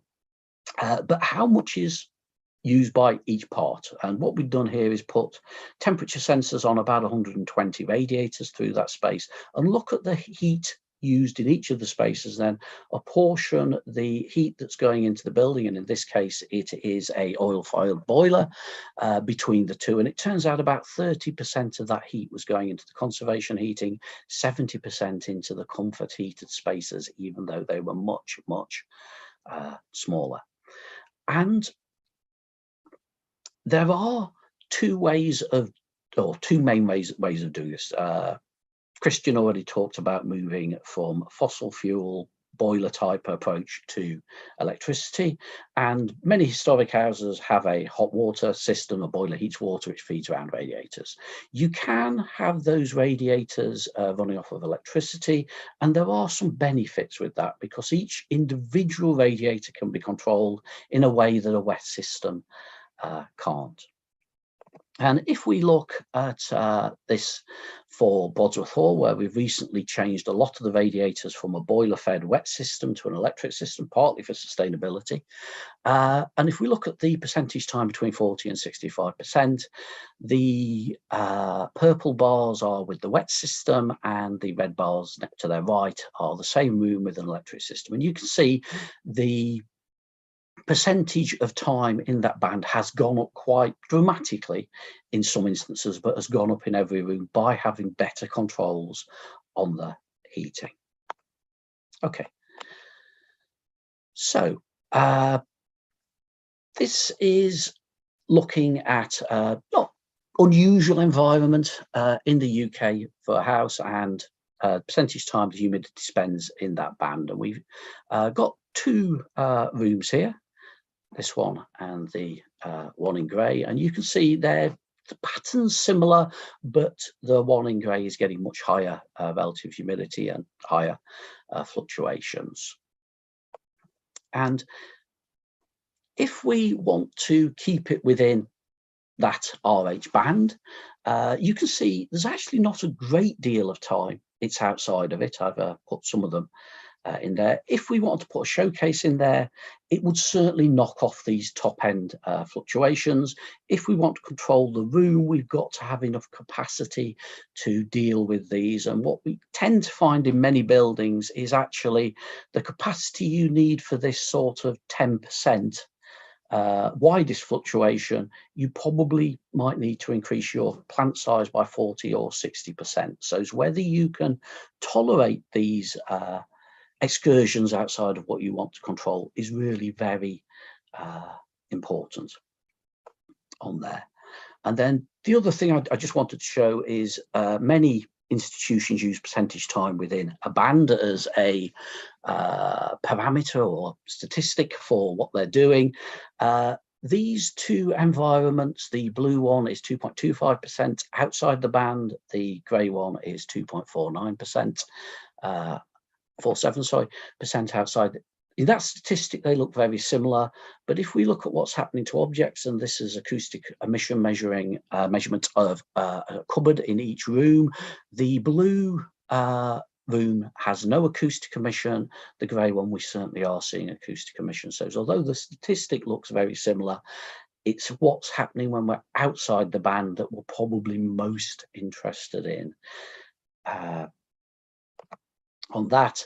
And one of the things I do want to talk about is decision making and where we go from here technically. And a lot of people have been using this anyway, but this is a damage function for mold risk index. It's the one that was actually published by IPI, and Stefan talked about his mold model. It shows the similar sort of data, how many days to germination at different combinations of temperature and relative humidity. And we looked at 4 of these published damage functions for mold against our observations for mold. Where we've had mold outbreaks, did the damage function predict it from the environmental data we had? Was it giving false predictions when we weren't having mold outbreaks? And we found 2 that worked reasonably well. And the way that IPI and other people use this is if you take your year's worth of temperature humidity data, you plot it point by point onto that surface, it gives you the number of days to mold germination. You just add them up, and if the conditions are such that mold will grow, the risk will increase. All of these things are best considered risks because the objects are and situations are so complex, and if the conditions are not amenable to mold growth for a sufficient period of time, it will die, and that's why the things sometimes go down and then back up very quickly, and sometimes die off for a while. So this is data from Dover Castle tunnels. This is certainly a D environment. It's probably a D plus environment because it spends almost all of its time over 70% relative humidity. And we have installed a smart ventilation system in there to reduce, not to stop the mold level growth, because we can't really do that within those that environment. The castles are next to the sea, it's very porous, there's a lot of water coming in, but to slow it to the point that we can keep on top of it and we don't have major mold outbreaks. Looking back at the Brodsworth data with these damage functions, and we've got the mold as triangles and a mechanical one there, and all of these have dropped as well as the percentage time, but it's perhaps a more meaningful measure. Okay, so it's going back to Dover. We've had some spectacular mold outbreaks there. This is the one in 2002, which points look like a white carpet. And then we had a second outbreak in 2007. At that time, we decided we really had to do something about the space. Everything was taken out and cleaned. That cleaning involved bringing people from all over the country. This is the number of trips from locations to Dover, which is the green spot. This was one of our earliest forays into carbon footprinting, just looking at the travel for those people. And the embedded carbon, we had to replace some of the metal struts you see on the right because they corroded through in that time. And we also had to replace a lot of the plywood linings. But looking at the embedded carbon and travel, we can come up with a figure for the remediation. And that came out at 203 tons of carbon dioxide equivalent. For the top level of tunnels where we had an existing World War II ventilation system, we put a dehumidifier in there. Quite a big dehumidifier, was from a very forward-looking company in Germany who were able to give us the carbon footprint of it. So as we made an estimate, we estimate that took 82 tons of carbon dioxide to manufacture and install that dehumidifier, and the running cost was 6.2 tons a year. But you can see in Dover, the actual carbon footprint of mitigating the environment is equivalent to 30, 40 years of having to repeat this mold cleaning exercise. And the mold outbreaks happened in 2002, 2007, 5 years apart. If we'd not done this, it probably would have happened again. And one of the things with conservation is if we do have damage or problems, we do have to do the conservation work, and we need to balance that against the energy cost, carbon footprint of preventive conservation. One thing we've not talked about at all, or I've not been everywhere, but I've not seen anybody talk about, is pollution, and that is important for metals. It's also another thing you can do with a air conditioning system, but you can work in other ways as well. This is a damage function. It's a mathematical thing that relates the tarnish rate of copper in this case to temperature, humidity, and the concentration of pollutant gases. We were looking at displaying this object in Apsley House, and there was a number of possible rooms we could put it in. So we did some calculations using that damage function, our measurements. This is one of the rooms, and you can see the estimated corrosion rate in the kind of brown color. This is a second room, slightly better. We can make those kind of decisions from there, and there is actually a standard for corrosion rate of copper and silver in museums, which is an ISO standard, and you can see we're falling within the best category of that value. Okay. So whenever we make these predictions, it's really important that we test them, because we've already said there is a issue between what we know is the scientific proof, if you like, and how it's being implemented. And there's quite frequently questioning of particularly deterioration rate measurements, quite rightly so, in the complexity of some of the objects that we're looking at and the environments we're looking at. And this is the predictions that I just showed you for the copper alloy from the year's environmental data before. The year that it was on display, the environmental data was slightly different, but the prediction, the estimated corrosion rates are similar. And we measured it as well with an on-guard system, with an air core system with copper, and an air core system with a copper tin alloy. And this is probably about as good as we're going to get these days with predicting deterioration rates. It's not perfect, but it's good enough, and it's probably good enough to make decisions. Okay, I want to talk about object needs for my remaining time. And archaeological iron is something we have a lot of and a lot of problems with. And if you look in the literature, you will find papers, or many of them peer-reviewed, some of them quite recent, that say you need to keep your iron below each of these values. And because we got those carbon footprint calculators, we can say for a particular site of ours with a particular environment, this is what the carbon footprint's going to be in a showcase with a certain amounts of silica gel and air exchange rates to keep below those values for 20 years. And you can see it makes a very big difference on what figure we try to achieve. That's not particularly useful from a practical point of view, because 58 and 11 is very different. We've been involved in doing research. There are many other research groups that have worked on this. Our understanding of archaeological iron deterioration has come on enormously in the last 2 decades. We know for our collection about 60% of it is stable. You can put it up at 80% RH and it would not change. The 40% that isn't, the majority of it follows this kind of degradation pattern against relative humidity. So something will happen at very, very small amount of number of objects and a very tiny amount of change.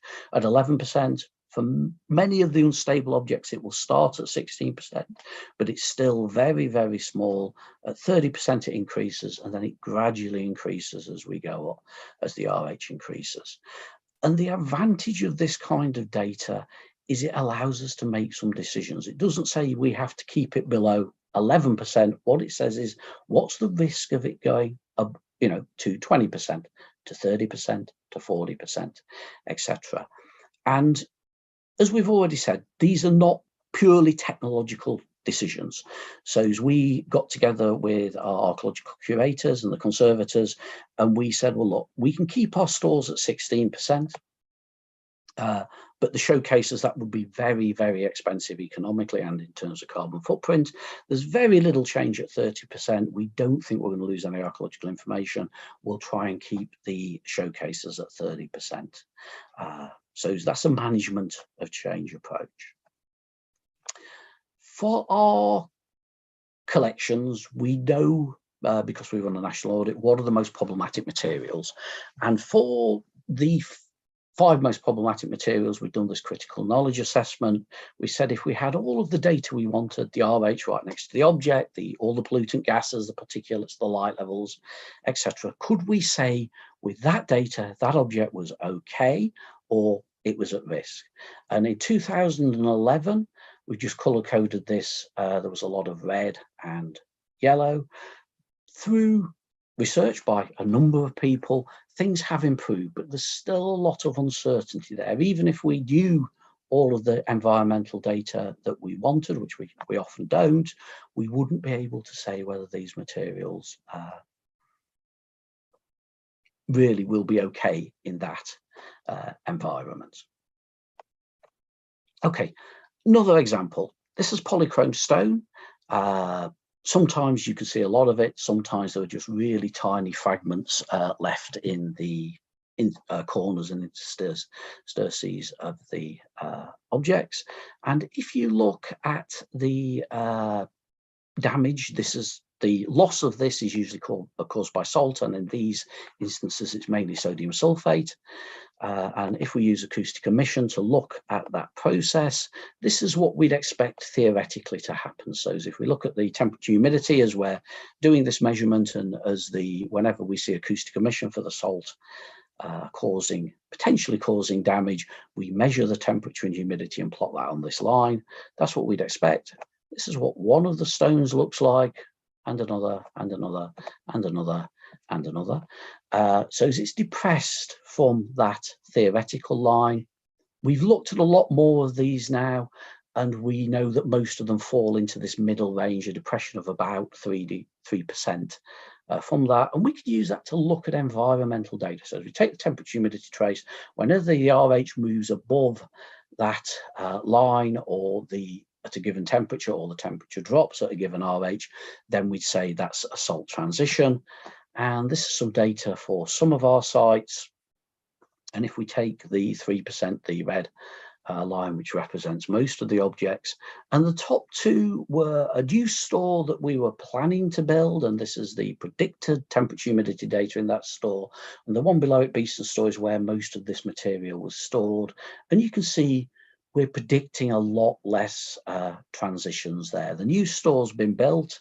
We've used low energy principles, parts of the Denmark model, not the whole thing, but the uninsulated floor plate to use the ground for heating and cooling. And because we've now built 5 or 6 stores this way, we've been able to, between that and looking at other people's data, come up with some principles for developing low cost as well as low carbon stores.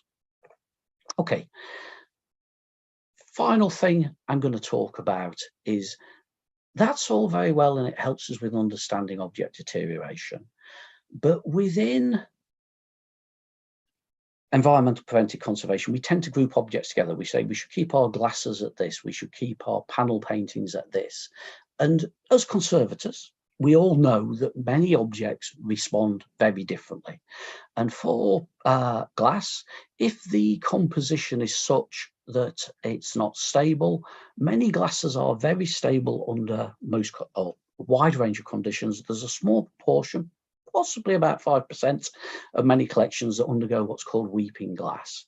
So the glass surface develops crystals or droplets and eventually crystals, like we see in the below here, a series of fine cracks. And once this has occurred, the glass becomes much, much more environmentally sensitive. And we look at some measurements of showcases where we're trying to do this. The literature says you should keep this glass between the weeping glass between 40 and 42%. Probably argue it could be a little bit wider than that, but let's take the literature value. And it says the rest of the glass you can keep quite safely between 40 and 45%. So this is some measurements of a series of showcases controlled by different machines. They're in different rooms, so the room temperature range, the RH range is different. They're different leakages and volumes, and we're showing how much time we spend in that band. And what's probably of interest to us here is the annual energy use.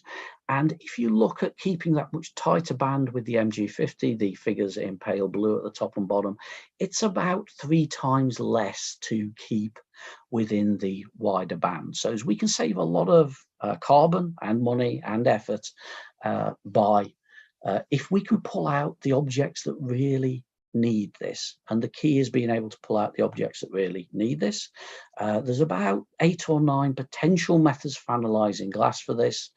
We've recently looked at those and we found 2 that work really well in the early stages of deterioration. By the time it gets to this stage, it's visible by eye, but you want to be able to see it in an early stage before this happens to stop it getting to that stage. This is some very early work done in the 1990s with infrared spectroscopy and the machine that was one of the machines that was available then. This has moved on quite a long way now. And if we look at the spectrum, the splitting of the peaks around about 1,000, the red ones really only got 1 peak, the 2 blue have 2 peaks, and the distance between them is a measure of how degraded the glass is. And this can be very, very sensitive using surface sensitive techniques such as ATR, attenuated total reflectance. But it allows us to pick out those glasses in a collection that are going to be problematic, and it allows us to tailor the preventive conservation or the environmental preventive conservation to just deal with those glasses and leave the rest in wider, more economic conditions. Another way we can look at this is if we swab the surface and take off the sodium concentration, sodium ions, then analyze that with ion chromatography, and the amount of sodium has been found to correlate very well with stable and unstable glasses, at least in some instances. So, just going to finish talking about a project that I'm very excited just to be starting. It's a project funded by the European Union under the Horizon scheme. It has 13 partners. We're looking very much at greening, if you like, conservation. It's not a term I particularly like, but it's the one that we had to write the proposal for. And that has some research into preventive conservation, some research into innovative methods, but also a lot of work on actually providing information for the field and allowing the field to shift, which I believe it is beginning to do anyway. So just to draw some quick conclusions. So as English Heritage Trust, we've managed to reduce our energy use and carbon footprint for environmental preventive conservation by at least 40% over the past 10 to 30 years. The pandemic's kind of wrecked some of the measurements about that, and that's from a point where we weren't using an enormous amount because we didn't have air conditioning. So we've managed to do that. Microenvironments, as several people said, can dramatically reduce carbon footprint, but there is quite a bit of work to ensure they perform. And the good news is there are tools now available online, particularly for showcases. Humidistatic heating is efficient in some climates. Understanding what an object needs can really reduce the carbon footprint without risking damage, but there's a lot more understanding we need to do. And just the final part of this, for some objects, instrumental analysis even can determine individual object sensitivity, and particularly for display, this can save a lot of resources. And I think I probably better leave it there. Thank you. Absolutely brilliant, David. Thank you so much. And it's my immense pleasure to be able to work with you on the Go Green project. So thank you for outlining that as well. I mean, all of this information is so incredibly valuable. And I think that it's really, as we talked about yesterday and also this morning, it's so important for everyone to kind of understand the science behind this, and not just the science in terms of how it works and what the functions are and things, but just to get some clarity on what scientists are talking about when they're talking about things like damage or risk assessment. And so that gives us a little bit more, if we have a better understanding of what that means, then it alleviates the fear, I think, because, we talked yesterday with Michael, who was looking at, damage, and he was talking about micro damage. And I loved what you said about not perfect, but good enough. I think that's 100% what we need to be aiming for, is not perfect, but good enough. And I think that was really beautifully said. And thank you so much for sharing the tools and resources that you did, and the explanations behind it. It's for me, it really shows that we have everything we need to make these informed decisions. And maybe it's just about knowing that they're out there and how to use them. But any final thoughts for or advice for our audience before we have to move on to our next presenter? Yeah, I mean, a lot of the information is there, as you say. It's finding it, and I think dissemination has been a bit of a barrier to us as a field. I mean, one of the things that has been good in the UK is there's a lot of scientists embedded in institutions with conservators, and they get to work very closely with conservators and curators. So there's a lot of this translation can happen on the ground. And one of the traditional roles of a conservation scientist has been translating things into something that's practical to use for people on the ground.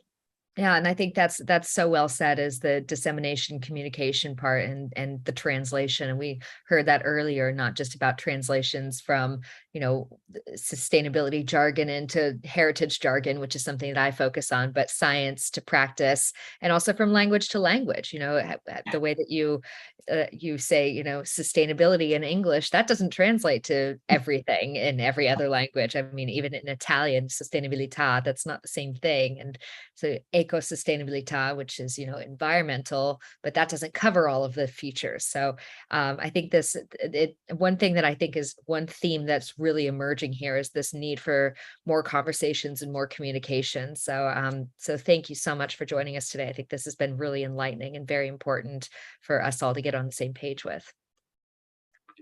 Brilliant. All right. Thank you so much, Dave. So our next feature is a zoom in. As we know, one of the hardest hit places right now in terms of the energy crisis is Germany.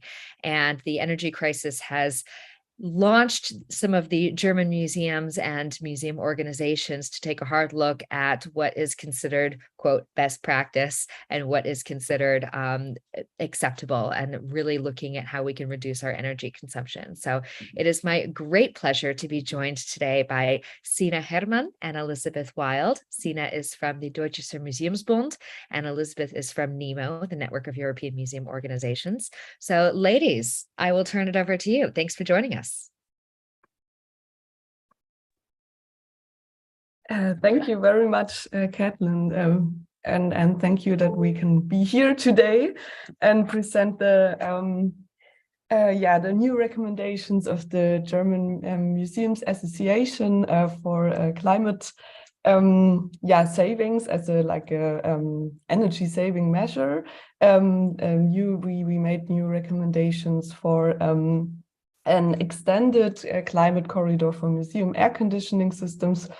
And I will present this, and then after my colleague Elizabeth Wilder will from the Network of European Museum Organization NEMO will present the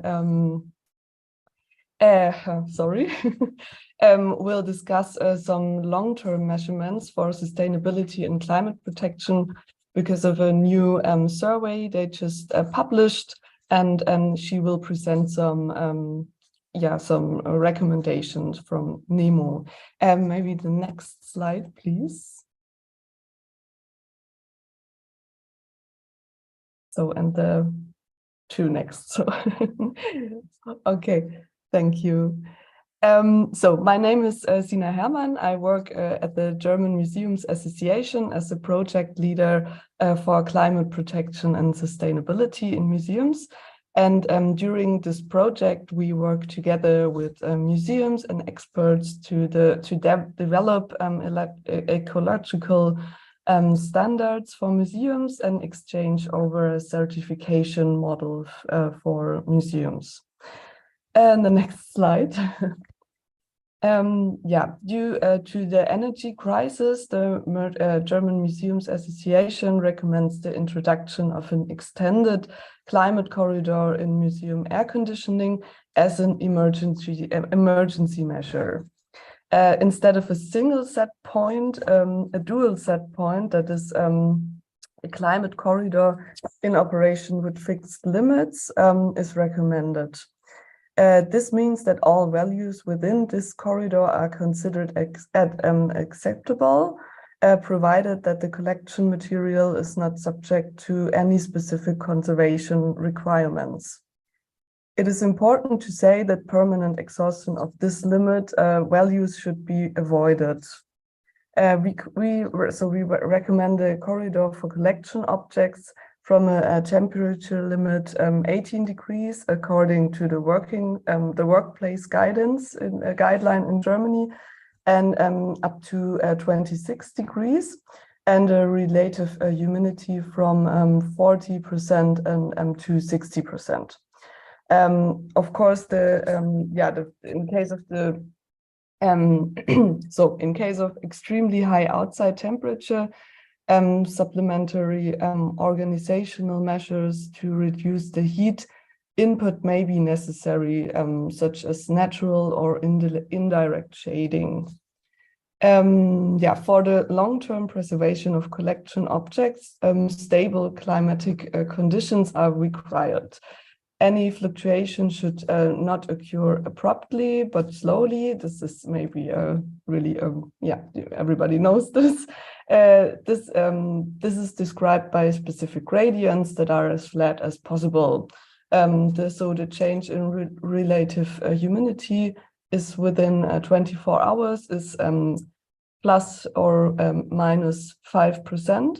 And the change of the temperature within 24 hours is plus or minus 2 Kelvin. So the next slide, please. The recommendation was developed and approved by the working group's facility management and restoration. I'm sorry. So by and conservation and restoration of the German Museums Association.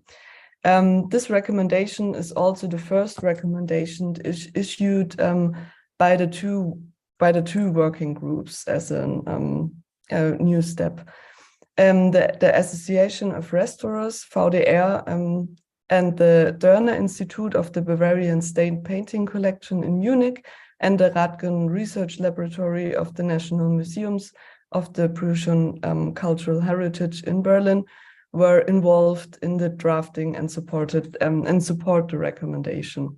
For the first time, the institute just mentioned were able to reach an agreement on the introduction of an extended climate corridor for museum air conditioning in Germany, which made it possible to publish these recommendations, which makes us, of course, really happy. In developing the recommendation, reference was made to the statements of BIZOT, ASHRAE, the ICOM Committee of Conservation, the IIC, and the current standards in Germany. So if we can go to the next slide. I just mentioned the recommendations was written as a reaction of the current energy crisis and is recommended for quick implementation. So the German museums, they have to save about 20% of their energy because of the energy crisis. So this was actually a recommendation because of this new guidance. And but the following comments should be considered. So first, continuous monitoring and evaluation of the new guideline are urgently required, as many presenters before just mentioned. The required resources must be made available for this purpose. And second, the level of technical equipment in medium-sized and small museums often differs significantly from the equipment in large museum buildings with mostly energy-intensive partial and full air conditioning systems. However, this recommendation of the climate corridor is addressed to all museums. Thirdly, the present recommendations apply to an overwhelming majority of the collection items. For individual collection items, or even entire convolution, it may be necessary to formulate specially adapted climate condition. This evaluation must be done by professionals, of course. So in the long term, holistic risk management should be embedded in museum management processes, and sustainable construction methods are essential. yeah, if we go to the next slide, yeah, I have to point out that that there are already a lot of museums in Germany that have looked at their climate value and interpreted them in a new way. However, many museums still worked with the fixed values of 20 degrees and 40% relative humidity. And even if the recommendations do not represent a revolution, they are a success for Germany. For the first time, the important institutes of conservation I just mentioned are in agreement about guidelines of climate control in museums, and an important process and discussion within the different sections in a museum, such as conservators, technicians, and administration, about this topic has begun. One nice political development I just wanted to mention is that an important state association and sponsor of museums in Germany has been able to enforce the recommendation as mandatory. We are very happy about this development and see it as a first step of a long-term process towards climate neutrality of museums. And at this point, I would like to pass on to my colleague Liz, who will briefly present you a few of the results and recommendation of the recently published survey on climate change and museums by the European Network of Museum Organization. And the survey indicates the long-term conditions that need to follow our guidelines in terms of sustainability and climate change. So Liz, the stage is yours. Thank you. Thank you so much, Sina. Thank you for letting me join you on stage today at this very exciting conference. It's been great to hear all of these detailed case studies and whatnot so far. So again, congratulations to the hosts here. Yes, my name is Elizabeth, and I work for the Network of European Museum Organizations. For those who are less familiar with our network, we are a network of national museum associations, individual museums, other museum networks, and also museum service providers. And part of our connection here today between Sina and I is that the German Museum Association is, of course, one of our full members and also a representative on our executive board.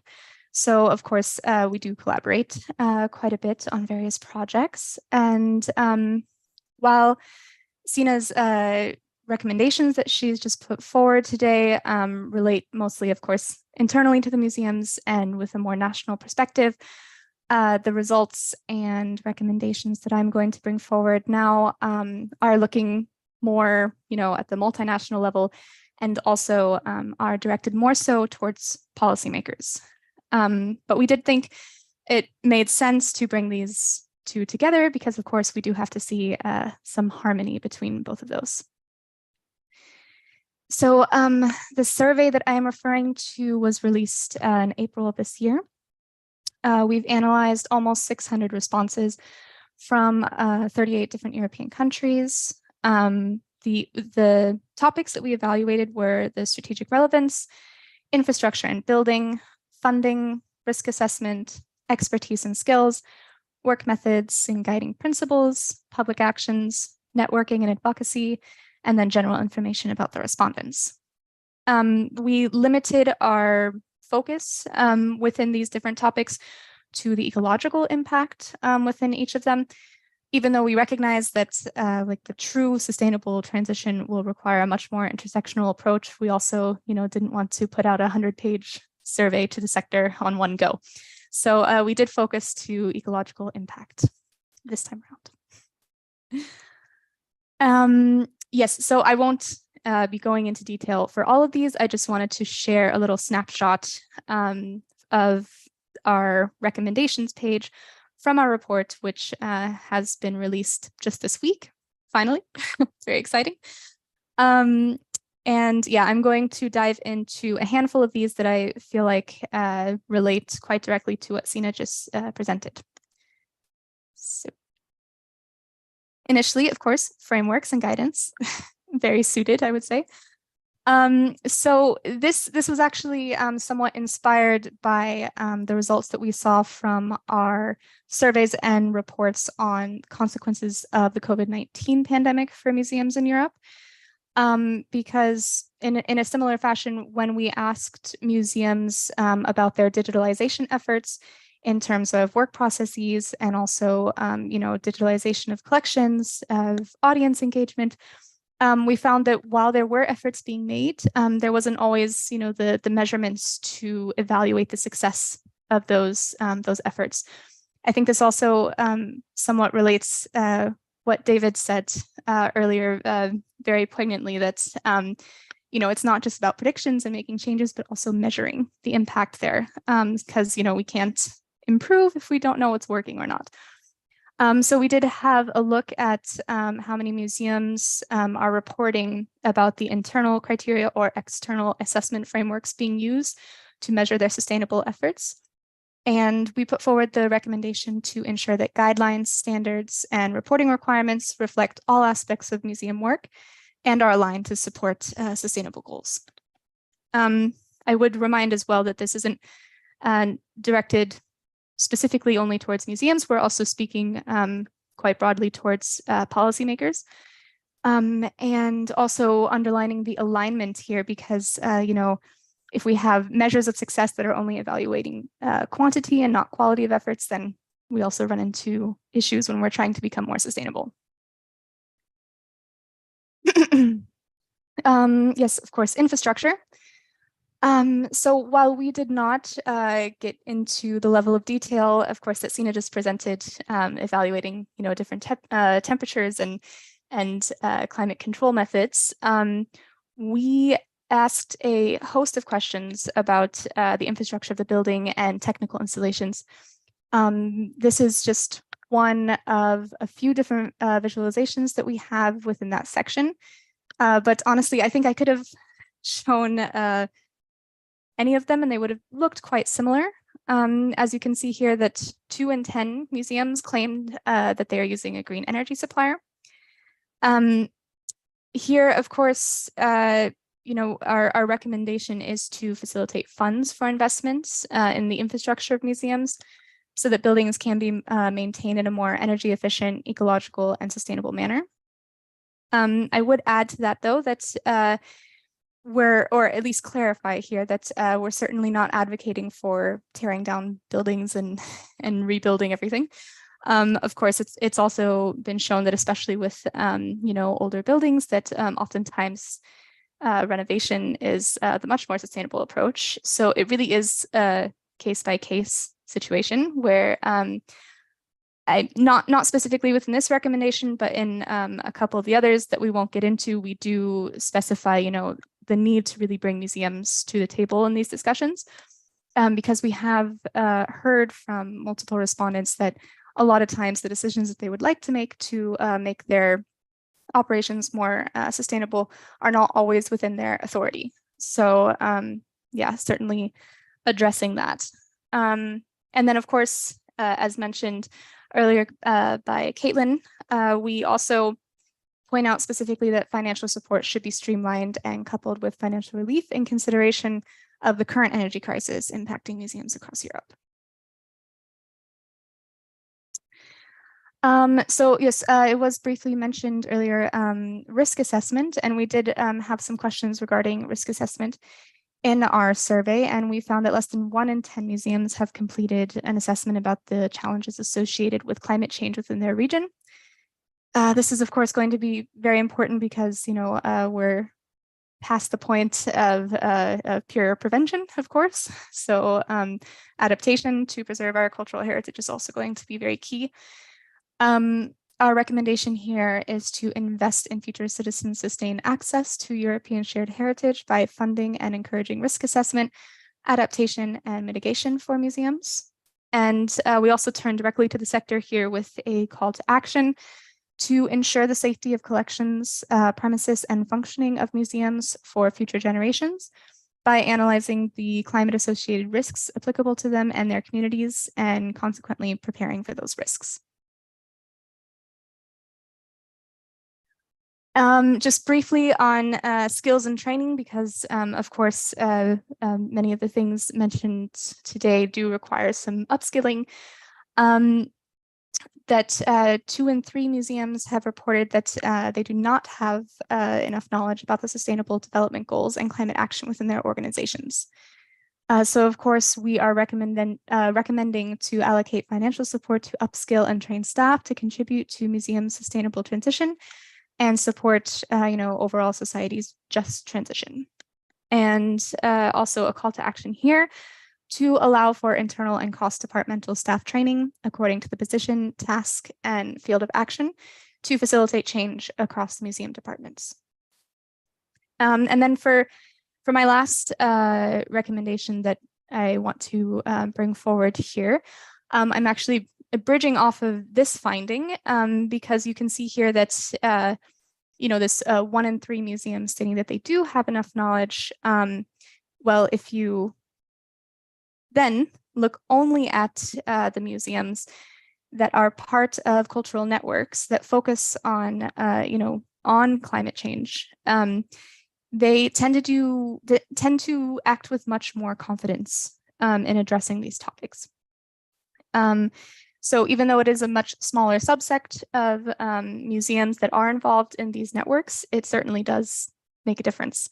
It's exactly what we're doing here today when we're talking about these challenges and learning from one another. It's very clear that this makes a big difference in terms of what we think we're capable of and what we push forward in the sector. So here we put forward the recommendation to fund global cross-sector climate-focused networks and umbrella organizations that address and enable mutual sharing of skills, knowledge, and expertise, supporting and empowering the sector to address climate change. And of course, we also couple this with a call to action to build alliances with other museums and cultural heritage organizations to open doors to external expertise and work with researchers, local communities, and stakeholders to ensure that the museum establishes an effective network to support the sustainable transition in Europe. So that's allLl share for today. But of course, there is a lot more interesting things to review in the report, as I said, just released a few days ago. I will also see about dropping that in the chat in a moment here. But yeah, thank you again so much for your time. And yeah. Amazing. Thank you so much, Elizabeth. That's really, it's such important information for us to have. And I really loved what you said about that it makes a difference being in a network. And I think that that's so true. This is a collective problem and it needs a collective solution. And the more we can support each other, the more we can communicate with each other, the better off we're going to be and the faster we can make this transition. And Sina, this is mandatory. Could you, I know we're super behind schedule and my apologies to our panelists who are waiting, but could you very, very quickly tell us how this is mandatory? It's mandatory actually on one organization in Germany already. So they just said, okay, this guidelines, which is of course not new. So Christian just said it's the BIZOT guideline actually. So we orientated on this, of course. But we are really happy that it's now like mandatory in one section, if it's possible in a conservative way, of course. Yeah. Amazing. That's amazing. Well, I'm super. Yeah, we are really happy about this. Yeah. That's, I think, it's one thing to sign up to something, but it's another thing to implement it. And I think we're going to see this more and more as the energy crisis in Europe continues to get worse. It's going to start being no longer a choice. And so that's why I think it's so important for us to be proactive in this and making sure that we're doing it in a way that we are comfortable doing it rather than being forced to do it in a way that could be dangerous. So really amazing and hugely applaud both of your work. Thank you guys so much for joining us today. Thank you, Catherine, for inviting us and for this conference. Thank you. Thank you. Brilliant. I would now love to invite Amanda and Adam to join me for our next panel session. And I know that they are in the audience, so thank you guys for joining us. Our next topic is about legal and insurance stuff. And I think a lot of times lawyers and insurers get a bad rap, and especially when it comes to this conversation about climate control, because we all saw earlier in Joel's presentation that we tend to say, oh, it's loan agreements and it's insurance companies, and we can't do anything about that. And so we're going to be joined today by our colleagues, Amanda and Adam, who are going to, and if our tech support could elevate them, please, to panelists, then we can, we're going to talk a little bit about the role of the insurance company, the role of the lawyer, and I'd like to specifically focus on loan agreements. And I've had some interesting conversations with with some other legal actors in the field who have shied away from or have deterred the idea of templates. But of course, as we know, templates are things that are very often used. And one of the conversations that we've been having in this topic is, you know, if people are using templates and they're old templates, let's say, and this idea of status quo and people coming into organizations and just doing what's already been set up because that's the way it's already been done. And loan agreements, I think, are one of those. If you're an organization that is using a loan agreement template that has been there for how many years, then you know, when are the changes made, and where do those changes come from? So I think that we're going to have a really interesting conversation here with our colleagues. We're taking just a minute to get everybody up and running here. So if Aoife, I think, is on top of this, but one of the other questions, Charlotte, that's a very good question. Where can we find BIZOT? And I think that Anais is still here, and maybe she can answer that question for you. So one of the other things that we're going to look at in this panel session, besides the topic of loan agreements, because obviously that's a big conversation here, is advocacy. And one of the things that I've been talking about with some of my colleagues from GCC is, you know, how can people who maybe don't make the decisions about what the climate control conditions are still influence the conversation. And I think it's really exciting for us to be able to hear how everyone has a role to play in this, and everyone can be a part of the conversation, even if they're not necessarily the quote decision makers on this. But this is, of course, what we want to talk to and unpack today. So I think, let's see here. We've got clicking on the link. Okay, well, I'm going to keep talking while we figure this out. Oh, it looks like Adam's joined us. So that's fantastic.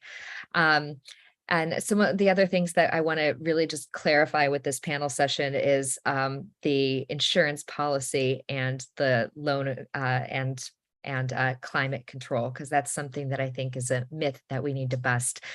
We made it. Thank you, guys. Welcome.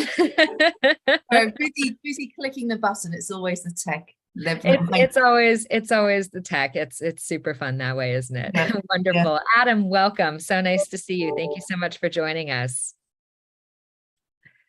Perfect. All right.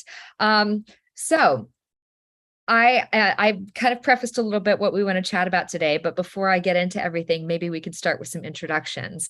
And Amanda, ladies first, I would love to let you introduce yourself. Thank you. Delighted to be here. What a fascinating conference. So well done, Caitlin. It's great. There's so many interesting speakers. It's an area I don't know about.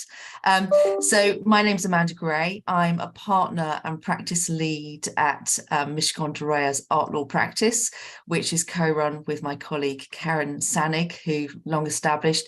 We have an art law specialism that's been going now for 30 years. I've been there for 17 years, and we're designated art lawyers. And the relevance here is that we deal with transactional as well as contentious work. So we see when we're on the side where we're acting for people who are lending, we're acting for people who are borrowing works. We are dealing with all aspects of when things also go wrong and things get damaged or destroyed. Amazing. Well, thank you. So this is an incredibly relevant conversation for you to be a part of. Brilliant. Adam, thank you so much for joining us. It's a pleasure I think this is the first time we've actually seen each other on Zoom. So although we met in person, of course, but pleasure to have you. Oh, you're on mute. Sorry. There we are. Welcome. Thank you for having me. And just to reiterate Amanda's comments, how fabulous yesterday was. And it was so interesting. Lots of things I didn't know about, but particularly interested in the whole gaming theory for loan agreements. That was fascinating. But anyway, thank you for having me. So my name is Adam Prideaux. I am an insurance broker. I specialize in art and museums. And the company is called Hallett Independent. And we work a lot with museums. We do a lot with loans. And we advise museums organizing exhibitions traveling around the world. So we're familiar with loan agreements. So this topic is something that's very close to our hearts because we love art. We want to make sure art gets shown. We don't want to have problems happening. We want to keep lenders happy, museums happy. And insurance is just one of those little bits in the middle that sort of facilitates it all. And of course, as we'll discuss later, we also work quite closely with various indemnities around the world. So yes, lots to discuss here. Yes, exactly. So I'm just going to dive right in. And Adam, when we had talked in our prep session about this conversation, I was absolutely shocked to learn that, well, my question to you was, do insurance policies cover environment? Well, yes, I mean, I did bring quite a lot of doom and gloom to the conversation by saying that absolutely not.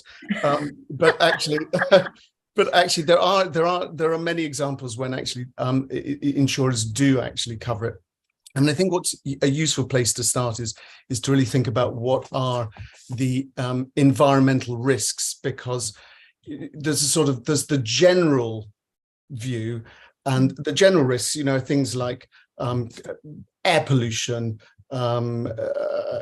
climatic change, disease-causing microbes, poor water.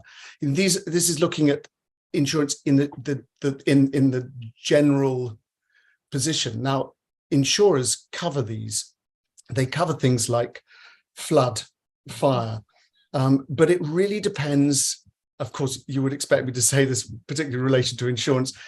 It depends on many factors, who's buying the insurance, where they're located, what type of policy they want, what kind of claims history. And I think if we look at, for example, here in the UK, particularly in London, I mean, many people will know who've got household policies, they've seen their premiums go up enormously. And this is entirely due to the increased or perceived flood risk that insurers are dealing with. And this is very real. And this does also, of course, affect museums, but flood is very much covered. When we talk, though, about, in the context of what we've been talking in the last couple of days, about environmental conditions in museums, again, the question to ask is, what is the insurance for? If it is for long-term storage in a collection for a museum, then generally things like humidity or damage caused by humidity, temperature change, moisture, mold, those are excluded. That's a standard market-wide exclusion. Very interesting. And this is, I think, the key thing, which is going to hinge a lot of this debate on, is that there are insurers, a number of specialist art insurers, who will cover temperature change, damage as a result of changes in temperature or humidity, again, all the exclusions I've just talked about, for temporary loans. And I think this is really important. Because obviously, if someone's looking to lend, and this would be potentially a cause for concern if it was excluded. So it is covered. They do look at it, but they look at it only on a short-term basis. That's so interesting. So that's the driving force behind the loan agreements being so strict. And I'm curious, in terms of the damages, like what is the measurement of what would damage mean? I mean, some of the scientific data that we've been looking at. Sorry, go ahead. That is based entirely on condition reports. Yeah. So a condition report is done immediately before the object, the work, leaves the lender. Mm-hmm. It will be done again on arrival at the museum institution, and again when it returns. And if there's any change in that condition report for whatever reason, a commercial insurance would be potentially liable. Mm-hmm. So you know, it could be you notice some cracking on an oil painting. Well, what's caused that? Has it been dropped? No, there's no sign of any kind of impact. And could it be from actually it got too hot or it cooled too quickly? Mm-hmm. So that would potentially be covered. Okay, that's really very interesting. So go ahead, Amanda. Sorry, just one further point on that is that if there was damage caused, and then because we do have issues sometimes, we act for clients who've got issues where there's a question mark about the level of that damage. Can it be repaired? What is the impact of the value on the piece?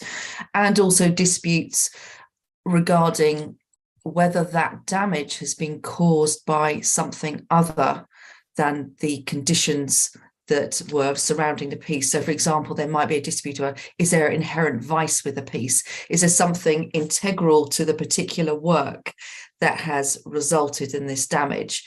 And then we have negotiations, so we say, with the insurers on that point, us acting for the owner or the lender.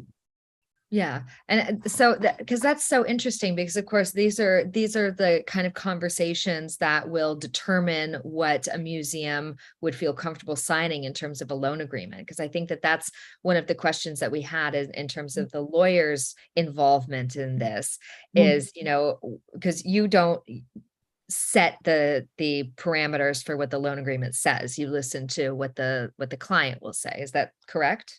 Well, we have an interesting role. So I act for lenders, I act for borrowers as well. Mm-hmm.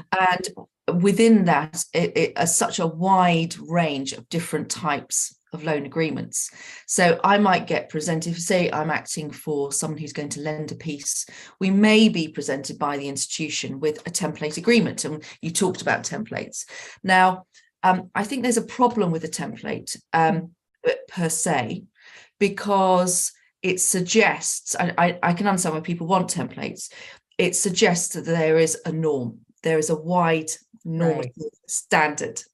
And all the conversations I've heard here, rightly, are there doesn't need to be. In order to preserve these items, whatever they are, that they've got distinct individual requirements. They might require a microclimate that will then reduce costs and issues to do with damage to the environment, etc. And it may be a cost saving as well to the institution, or it may not require any environmental requirements around it. It might be stone and it might be absolutely fine to be just travel regardless. The template agreement can be very broad. So when I look at I'm presented with a template agreement, there are a number of things that I am looking at in order to protect my client's position. My position for acting for a lender is to ensure that their position is protected, and their object that they are lending is protected. So I'll be looking at things: is it going to travel? Who is going to be responsible for those costs? Are they sufficient for the item in question? However, I'm not a conservator. I don't know about relevant lumen. So I'm dependent either on the lender or the borrower to tell me what is required. And if I'm presented with a certain parameter of humidity, light drops, etc., from the borrower, I will take that information back to the lender. And so I'm being presented with this information. I'm not a conservator. I can't opine on these requirements. Does your advisor know? Do you want to check? Are you comfortable with this, etc.? So we're very much guided by the creators of the meat of that agreement. We, of course, when we are dealing with different types of bespoke loan, would have a different type of lending agreement, and it might be more individual, it might be more tailored, and it will go beyond just a template style agreement. I often do challenge template style agreements on other bases. It may be questioning some terms that don't need to be in there, that they're just in there because it's a template. And with all these things, if you have pro forma agreements and just terms of volume, which I understand, there isn't much scrutiny with those. And things are just bunged in because they've always been in there, and people don't question the boilerplate terms, they don't scrutinize. And it is, I think, more having a more bespoke approach to certain things. But we are guided by the experts, and I'm not an expert in conservation. So, Adam, do you have a similar situation in terms of looking to conservators to guide what would make sense? No, we don't. Okay. I mean, well, let me explain. The insurers will just accept whatever a conservator or a museum says. So, and I think this is the key thing. If a museum, if an institution comes to us and says, we're borrowing these works, can we please cover the environmental risks in relation to damage that might be caused by temperature change or a air conditioning system breaking down? Or now, if they say, you know, this is the risk assessments that we've done, and we've never had a problem in the past, you know, and actually the works are, you know, not that susceptible at all to this kind of damage, then insurers will just willingly give the cover. And I think this is the point. Then the insurers are certainly not imposing any terms on museums around environmental controls. So I think it's really important, because often the insurance gets a bad rap for dictating these stringent controls. It's not at all. So I suppose actually really that we just listen to whatever we're asked for. And if someone comes and says, no, can we please cover environmental controls, but it's an object made out of wax, Rauschenberg wax painting, that or actually also has inherent defect because it is going to deteriorate over time. But if it's on exhibition for a short period and you say we're not going to have any environmental controls around this, then insurers would look at it and say, yeah, we're not happy about that. Right. So they do underwrite it and they do assess the risk, but they accept that they are not experts in this field. This sounds entirely too logical. I mean, there are, let's be clear, there are only a handful of insurers around the world who can do this, who have the expertise and skill, because I think a lot of people would just be, what deters people is not having this confidence in understanding that when you're going to somewhere, you know, a national museum or not, or non-national, whatever, you know, their level of expertise within these institutions is so high. It's so good. You know, they care about these. They're already doing most of the job for the insurers because their care and attention to looking after these objects is so good. Yeah. So insurers, you know, those art insurers just go along with it.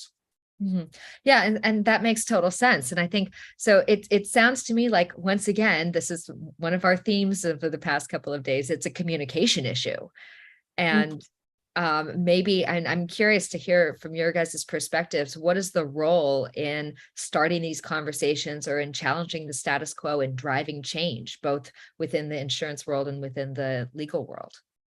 I think it's a wider conversation. It's already being driven within the art market and been so, I mean, if you think of the Gallery Climate Coalition and the work, and I know you know Heath, the work that's driving that forward in terms of the discussions around what can we do to improve, because collectors, lenders, everyone is addressing this issue, saying, well, this isn't the right approach. We need to reevaluate and we need to change things now. It's no good just talking about things and having discussions. We need to start implementing change now, because there's a problem.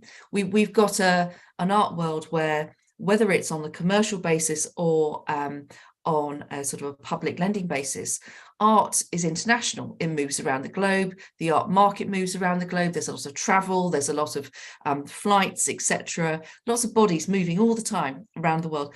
And on top of that, you've got the permanent storage of collections, plus the temporary travel of artworks, etc. around. And things need to be addressed. There are practical things that need to be addressed, as well as standards within there. So I think in part for the lawyer's role, we take two roles on this. One, I do act on an art law basis for my client's interests, whether it's, and I'm also a trustee of an arts institution, so I see it from all sides, and I am sympathetic to all sides. We have those conversations. Lots of collectors are also concerned about the climate, and we discuss with them about what their requirements are. They may come to me and they may be in the driving seat and say, right, I'm prepared to lend to this institution, but I want it to be shipped. I don't want it to be flown. It's not in line with my values, but I also want to make sure my piece is looked after properly. It's going to be a touring exhibition, but can you probe further on whether these requirements are necessary? And I think that's one of the drivers, whether it's in the commercial world or in the public lending sphere. If collectors are driving in conversation saying, well, I am prepared to do that, but you keep your lights on all the time. And what about this? What about that? What about this particular sponsor of various exhibitions? I'm not happy lending to you because of this. If there are those things, those conversations happening, then those will drive change. Similarly, collectors can drive change with commercial galleries as well. I can propose things, I can suggest things, but ultimately I act for my client, whether it's a museum or a lender. Amazing. Adam. Well, in the insurance industry as a whole has a really important role to play in driving the change, because, of course, they're paying claims, but they can also influence the kind of infrastructure. When they do risk surveys, they go out and they say, you know, you need to start looking at this, you know, better systems and controls and processes in place. So the very nature of what insurance does is managing risk, and insurers are desperate to reduce the kind of impact that climate change is having on the world, not just from literally paying out for physical loss or damage claims, but also the liability claims that are coming, because at some point, somewhere down the line, people in particularly in the UK, who are seeing their premiums going up because of flood, will start suing councils for not sorting out the drainage system. So insurers, insurers are looking to facilitate improvements to infrastructure. And also a lot of insurers have agreed to reduce their exposure to, for example, fossil fuel companies. So, AXA leading the way have done massive amounts to reduce the insurance they're providing to these industries. That's amazing. So that is quite important.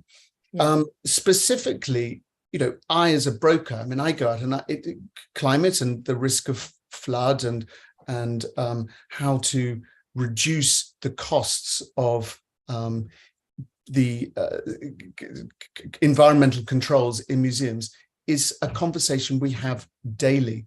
And I've been personally very involved with the Gallery Climate Coalition, particularly around the point that Amanda was making about sending works of art by sea as opposed to air, which always has a significant reduction in carbon emissions. And we did something really quite extraordinary, which was we got all the art insurers in the Lloyd's and outside together, which is really rare, very hard to do, a lot with very opposing positions. Some said, oh, sending art by sea, that's fine, no problem, we'll always cover it. Others just vehemently against it, just, absolutely, we will never cover anything going by sea. But we got them all together and they came up with a common consensus and a list of agreements that would allow art to be sent by sea. And I have to say, with not too onerous terms, very reasonable terms, and actually it was just all common sense. So the insurance is already doing a lot. And I think that when you actually look into go into the nitty-gritty of the policy wordings, you start to see actually, particularly this, I was just saying about the temporary exhibitions, where actually insurers will cover humidity, change, damage as a result of temperature change, and these kind of things. That is it. That's exactly what the museums want. So I think they're doing a lot already. That's amazing to hear. Go ahead. Sorry, Amanda.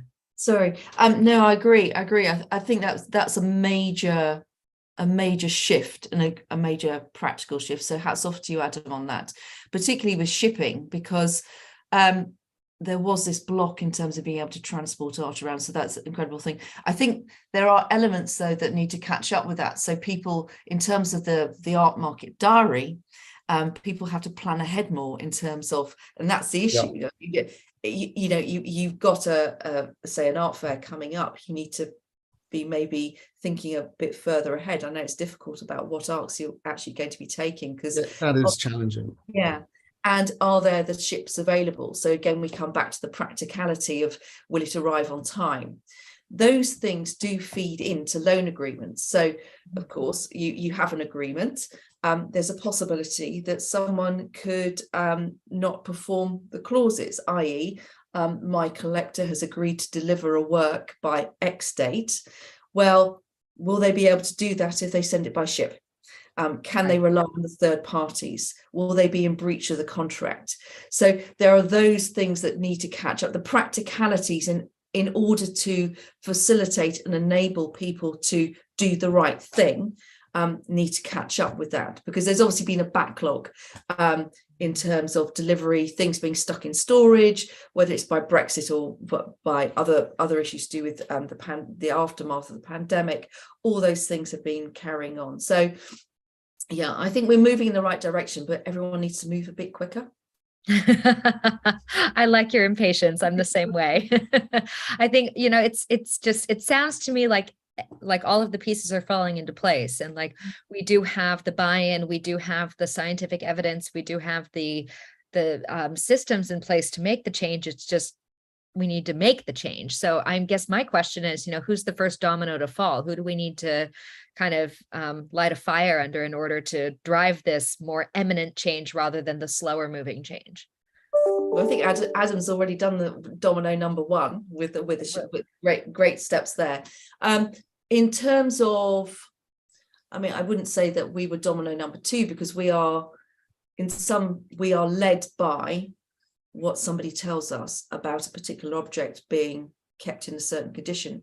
If I have an institution or I have a borrower who says, right, well, this actually doesn't require any kind of requirements in terms of environmental protection, this is absolutely fine just to sit in whatever temperature, and there are reports to say that, then that information is conveyed. I can't opine on condition, so I can only say, well, we don't have clarity over how this particular object is going to be stored. Are you comfortable with this? And they will say yes or no. Mm-hmm. Yeah. In terms of compliance. So that feeds into the loan agreement. I'm not passing the buck, but that's the position. I don't know about conservation.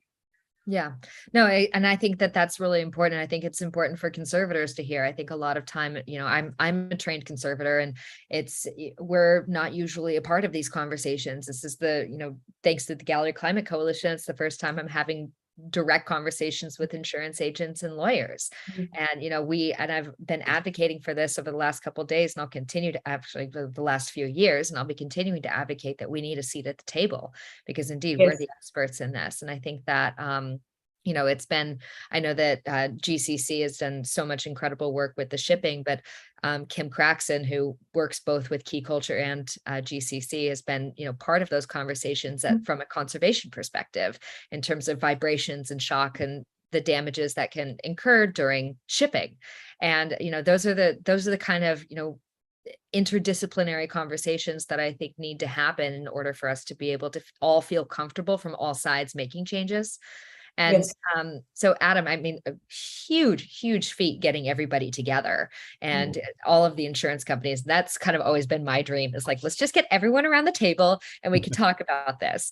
And this leads us into the indemnity scheme conversation. And, you know, I know that this is one of the biggest inhibiting factors in the UK and also in Canada. And apparently there's an indemnity scheme in the US as well. So this is something that needs to be addressed. Can you, first of all, for those of us who may not be familiar with an indemnity scheme, can you explain a little bit about what that is? And then let's dive into how that can help change the status quo. Sure. Yes. Well, I mean, there are indemnities. Pretty much every country has some kind of indemnity, and there are some that are better than others. The UK was the first one, and the US federal one is brilliant. The Canadian, French, I mean, most governments have one, and it's effectively a fund of money from which the government effectively underwrites the risks for exhibitions, and it's loosely called sort of free insurance to an institution, but obviously it comes with quite significant costs. But an indemnity is slightly different to an insurance. An insurance has very specific terms and conditions, and it's governed by a regulator. Here, it's an indemnity is governed by an agreement that says it's a legally binding agreement, and that says, you know, if a work is returned and it's not in the same condition, the government agrees to indemnify or pay out the lender. There's a lot of confusion sometimes around indemnities. A lot of people don't trust indemnities. They think, well, how possibly could the government, the UK government, pay out, you know, £10 million for a Monet that's been lent? But they have the money. It's in the bank. It's very carefully managed, and it's managed in a way which it's very interesting, because I find it's fascinating, because what indemnities do around the world is they set conditions on the institution that has the indemnity that are very high. So they manage the risk so closely that basically they are eliminating the risks of things going wrong. So if we think about it in terms of environmental conditions, like the UK indemnity sets very stringent environmental conditions, which have to be monitored day and night, 7 days a week, with taking readings every 30 minutes. What they're doing is they're saying, we're happy to effectively underwrite this exhibition, but you, the institution, have got to maintain these standards. So when you keep them at that, it really eliminates anything going wrong. That's hugely expensive. If you compare this to, let's say, a commercial insurer, insurance works very differently. Insurance is just one part of the overall risk management. But their requirements are much less stringent. Yeah. In fact, they don't, for example, insist on an invigilator in every room. They don't insist on environmental conditions at all. So insurance is much more flexible. Indemnity isn't. But the thing about indemnity is that we couldn't have these incredible shows that go on. If you look at the National Gallery, the Freud exhibition at the moment, that would not happen in the absence of the UK government indemnity, because the value of the works is too great and the institution could not afford the commercial insurance. So there's a quid pro quo here. but it is nonetheless extremely challenging for the institutions because they are being forced by indemnity to maintain these environmental conditions in order to satisfy the requirements for getting indemnity. And by the way, if they can't show that they can satisfy the environmental conditions, then they will not get indemnity. So now that applies everywhere, that wherever there is an indemnity. So that goes to the heart of, I think, what is what we're trying to talk about is, can we have a conversation with the indemnities? Here in the UK, it's run by the Arts Council. And in fact, they have, I don't know who it is, I tried to find out, but they have an environmental advisor. Oh, interesting.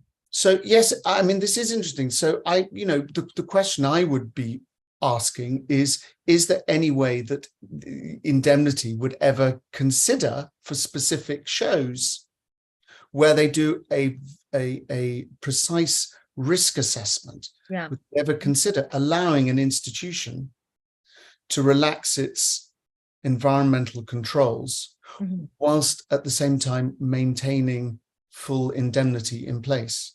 Yeah.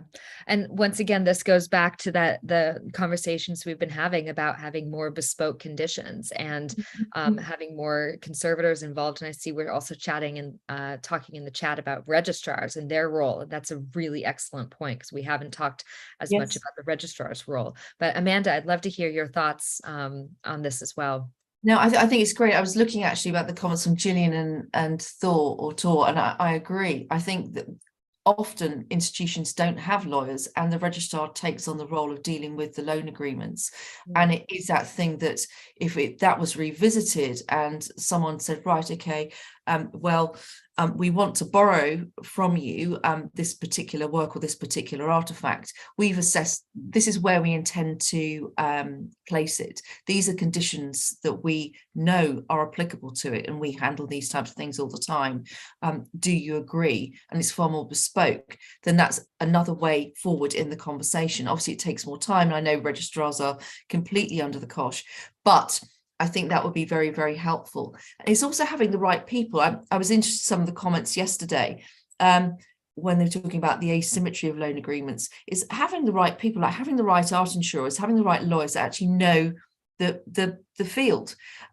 Often I equally get frustrated when we have people on the other side of an agreement who are from a different field and apply a corporate viewpoint onto whether it's a sale, a transaction, or a loan, and they don't understand. So they apply a different set of criteria to a lending arrangement or to a sale or a transaction, etc., or a gift, so that they don't have the understanding of the market or the environment they're dealing with.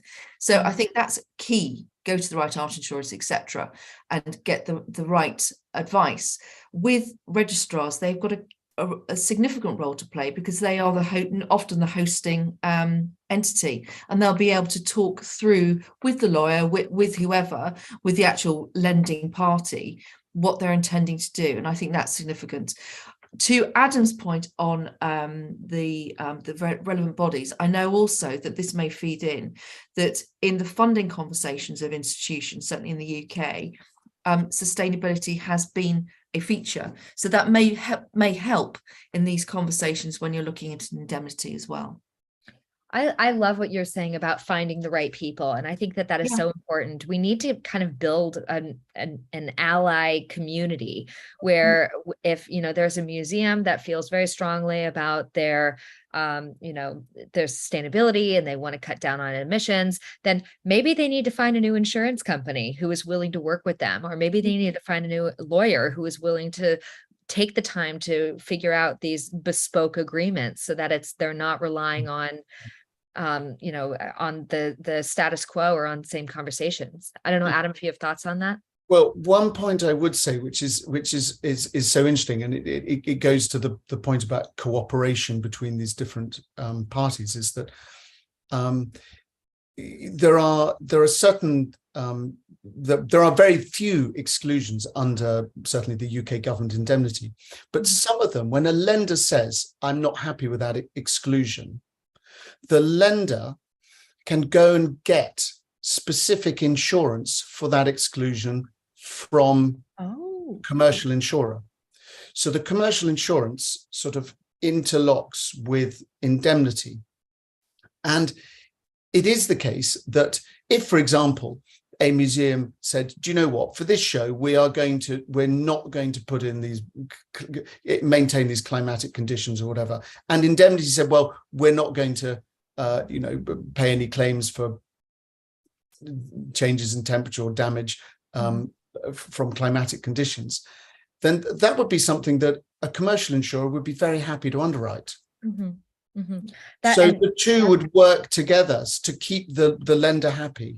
I think that that's such a brilliant solution. It's about finding a tailored solution for a specific situation. And if we can get additional support from commercial insurance companies with what an indemnity won't cover, then that sounds like a really brilliant way to mitigate the issue. Yeah, and I'd say, just reiterate Amanda's point that, registrars do such an incredible job. I mean, the detail with which they work and their skill and expertise is unbelievable. And they really, they know, or they understand, most of them will know about how insurance works with indemnity. And I think if you can get greater cooperation, then that would be amazing. And what I would be saying is to the Arts Council here in the UK, could they meet with some of the insurers and come up with a framework for greater cooperation? Yeah, I think that's brilliant. And I think that's actually, very much at the heart of what I try to do. And I know GCC tries to do as well. And we have a very strong partnership because, we come from the different side of things, GCC coming from the commercial side, and my background being conservation in the museum world. It's a really great beginning, but I completely agree with you in terms of these ideas of more collaboration, more cooperation, more conversation to find solutions that are win-win-win, better for the objects, better for our pockets, and better for the planet. Because at the end of the day, energy saving saves money. And I think that's one argument that I would love to see put before the indemnity scheme is you guys are costing so many millions and millions of pounds in energy consumption by not changing this scheme. And what is the cost benefit analysis of that? And, is it actually going to be more expensive in the long run to keep these strict conditions, which, as we've heard earlier today and also yesterday, really actually don't have as much of an effect as many other more pressing issues, such as physical aspects. So it's really fascinating. I know that we're fabulously over time. I don't know if you guys have time for just a few more minutes to hang out and answer a couple of more questions. I do want to be respectful because I've gone over what I was requested for you. Sure. Okay, thanks. I appreciate it. I know how busy you both are. So once again, really, really appreciate you being part of this conversation. We touched a little bit earlier on the transportation aspect, and we talked a little bit about the carbon footprint between flying and shipping, and that's been really a wonderful thing that Adam has put together in terms of the cooperation amongst the organizations. But in terms of the climate conversation, Amanda, you and I had talked about this a little bit. Is that even in loan agreements like that, during the transit, there's X, Y, and Z environmental conditions? It can be. I mean, the loan agreement can be whatever you want it to be. It is bespoke.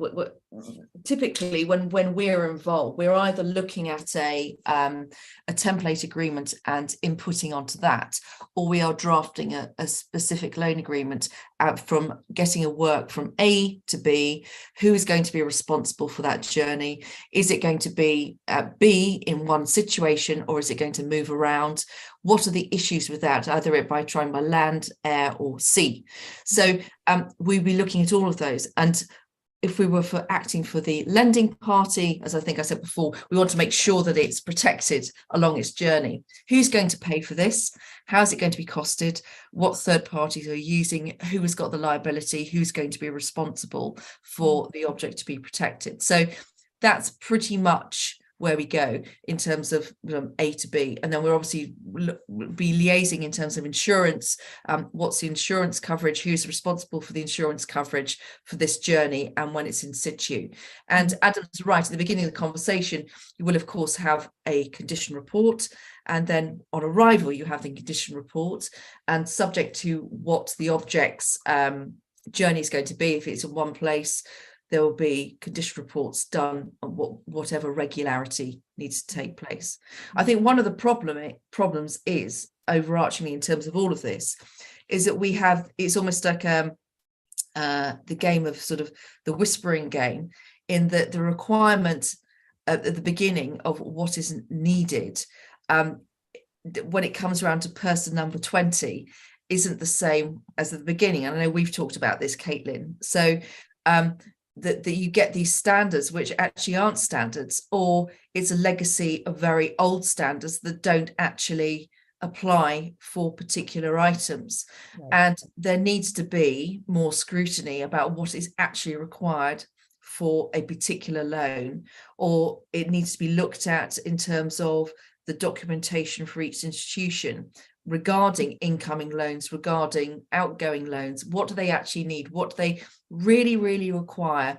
And I noticed that there are various comments in the chat. So conservators need to speak to the registrars need to speak to the conservators if they aren't. And then other stakeholders, such as Adam and myself, also need to be looped into these so that we have a greater understanding. Mm-hmm. Absolutely. And I think we're taking some really great first steps in creating Absolutely. Those links, through GCC, through Key Culture, through the conversations we're having today. Absolutely. Yes. So there was one more point, and that I wanted to talk about, just because I think that we've covered a lot about from the kind of public side of things in museums, talked about indemnity schemes, things like that. But there's another conversation in terms of the private sector. And, obviously when a gallery is going to be lending to a museum, or a collector is lending to a museum, are there different issues that arise with this public-private relationship? I don't know if anyone has anything to start off with on that, or if that's something that we're going to plead the fifth and pass on. There is. So the immediate, it adds another layer. So if you think a private gallery, they may own the work that they're lending, but they may not own the work. Typically, works are on consignment to them, whether it's direct from the artist, if you're dealing with ultra contemporary or contemporary, or you may well be dealing with someone who on the secondary has consigned works to them for sale, and then has agreed for things to be exhibited, etc., during that period, etc. So you've got layers of agreement. So again, it comes down to protecting the object. The ultimate owner will want to make sure that everyone will want this to happen in terms of lending to an institution, but ultimately they will want to make sure that their object is protected, that it's not going to, one, get lost, get damaged, that it's secure, that it's kept in the right conditions, etc. So the issues around the environment of the suitable environment of that piece is one of the strands that we would be considering if we acted for the ultimate lending and owning party, or the gallery. Is the gallery protected both ways? No, they're in the middle. They've got a consignor, and also they've got an ongoing agreement, sort of a forward agreement to the borrowing party. Are they protected? Or we might be acting for the borrowing institution as well. So there are these chains of an eye from lawyers, obviously looking for the worst case scenario. But what happens in the worst case scenario if there is an earthquake or there is a flood? Who's going to be liable? Is there cover for it? Mm-hmm. Mm-hmm. Yeah, and I think this is also very interesting of what Tino said yesterday about, when he has a show, he doesn't want climate control because, that's a carbon footprint. So there's also the aspect of the artist in this conversation. Yes, exactly. As well. Exactly, which can drive, obviously that's another key aspect of driving change. It's another voice to say, well, I'm not prepared to lend to you because you haven't got your sustainability program in place properly. And you know what? I think that's where artists can have a huge influence. Absolutely. So I love the Artists Commit movement, which is a group that we work with both in Key Futures and in PACT. And you know, they're making a lot of waves in terms of seeing how artists can use their voices and popularity for a good cause. And we're going to see later today, we'll be releasing the declaration that Tino instigated, and that will hopefully start driving some change. So stick around for that. But I know we have just a couple minutes to wrap up here, but I'd love to hear Adam's perspective on this before we get some final thoughts. Well, thank you. Well, it's interesting from the insurance perspective. There is a very significant distinction between the commercial art world and the institution, museum, public art world, and insurers do treat them very differently. They get very different terms and conditions on their policies, and this largely goes to the heart of it is, and this is its crudest sense, and it's not to denigrate lots of commercial galleries, but a commercial gallery, its primary objective is selling works. It's not about preserving and looking after them forever. And so the way that each of these, you know, public and private commercial are run is completely different.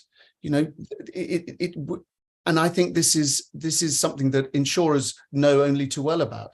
I mean, the number of claims that come from the commercial sector, moving works around, compared with almost none. I mean, you know, if you ask any of the indemnities, they very rarely get to pay out. I mean, it does happen, but given the volume of art being moved around, the public sector has incredibly good risk management. So that is why insurers feel there are certain things, extra additional bits of cover they can give, like damage as a result of environment conditions that you would never get in a commercial gallery, and the terms for commercial galleries are much, you know, much tighter. It is the commercial galleries though who will benefit from being able to send works by sea. I think it's very unlikely, but I'd love to know from registrars whether you know, the National Gallery here would ever consider sending works by sea. I suspect not. I don't know. I mean, I'd be interested. But you know, a commercial gallery will and does, and so I think that's the real distinction. But what I would say to people is, if they want to see how they can reduce their carbon footprint as a result of moving works around, they should talk to their insurance brokers, find out what options they've got.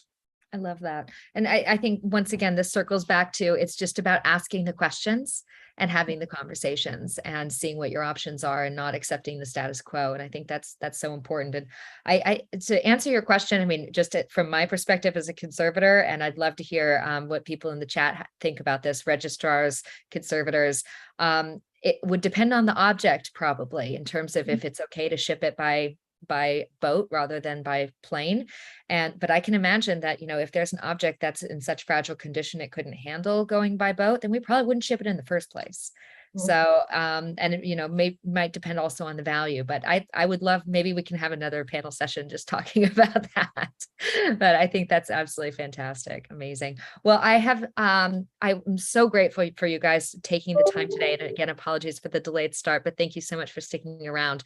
Any final thoughts or any, seeds you'd like to plant or drops of questions you'd like to drop on anyone before we wrap up for our panel session?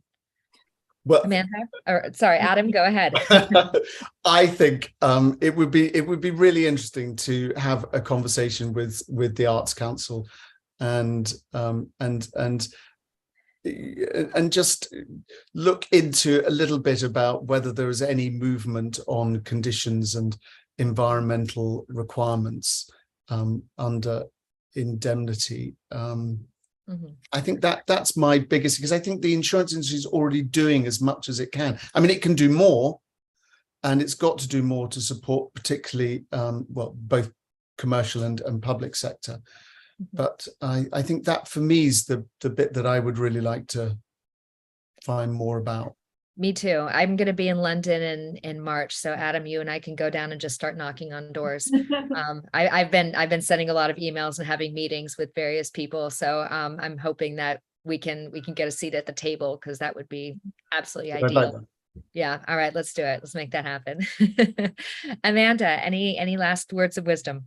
Yeah, I think it certainly is to do, for me, the takeaways are the legacy and communication, and looking at the wider requirements. Are there global standards, or is it more bespoke than that? And from everything I've learnt over the last couple of days, it certainly is more bespoke, and things can be looked at in more granular detail in terms of loans, etc., in order to help borrowing institutions say, well, okay, well, this can just go into a room. It doesn't need to be have particular requirements around it. And it is that education piece. So it is an ongoing dialogue. And I think perhaps we're all guilty of not being on it earlier. Well, guilt or no guilt, it's time to make some change. And I think that we're all feeling the fire. So that's amazing. Well, thank you so much again, Adam and Amanda, for joining us today. It's a huge pleasure. And I think this has been really enlightening for a lot of people. As I've said, as a conservator, I've never had the chance to talk with insurance companies or with lawyers or understand the nuances of this. So really, really useful information, and just excited to have the beginning of our conversations. So thank you so much again for joining, and looking forward to continued communication together. Thank you for the opportunity. Thanks. Really great conference. Thank you. Take care. Bye. All right. Thanks, guys.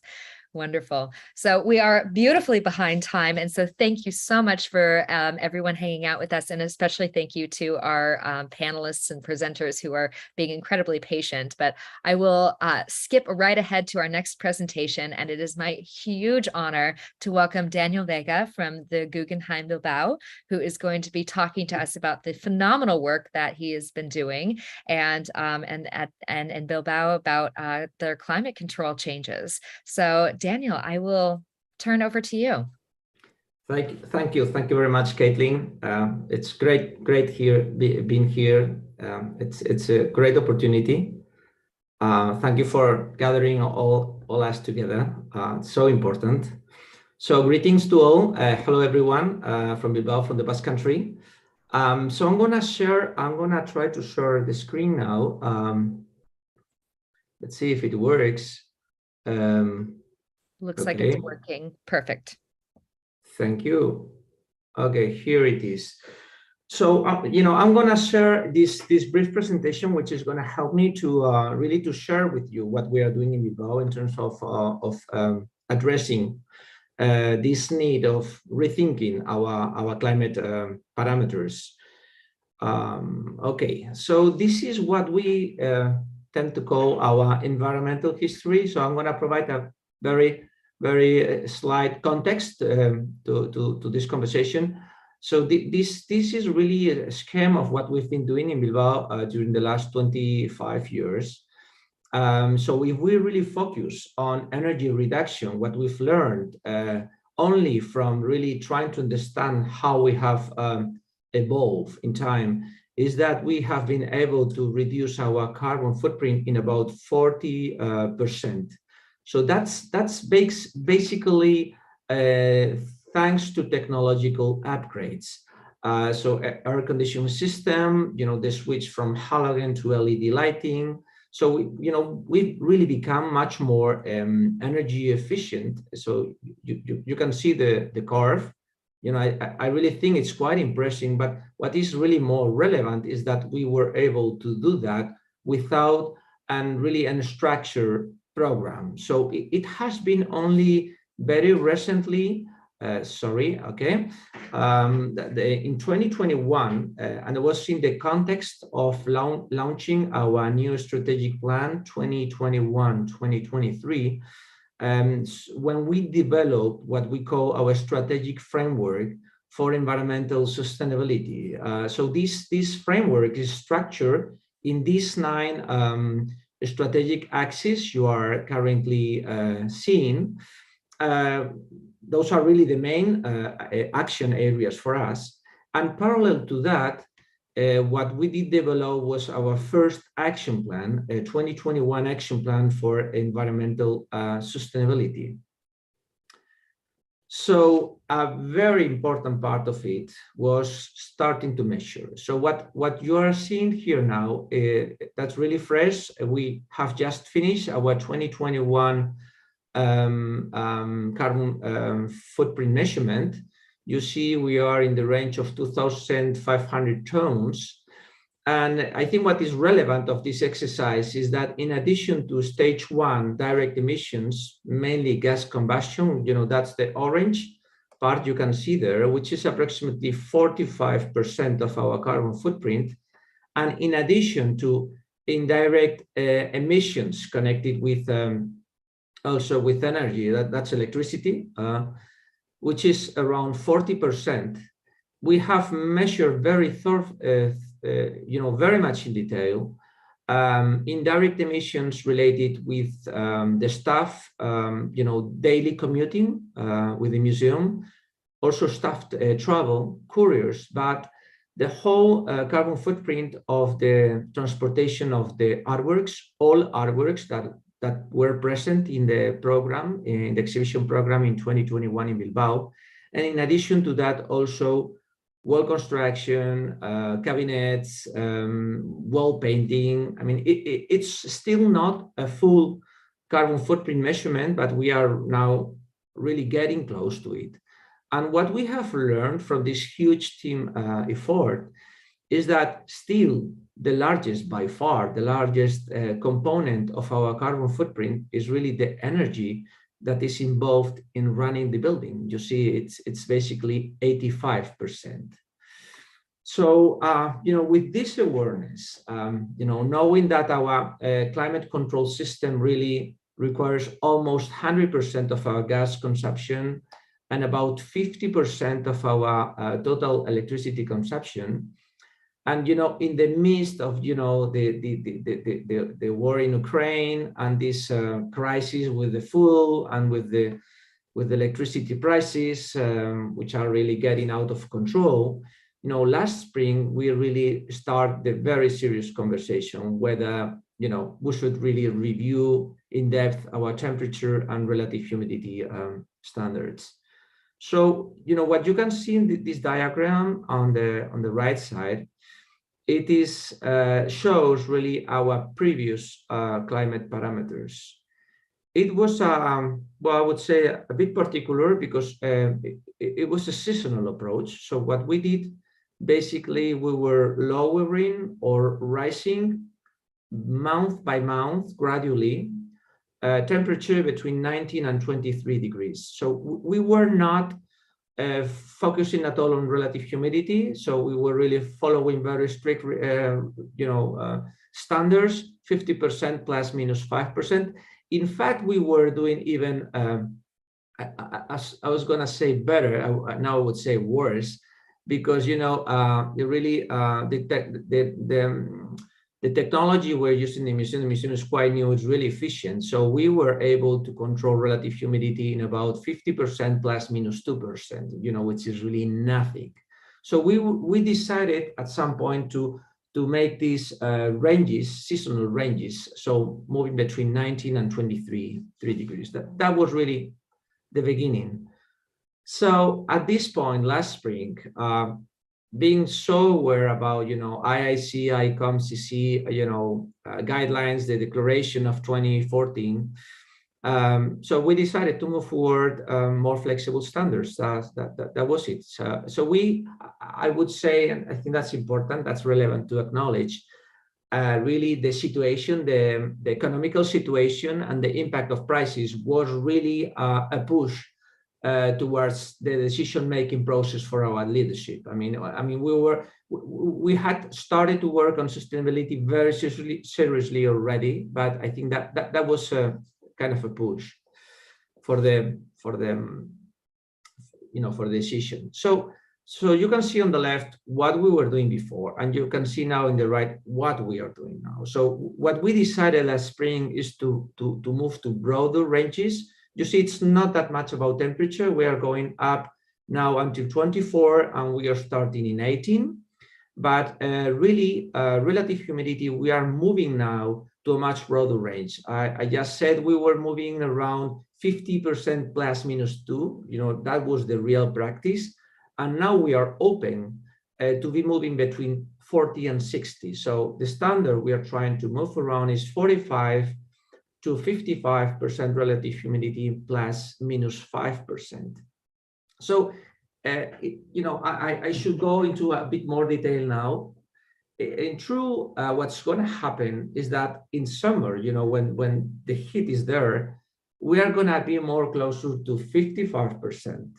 Whilst in winter will be very probably much closer to 45 or even less. So the reason for is because in summer, for instance, the weather conditions outside are you know, the air is warmer, but there's more relative humidity. So we need to make the air more cold, of course, but what really impacts the energy and what really impacts the carbon footprint is the fact that we need to take down, to reduce the relative humidity. So to do so, what we need to do is to cool the air. We need to make the air very cold, so water condensates, and at that point the air reduce the relative humidity. But at that point, then we need to warm again the air. So you know, this is really the technical process, which is exactly the contrary in winter. So we are spending lots of electricity to make the air very cold, and then we need to spend lots of gas to really bring back the air to you know, a warmer conditions. That's really the basics, how it works. So in addition to that, and that's really a big part of it, what we decided is to move away from our seasonal scheme and really to be much more responsive and dynamic. So what we are doing now is, you know, we're trying to align temperature and relative humidity with the external conditions. You know, the climate crisis is here. So we've had almost 40 degrees Celsius in early November in Bilbao. So with our old seasonal approach, we would be working under winter circumstances already. It's not anymore the case. If it's warm outside, we are calibrating, we are adjusting the systems to behave, to be aligned as much as possible with what's going on in the outside. So we don't care about the season. What we care is about the external conditions, the weather conditions. Okay, so what we did, you know, to ask about what you might be thinking now, well, how does it work? How you do the move? So what we did first is to do a test. So we were happy enough to have a very concealed, controlled spaces for our collection where we could test the new parameters and where we could see how we could really respond to these new ranges, how our systems could be really precise, and how close we would be getting to the 40 or the 60%. The results were really very good, and that led us to decide to make the next step. So very recently, that's only 2 months ago, and on the occasion of our 25th anniversary that we celebrated last October 18th, 19th, with the opening of a huge exhibition that is bringing the collection of the museum to all spaces. So the critical point is we don't have loans at all in the museum now. So we have removed all temporary exhibitions. It's only collection in the building.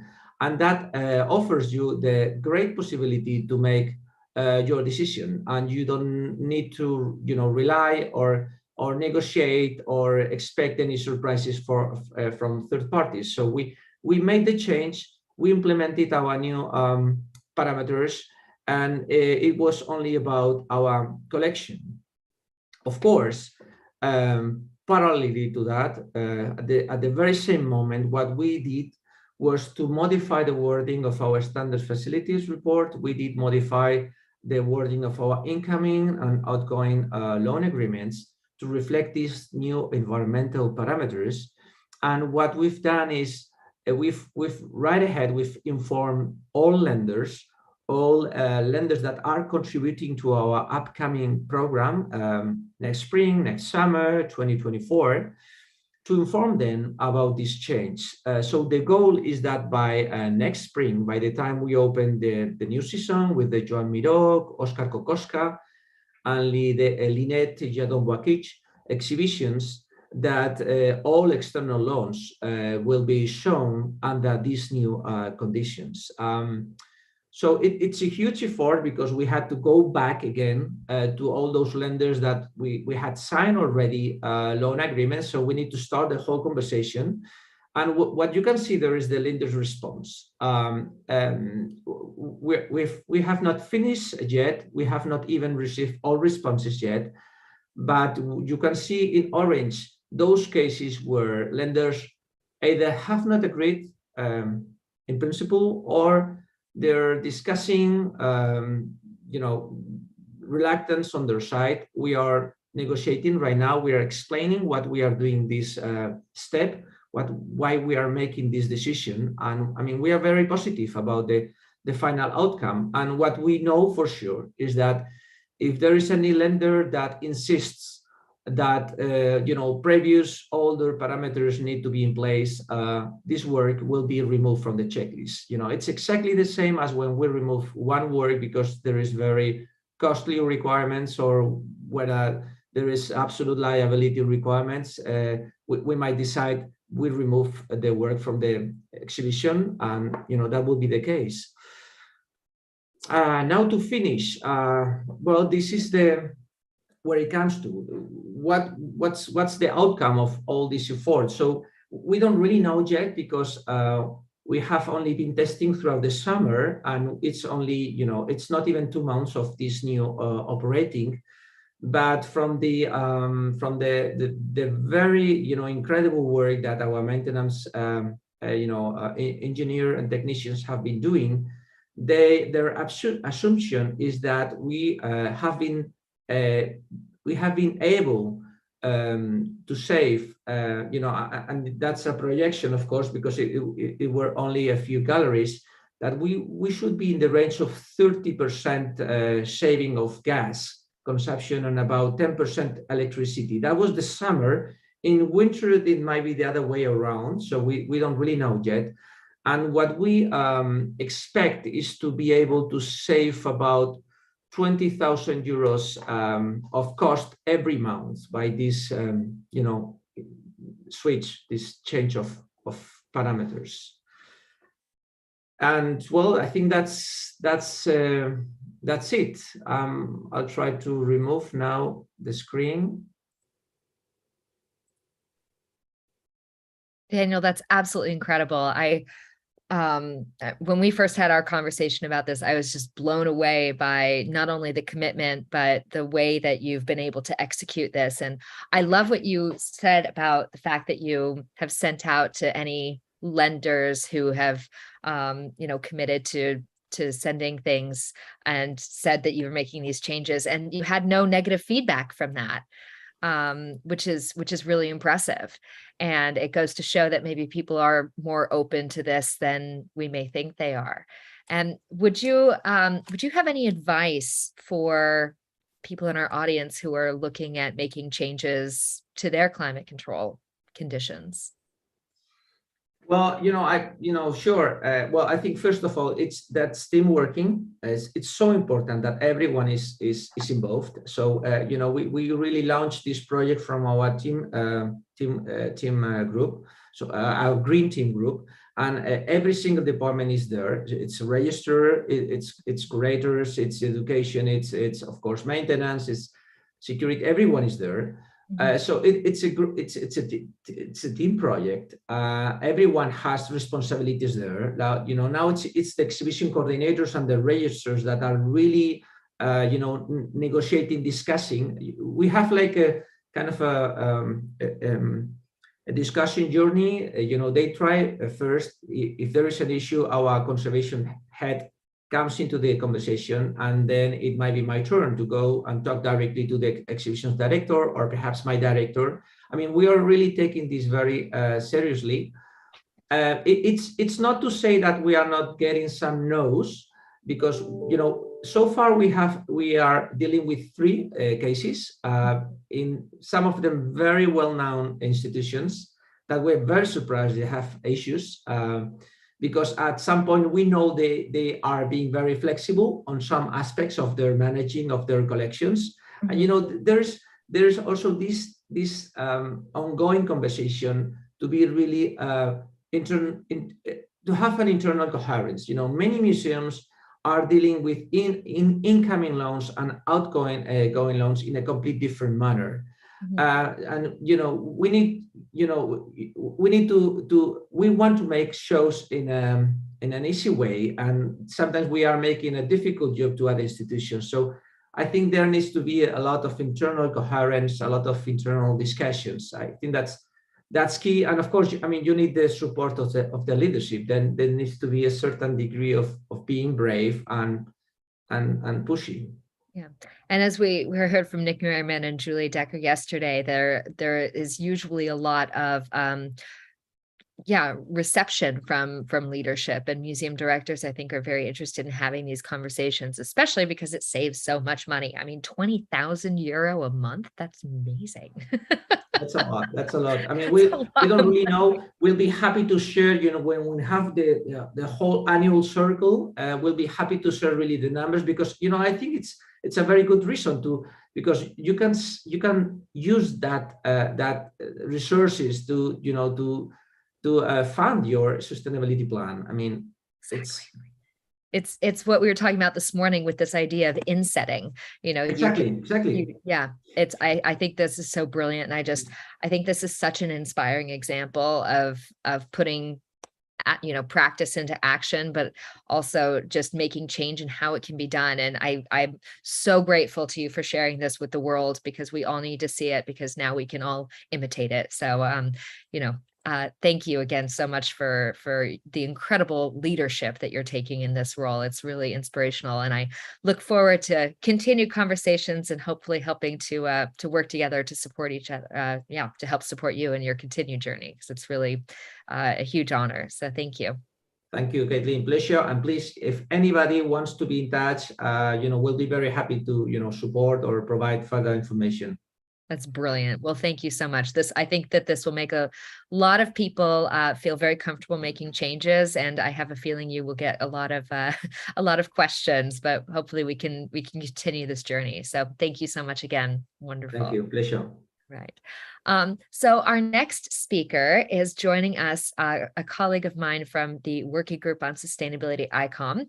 Luiz Souza is joining us from Brazil, and Luiz is going to talk about ICOM's role in all of this, as well as some really practical applications in the situation in Brazil.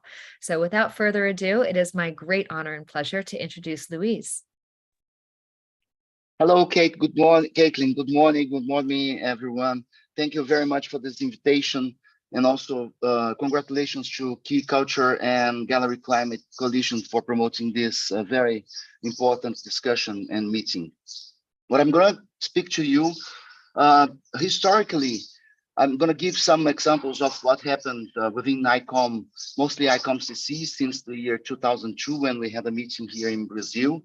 Then I go through 2014, and I give you a little bit of our experience dealing with questions mostly related to traveling exhibitions here in Brazil, and then some comments on ICOM and how it operates in terms of this discussion in particular.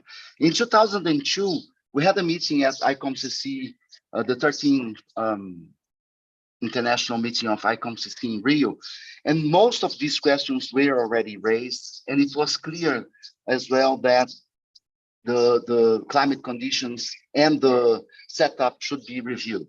But we were already practicing this here in Brazil, mostly because of economic conditions, but also because we were getting to know more about our situation in different parts of the country. In 2014, in 2014, we again had a discussion in Melbourne, which ended up in the AIC and ICOM joint declaration, which is well known by everyone. So things got progressing, but it's very hard and it goes very slow in terms of dissemination of these new possibilities. But our experience here in Brazil, mostly dealing with international traveling exhibitions, is that we had to discuss a lot between us and to convince the lenders and to show them that we had experience here, that we could do on a more flexible way.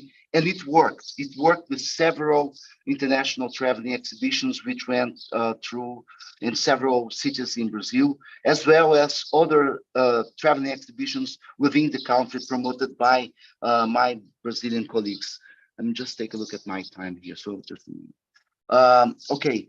So, but what is clear in sometimes, it's very important that we make the word to say, to show to museum directors, to other professionals, other stakeholders in this field, is that having traditional HVAC is not a progress. I mean, it doesn't mean progress, because there is still sometimes we can find people who think that HVAC systems, traditional ones, will show that they are within the world, they are progressing.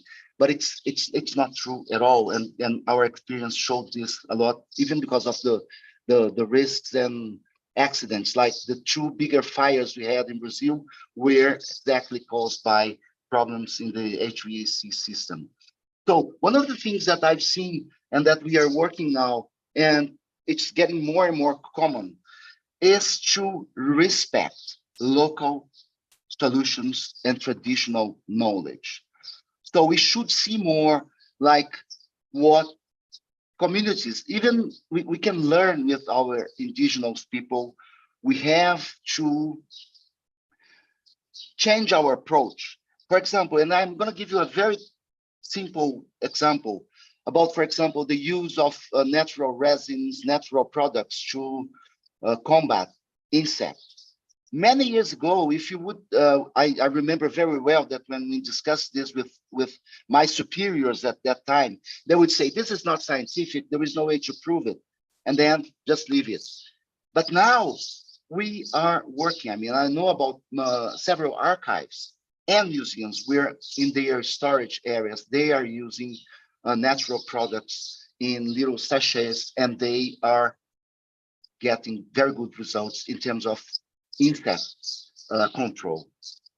So this is one of the reasons I'm saying that we should know more about local solutions and to understand more about traditional knowledge within our ecosystem, I would say. But within the ecosystem of museums, and this is a personal view, but despite the definition of inclusion, which is very raised within the new definition of the museum, it looks like we are looking at the inclusion from the point of view of the other communities outside of the museum world. But we need more inclusion in terms of listening to our pals, listening to our colleagues. And then that's why I'm saying specifically about this inclusion, that we should know more about what our conservators know, to discuss more. Because for many years, my view of ICOM was through the lenses of ICOM-CC. Then I started to participate at the ICOM General Conference. And then I could see that there is, for example, the work that ICAM, International Council on Architecture and Museum Techniques, do. But really, within ICOM as a big institution, okay, we have ICOM-CC, we have ICOM, we have now the working group on sustainability. But I really, and this, I'm sorry to say this, but I don't really see we speaking more to each other. So in our experience, dealing with our colleagues, conservators must have a voice, but this voice must be heard, you know, and it's clear when we go to the ICOM, when we change the lenses and look at the international committees, by looking with the lenses of ICOM as a whole, we still are not well viewed within, we're not perceived within the big museum community. So we must be more visible, experience, and not just experience, but I'm not sure if I'm going to use the right word, but boldness counts. So we should have more self-confidence that we are progressing. Now, the climate changes, the Sustainable Development Goals, and the problems the society is living now because of the very dramatic climate issues and accidents and problems that we are all living. It's more pressing this, but it's still taking a long time, you know. Since we are talking about this, at least since 2002, it's been 20 years already since we are talking, and we still see museum directors, lenders, and several actors within this ecosystem still pursuing strict climate conditions. And our experience, and I'm not going to go to discuss them here, and that's why I'm not using a PowerPoint. Our experience shows that we can be more flexible, and there are many examples. I mean, we've been working a lot with museums in Rio, where relative humidity is much higher, and where they use conditions. Gael de Guichen has mentioned this in the 70s. The example of the Historic National Museum in Rio, for example, where they have their storage with no air conditioning at all. I mean, they work with ventilation, they work with air filtering, they work with regular maintenance and practically daily inspections within the collections. So sometimes, and I still think that simple and local solutions can and must have a place within this reality. This is my contribution, and I'm here more for the discussion, which I think it's going to be, and it is already very interesting. Thank you, Kate. Absolutely brilliant. Thank you so much, Luis. And I think it is really what you highlighted about the communication is so important. And we've been working on the working group on sustainability together for the past couple of years. And it is quite amazing when you have these very large international organizations, how slow things move and how, yes. All the red tape that you have to go through. And it's like, okay, in order for this to happen, this happens. And, it's a process. But I think that, one of the questions that I had as well is a lot of people look to ICOM as, an authority figure in terms of setting practice. So maybe you could just reiterate a little bit your perspective on this idea of, basically best practice from these types of international bodies. Yeah, ICOM voice is really well heard. Mm-hmm. But the impression I have is that, and that's why I'm using the question about the definition, because the definition reiterates so much about the inclusion, but it's like, as a body, we are looking towards the society, and we want the inclusion, of small communities, of all the respect to diversity, but we should look at the diversity within our own institution. And that's my point, we are diverse within our own community, and this diversity must be respected. And that's why I see the place of the conservators.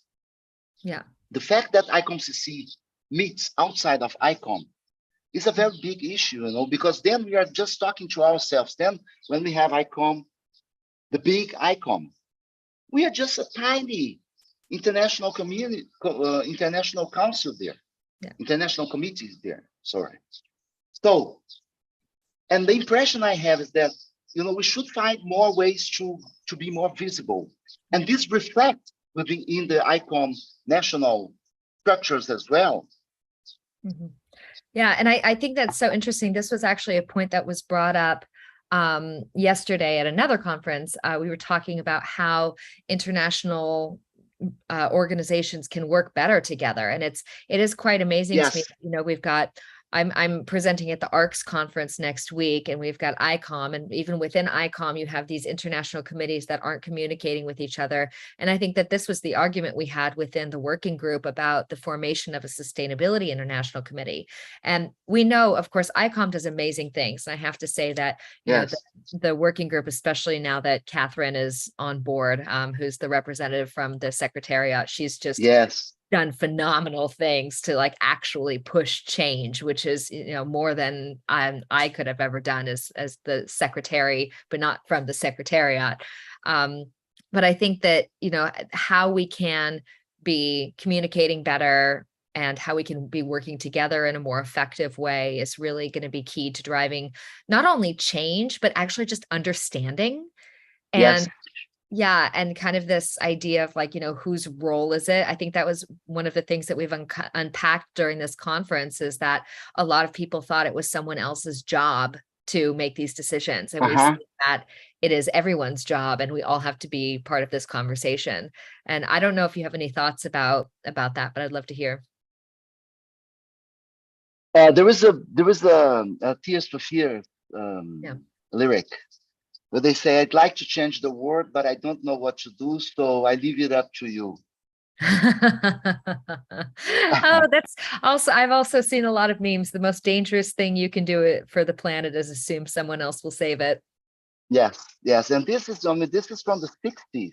This is the lyric from the 60s. That's incredible because it's so contemporary. Yeah. And it says a lot, you know. Yeah. Let me also remind that we have IIC 2024 in Lima in Peru. It's already approved, it's been disseminated. So it's a very good chance, you know, it's December 2022. So we still have almost 2 years ahead. And there are things that we can do in between. And maybe we can get there, you know, with a more substantial discussion, because there will be many examples that we can collect and discuss between here and there. Yeah. Well, so this is the invitation for that, you know. Perfect. Well, I certainly hope so. And I think it will be really vital for all of these international committees, and not just within ICOM, but the international organizations and national organizations, to figure out ways to work together on this issue, because this is something that affects us all. And it's, as we've seen, it's not something that one person should be doing, or one institution, or even one organization, but this is something we need to, you know, we've got 8 years left, actually 7 and 1 month. So we need to get on it. We need to focus on efficiency and action, rather than trying to reinvent the wheel everywhere. So I think that's you've pointed that out beautifully. Yeah, and there is also the question about the students, you know, the conservation students and the museum profession students. Yeah. I mean, we must have a way to work more with integrated teams, so that we can, because at the university sometimes we have the conservation course here, the museum profession or museology courses over there. They are close, but they don't work together. So we should find opportunities. In my university in Brazil, the School of Medicine, they started a practice in the 70s, which is called it's a rural internship. So they make a deal with the mayors, and they send their students there in the city for about 3 months, and the city will give them lodging and feed, and they will work with the community in terms of health issues. We are starting to do this here, so that, you know, the students, they will come out of the course with practical knowledge from the small communities, working with small communities. And this is giving us very good opportunities to know more about local solutions as well. And I think this is such an important topic that we really didn't cover. And maybe I should have had a 5th panel session to talk about emerging conservators and emerging professionals, because Yes, we really haven't. I mean, we had Chiara join us earlier today, but we, and talk a little bit about kind of the emerging professional viewpoint on this. But I think so much of it is driven by students and by emerging professionals, because they're just more acutely aware of the problem and there's more of an urgency to it. So it's almost like, whose opinion are we trying to change? And I don't think we have to change anyone's mind on this. And actually, to be honest with you, I don't think we have to change anyone's mind at any level. I think we're all actually really on the same page, which has been one of the most exciting things for me to see out of this conference, is that we all agree. It's just that we haven't had the conversation to figure out how to make the action happen. So that's what I'm hoping that this conference event can really instigate, is that we now have a general understanding of where we all stand on this. We're all in agreement. The scientists, the conservators, the registrars, the lawyers, the insurance companies, the museum directors, the preventive conservators, we all agree about this. So now what are the steps that we need to make change? And that's, of course, what we're going to be doing at the end of the conference today, is talking about what those steps look like. So, yeah, thank you so much, Louise, again, for joining us. Any last words before? Unfortunately, we are running super behind schedule, so we have one more presentation, but anything else you'd like to add? Yes, I think that the last word would be, and that's why I mentioned that I was not sure if I'm using the right word, but I think that boldness. I love that's that. the word. Boldness. I mean, we need to be a little bit more bold. Yeah.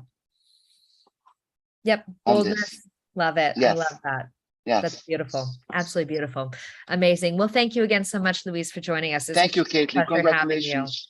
Thank you. Thank you. All right. We'll talk soon. Yes. Bye-bye. All right. So we're coming to a close. I kind of can't believe it. I feel like today has gone by so fast, and actually yesterday too. And I just am so overwhelmed and humbled by the incredible contributions from all of our panelists and all of our speakers and everyone who's made this conference possible. And thank you all. We do have one last presentation. We are going to be hearing from the American Institute of Conservation. And of course, they have been working with this topic for a long time. And we're going to hear a little bit more about the sustainability journey from climate control moving into other things. And it's really exciting to see how one conversation about one aspect of sustainability can spark so many things. So I am going to ask tech support to run the video. After the video's over, then please stick around. I am going to be sharing with you guys the results of the survey that we did. I think I talked a little bit about this yesterday, but in case you weren't there, this conference is part 2 of a 4-part project called Getting Climate Control Under Control. The first part was a survey where we were assessing kind of the state of the art in the art world. So who's using what guidelines or conditions and why, who's making the decisions. So we're going to show those results with you. Of course, I'd love to give some key takeaways from our conference today. And then most importantly, talk about next steps. And we have 2 more parts to this project. So stick around and make sure that you're in the loop on that.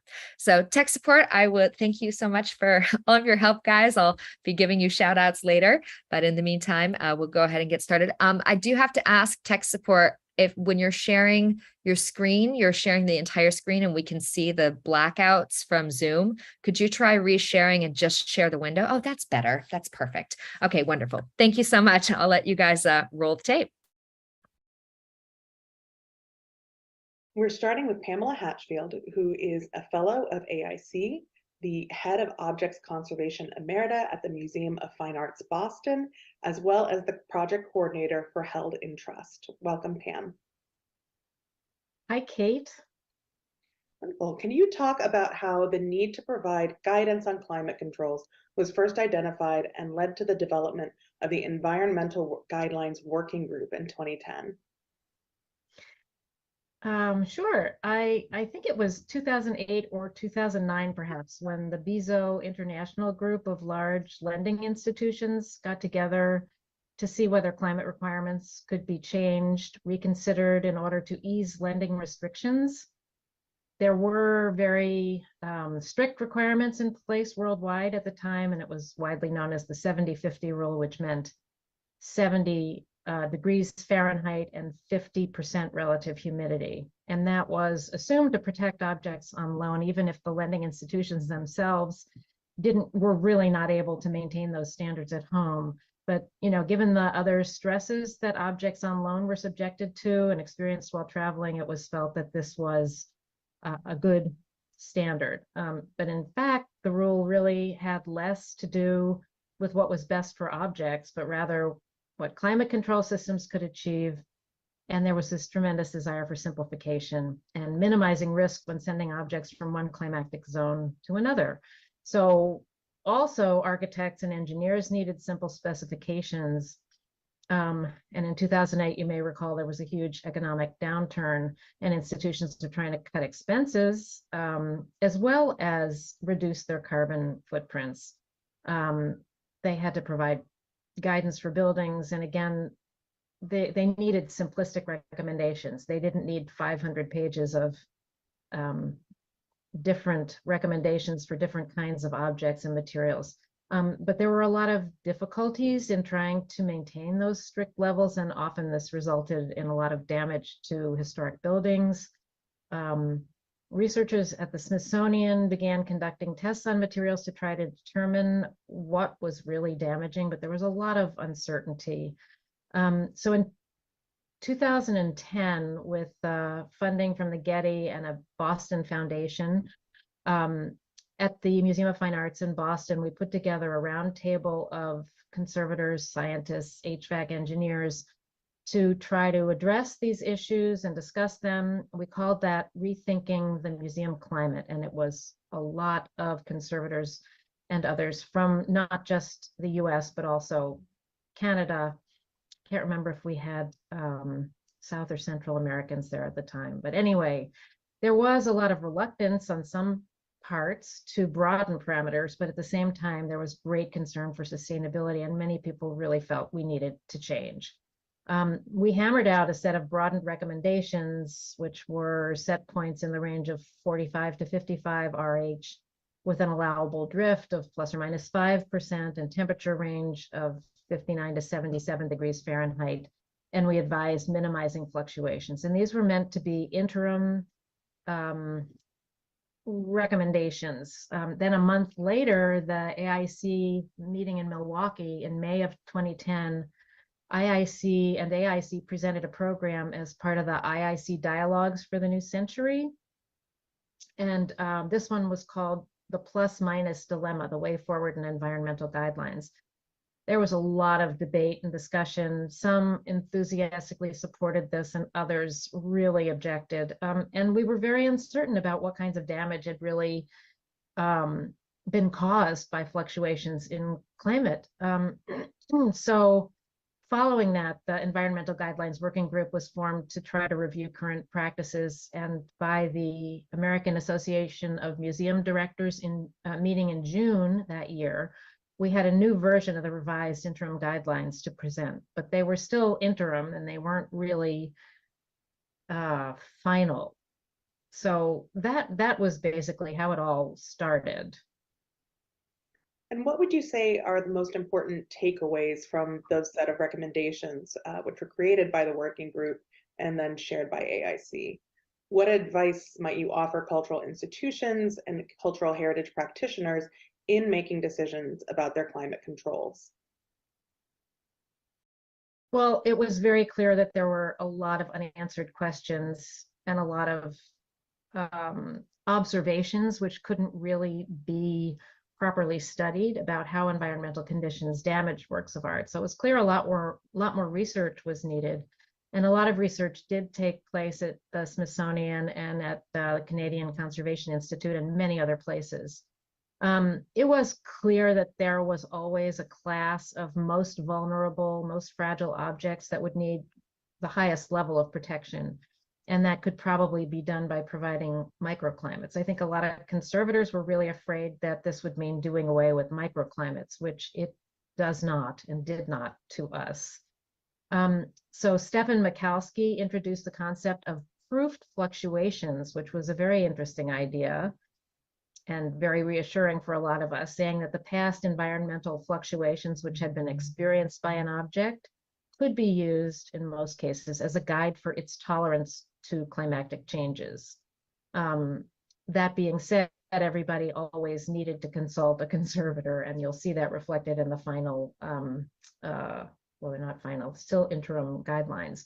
Everybody agreed that extremes and fluctuations needed to be avoided, but very interestingly, at the time, the Derner Institute in Munich was, I think, the only institution that completely disagreed, and they issued a very strong position paper that they didn't agree with the broadened parameters, and they said that broadening them would do very little to help the environment. I have no idea what the Derner Institute thinks now, and that would be very interesting to talk about. So in short, in brief, probably the most important takeaways. Number one, it's no longer a question about whether we should broaden parameters in consideration of the climate crisis. Number two, we need to protect the most vulnerable objects using microclimates. Number three, avoid extremes and sudden changes in temperature and relative humidity. And there are many ways to do this. They aren't all necessarily expensive. So there's a lot of research and a lot of good thinking out there that's been done. Absolutely.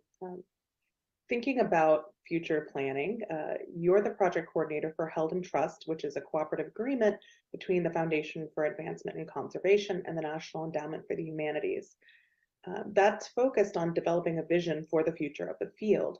What would you say are key takeaways from that work about the need for sustainability in the field and how that might relate to re-examining climate controls? I could talk for a long time about that, but I will be brief. It's really clear that we can no longer consider the objects in collections or sites in isolation without considering their environment, their makers, their users, their appreciators, their audiences. Most importantly, as our project shows, the climate emergency is our top priority. And without doing everything we can to mitigate the climate emergency, we will have no collections or communities left to engage with. So this is clearly the top finding and top priority of our project. There are many ways to develop resilience for collections and creative ways to manage sustainable environmental control while we are doing our best and our part to protect cultural heritage and the planet at the same time. So I think this idea of connectivity between cultural heritage, communities, environment, and other aspects of our tremendous concerns today, like social justice, are all interwoven. It is really difficult to extricate them from one another, nor should we. We really need to be thinking in a very holistic sense about all of these issues. Wonderful. Thank you so much, Pam. I'm here now with Roxy Sperber, who is both a professional associate of AIC and the chair of our sustainability committee. She's also the Cluse conservator of paintings at the Indianapolis Museum of Art at Newfields. Thank you for joining us, Roxy. Thank you for having me. Of course. Our sustainability committee, working in tandem with board leadership and staff, plays a key role in bringing awareness to sustainability issues impacting AIC members and the field. Can you talk about the recent efforts of the Sustainability Committee to expand how we think about sustainability beyond environmental to also include economic and social sustainability? Yeah, absolutely. So the Sustainability Committee, our goal really is to amplify and make a lot of noise about issues of all types of sustainability. We really, I think, sprung out of an environmental sustainability concern, and I think among a small number of members, it was very clear that the climate crisis is extremely, an extremely dangerous issue for those of us who are trying to preserve cultural heritage. So we really, have been trying to just get the field talking about this. There is some research that says, when people talk about the climate crisis, they are more likely to vote on the climate crisis. And obviously, as a group, a politically active group, we could have an impact in that way. And that's a huge, huge aspect. but also to your point of expanding what sustainability means. You know, the UN Sustainable Development Goals, there's 17 actually.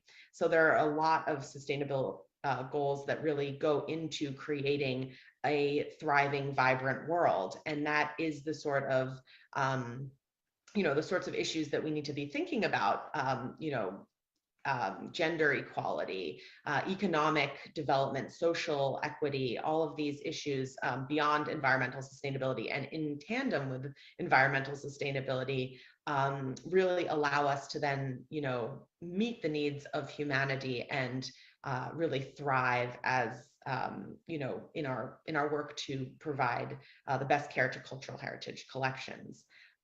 So yes, we actually will be releasing our, we've been doing periodic e-blasts about different issues relating to sustainability and different aspects of sustainability. We've partnered with a lot of different groups across AIC because we really do see ourselves as sort of a flexible group that can, you know, sustainability intersects with just about every issue. So yeah, so we're trying to kind of bring awareness to this issue, and we're really excited that the annual meeting in 2023 will be on the topic of sustainability. So this will hopefully be a catalyst, much like this conference, to spring the talk that we've been doing into some really concrete action. Wonderful. Well, how does the push to expand the definition tie into decision-making about climate controls, and how might we consider all the ramifications of these decisions, including who is invited to the table at these discussions and whose standards are being upheld? How can we create standards for collections care that are both sustainable and culturally appropriate? Yeah, this is such a huge issue. So I think a lot of times when we make a lot of noise about how dire the situation is with the climate crisis, people turn around and say, okay, but like, what can I do as an individual? And I think number one, we do need to think about this work as collective action. So like I said before, voting is super important, voting on this issue and creating community and being involved both as an individual and as a professional, you know, creating this sort of environment. But when it comes to climate control, that's actually one area that we do have a tremendous impact. And as conservators, we set the standards. So if you look at the sort of carbon consumption and the carbon footprint of large institutions. Now, not everyone works at a large institution, but for those of us who do, those are tremendously, tremendously impactful institutions. And a large part of that is that HVAC system. So that keeping really tight environmental controls, which have been, they have been the standard for several decades, but they've also been questioned. And there's a lot of science that really shows that we don't have to be as rigid as we may have once thought we had to be. So, you know, really kind of bringing a bigger picture into this decision-making process. So, you know, in the process of rewriting the Code of Ethics, which AIC is doing right now, our group is really advocating for thinking about the planet when making these decisions and really balancing, you know, what is the best thing for this individual object against what is the best thing for this whole collection and what is the best thing for the planet. So really broadening and you know, these are nuanced conversations, so each collection will be different, but broadening our scope of what we consider when we make these decisions.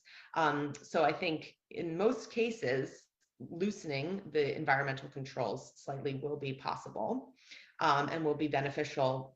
You know, it won't be detrimental to collections and it will be beneficial to the environment. So that's really, really important. And then there are other ways that this intersects kind of with these broader sustainability goals as well. One of which being the fact that, you know, institutions that have fewer resources, you know, community museums, cultural institutions of historically marginalized people, these are the most vulnerable bits of cultural heritage that we have. If you think more globally, the sort of cultural heritage of low-lying island countries. And so we really need to think about how those folks fit into this whole equation. One thing that has historically kept museums like this or cultural institutions like this from being able to receive loans, for instance, is the fact that we have extremely rigid requirements for environmental control. So rethinking that and thinking about, could we do a sort of microclimate chamber, or, making loaning to a broader range of institutions more possible by rethinking our climate controls, I think is really important. Another aspect that really intersects with this is just the idea that, objects that have been, quite frankly, stolen from, all over the world, really, by colonial institutions, have, climate control has been used as sort of a reason why works can't be repatriated. And I think we really need to, in this conversation, consider that and, think about, especially as Western institutions, are we holding this arbitrary, somewhat arbitrary, requirement over people's heads and using it to kind of excuse really inexcusable behavior. So I think, again, this is a nuanced conversation. Each individual object is going to be different, but a lot of objects, archaeological objects that come from all sorts of different climates and we're fine in those climates, are then moved into a museum which has a particular different climate, and there's damage that occurs, and then we're sort of saying, oh, we can't give it back because now we have it in this museum environment. So there's a lot of real nuance and complexity, I think, that goes into that. So those are some things that we're really thinking about as a committee and hoping to talk about more. Well, thank you so much for sharing your perspective and for joining us today. Thank you. And finally, we're here with Lissa Rosenthal-Yaffe, who's AIC and FAIC's Executive Director, who's going to share with us organizational priorities. Thanks, Kate, and thanks, everyone. Urgent community priorities, including sustainability, equity, inclusion, and climate change, persist. And we know this worldwide in our own backyards. And together, FAIC and AIC, we have supported these needs for change in our community. We've been listening. We've created these priorities within our own strategic plans that we'll be rolling out over this next year. And also through initiatives like Held in Trust. In collaboration with AIC, FAIC is looking to build coordinated strategies that speak to the value and visibility of the conservation profession as it relates to the climate crisis. We're looking at an annual meeting in Jacksonville, Florida in 2023 that we welcome you all to, Conservation in the Age of Environmental, Social, and Economic Climate Change. We have a virtual streaming opportunity. These are all very important approaches. We need to look and think holistically about the climate crisis and how this is impacting cultural heritage, communities, environment. These are all interwoven in the sustainability of our field and of the objects that we preserve and protect. It's hardwired in the strategic plans that we're moving forward. And in that, we will be looking to review existing guidelines and policies that we've created in the past and alter them for the needs of the future. So I do hope you can join us.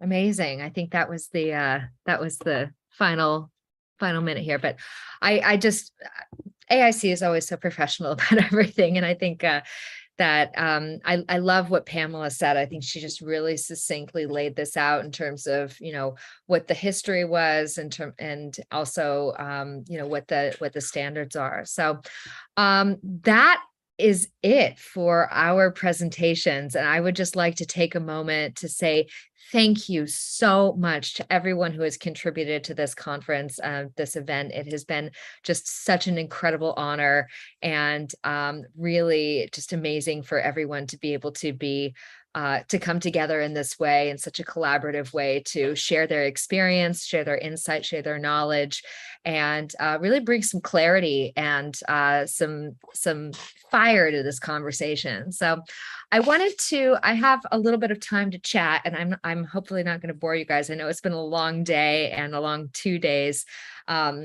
So I wanted to talk a little bit about next steps, and as I mentioned, and so I'd like to actually start by sharing the results of our survey. So I'm going to do this in two ways, because I will show you the actual survey results, and then I'm also going to show you some of the key takeaways from our survey. And the information will be published. We do have permission from everyone who participated. We won't be publishing names, but we will be publishing the actual results. So you'll be able to find those on our website somewhere in the near future. I would like to give my team a little bit of a break after this incredibly busy period getting this conference together. So you'll see that shortly. And then after we talk about the survey results, then we'll go into some key takeaways and next steps. But I am going to share my screen. I hope I have this up in the right place. Let's see here. Always too many things up. This is my IIC grid. Here it is. Fantastic. All right. So I'd like to start off by just going over the questions of the survey, and then we can talk about what the results were. So the idea, of course, behind the survey was just to get kind of an idea about what's going on in the world. As I've mentioned several times during this conference, I've been constantly asked questions from people about who's making change or who's using what guidelines and why. And there's very little information published about this. We also mentioned with the BIZOT Green Protocol, there were all of these institutions that signed up to it. But of course, one of the great questions that was in the chat was who actually has implemented it. It's one thing to sign a declaration, it's another thing to do something about it, but it's an important statement to make. So we asked people for the name and the location of their institution, their type of institution. So we looked at it by visitor numbers in terms of size, and then private, public, or charity.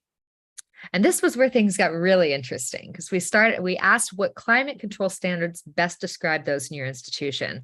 And the first thing we got was a lot of responses correcting what we published, which I found really interesting, because it seemed to me to indicate that there wasn't really a lot of clarity on what these guidelines actually were saying. So we had a couple of different iterations of this. We made a couple of corrections based on various things, and I'll show you that and explain that in just a minute. After that, we asked people to kind of elaborate a little bit more on their choice of climate control. And then we asked for who was responsible for setting their climate control parameters. The next question was what spaces use climate control in your institution. And then we asked if the institution had future plans to change their climate control, and if so, in what capacity. We also asked about microclimates, and if so, for what percentage. And then, of course, if the climate control protocols extend to loan agreements, and if so, why. So let's get to the results here. We had 147 results, and amazing institutions from all over the world. And I'll show you guys in a minute where places are from. Type of institutions, mostly large institutions, which is very cool, and mostly public institutions. So we're looking at larger museums. This is where it starts to get fun. As you can see, there is no real majority in terms of what climate control conditions or standards people are using. Once again, one of the things we clarified in the last 2 days is the difference between guidelines and standards and best practice and numbers and all of these things. So we'll unpack that in just a few minutes, but the terminology we used here was standards, and it seems that there's very little consistency here, but that Gary Thompson's museum environment was referenced the most often. A lot of really interesting responses, including lack of clarity on most appropriate standards, so we just default, location, a lot of budget was one that was often cited. This is also very interesting in terms of who's responsible at your institution. Most people indicated other, but what I found was really cool about this is that the other tended to be combination. So as a committee between curators, conservators, and scientists, for example, or a combination of registrars with facilities managers. So we have a little clearer indication in just a minute about that. Where is climate control implemented? Most places, the majority was storage and exhibition spaces, but some places had entire buildings. More uncommon was just for public areas. So this is also really interesting remarks. And plans to change. I'll show you guys the results of that in just a minute. Mostly no. Using microclimates, it looks like it's split, about half and half here. And for the most part, it was unsure, unknown in terms of what percentage, but most of it was smaller, 10%, 5%. And then, of course, are we using climate control protocols and loan agreements? The vast majority said yes. And of course, we had a lot of different reasons for that, which I have to say, I found some of these pie charts to be really pretty. But this was kind of the other category. So the majority here was conservation concerns. Insurance was cited. And of course, as we heard from Adam, this is a conversation that your insurance companies would be very happy to have with you. And I wanted to just showcase a couple of things in a little bit more clear ways here. So one of the conversations, as I mentioned at the beginning, was this idea of what standards you're using. So we combined this to the different, I call them the acronyms, but the different groups that have produced different guidelines. So we put all of these things together. And once again, it looks like Gary Thompson was the most often referenced in terms of what guidelines are being used. So that's still very strict. And then, of course, we also have BIZOT, which came in second, which is really exciting to see that there are a lot of institutions who have adapted BIZOT. Who they are, we still don't know yet. So we would love to encourage some transparency there. ASHRAE is also in there. And then there was quite a bit of smaller aspects, and AIC, of course, as well as a leading authority in this area. But once again, it's really interesting to also hear firsthand from all of these organizations about how their guidelines were developed, what they're supposed to be used for. And I think that this conference has really given us some clarity on what the guidelines mean. And we'll talk a little bit, of course, more about how we'd like to use these moving forward. We also talked about who's responsible for setting climate control parameters. And when we combine these to look at it, it looks like the conservation team is it's the vast majority, but there still are a lot of other responses that are kind of the other category. And so once again, we could see that depending on the context, there might be different stakeholders involved in these conversations. And finally, I did just want to point out that the majority of our respondents were from Europe and North America, but we did have some representation from all continents. So it would be, I think, really important to actually redo this survey to see what's going on more clearly in other parts of the world. All right. So in terms of the survey, this was really the catalyst for this conversation about climate control, to see that we could get some clarity on this. And some of the things that I think are really important for us to take away from this conference is, I keep saying it, I'll say it again, I'm just reiterating, we're all on the same page here. I think, and one of the things that was brought up in the AIC conference was about some of our colleagues in Germany who created a manifesto adamantly against changing climate control parameters. And I have it on good authority that the leader or the author of that manifesto has since changed his mind and is now fully in favor of changing climate control. I think that times have changed. I think that we no longer can think about our climate control conditions apart from the climate crisis. And as we've seen over and over again over the past 2 days, this is no longer a conversation that we can think about having, or we can have but not really act on, but the time to act is now. And after 2 days of listening to all of the scientific evidence, of listening to the history of the climate control conversation, of understanding more the nuances, roles, and responsibilities that people have to play in this, I don't think we have any excuse anymore. I don't think that I can't is no longer an appropriate answer. If we look back at what Joel was saying about, whose responsibility is this in game theory, we may think that we can't, but if we actually have that conversation, we've heard from all stakeholders here that everyone's happy to talk about this, because once again, we're all on the same page. I think that, there's a few things that we still need to unpack and really get clarity on. And we've talked a lot about this idea of best practice, guidelines, standards.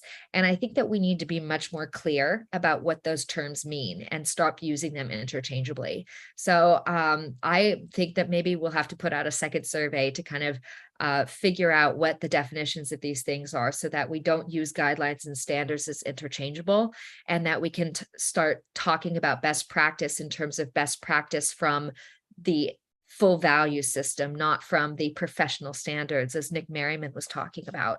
You know, best practice, it seems very, very clear from the scientific evidence and from all of the presentations that best practice is bespoke, tailored solutions for the specific collection, even for the specific object, based on the history of the object, the type of collection or object, and the location, as well as some other varying factors. It seems to me that best practice would be to bring in a preventive conservator who can assess and evaluate the collections and then make recommendations based on their experience and knowledge. It seems to me that best practice is admitting when we don't know something and asking for help. And it seems to me that best practice is looking at microclimates and bespoke solutions rather than blanket tailored standards that can be implemented everywhere. Pam alluded to the fact that we were looking for something easy. We were looking for something that, you know, everyone could just plug in.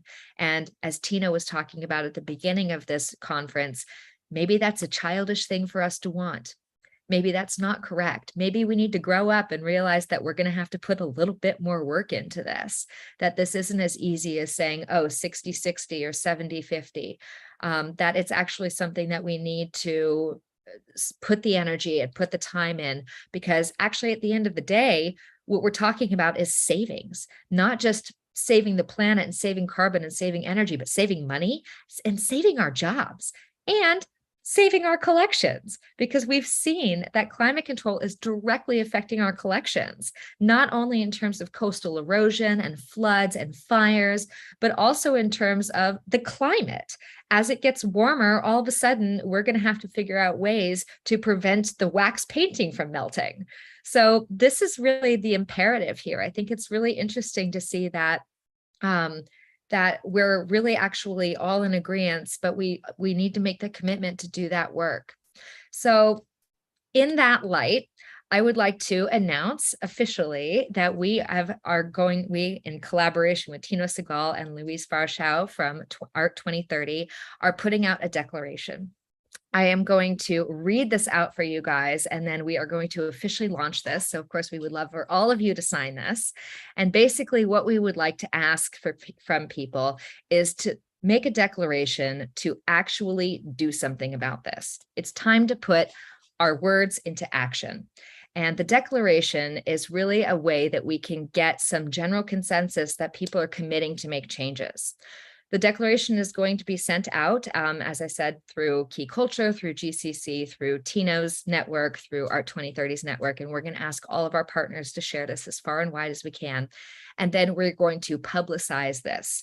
So we're going to take out ad space in the New York Times, in the Guardian, in every national newspaper, and show the public that we have made a commitment to making change, making real change that can not only affect how we are seen in the public's eye, but also has a significant impact in upholding our commitment to the Paris 2030 agreement and also to sustainability as a whole.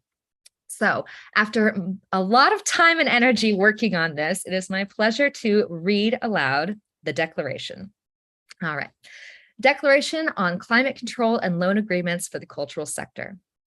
As the cultural sector, we acknowledge that the climate crisis is caused by human activities, including those of the art world. We recognize our own contributions and are committed to addressing our carbon footprint and unsustainable practices. As artists, directors, conservators, museum practitioners, cultural professionals, collectors, insurers, lawyers, and sustainability advocates, we are deeply concerned about the role of the cultural sector in this topic, particularly given our role as trusted institutions of learning and knowledge, as storytellers, and as purveyors of history and society. In addressing the climate crisis, we look to engage consciously by being transparent about our actions and actively reducing and eliminating our own impacts so that we may continue to be effective advocates for change. One of the most energy-intensive aspects of the art and cultural world is climate control. Climate control can be responsible for 60% or more of the energy consumption of a museum or gallery. By changing climate control conditions, museums could save between 24 up to 82% on their energy consumption. And many museums are using conditions that are not tailored to their collections, consuming energy unnecessarily. It is clear that this is the most urgent practice to address to significantly lower the carbon footprint of the sector. However, simply flipping the switch is unfortunately not that easy. Climate control was implemented into the art museum world as, quote, best practice in the 1960s when guidelines were requested for conservation. Rigid temperature and relative humidity set points were implemented globally by museums, galleries, transportation companies, and other stakeholders to prolong the life and condition of artworks and material objects. Over the last 20 years, continued scientific research has shown that it is completely possible for museums to continue to preserve and protect their collections without rigid climate control. New guidelines have been developed promoting less stringent ranges and encouraging museums to adapt more bespoke settings based on their collections, historical conditions, and geographic location, amongst other criteria. Adaptation of these new practices could save millions in money and in carbon. However, many museums are still reluctant to change or feel unable to implement these new practices. Institutions may feel a pressure to keep rigid standards for the sake of professionalism or because they don't want to be perceived as having low standards. Meanwhile, many loan agreements include strict and unnecessary requirements for borrowing objects, both from other institutions and from private collectors. This all results in a vicious cycle. Museums can't make changes individually because then they will be excluded from international loans or their collections care standards will be questioned. And the lack of transparency on existing practice means museums haven't been able to look to each other for support and feel safe to take action.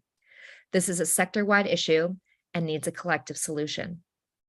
It is time for museums to work together towards securing the safe and sustainable future, considering our art, our heritage, and our planet. Aligning with the targets of the United Nations Sustainable Development Goal number 13, climate action, and the Paris Agreement to uphold the world's commitment to reduce our carbon emissions by 50% by 2030, we are committed to addressing the climate control and loan agreement situations at our individual institutions and within the cultural sector at large. We commit to addressing and actively changing our climate conditions and to cooperate with other institutions and stakeholders to advocate for and change loan agreement requirements. So this is our declaration. Would love for you guys to sign, support, share far and wide.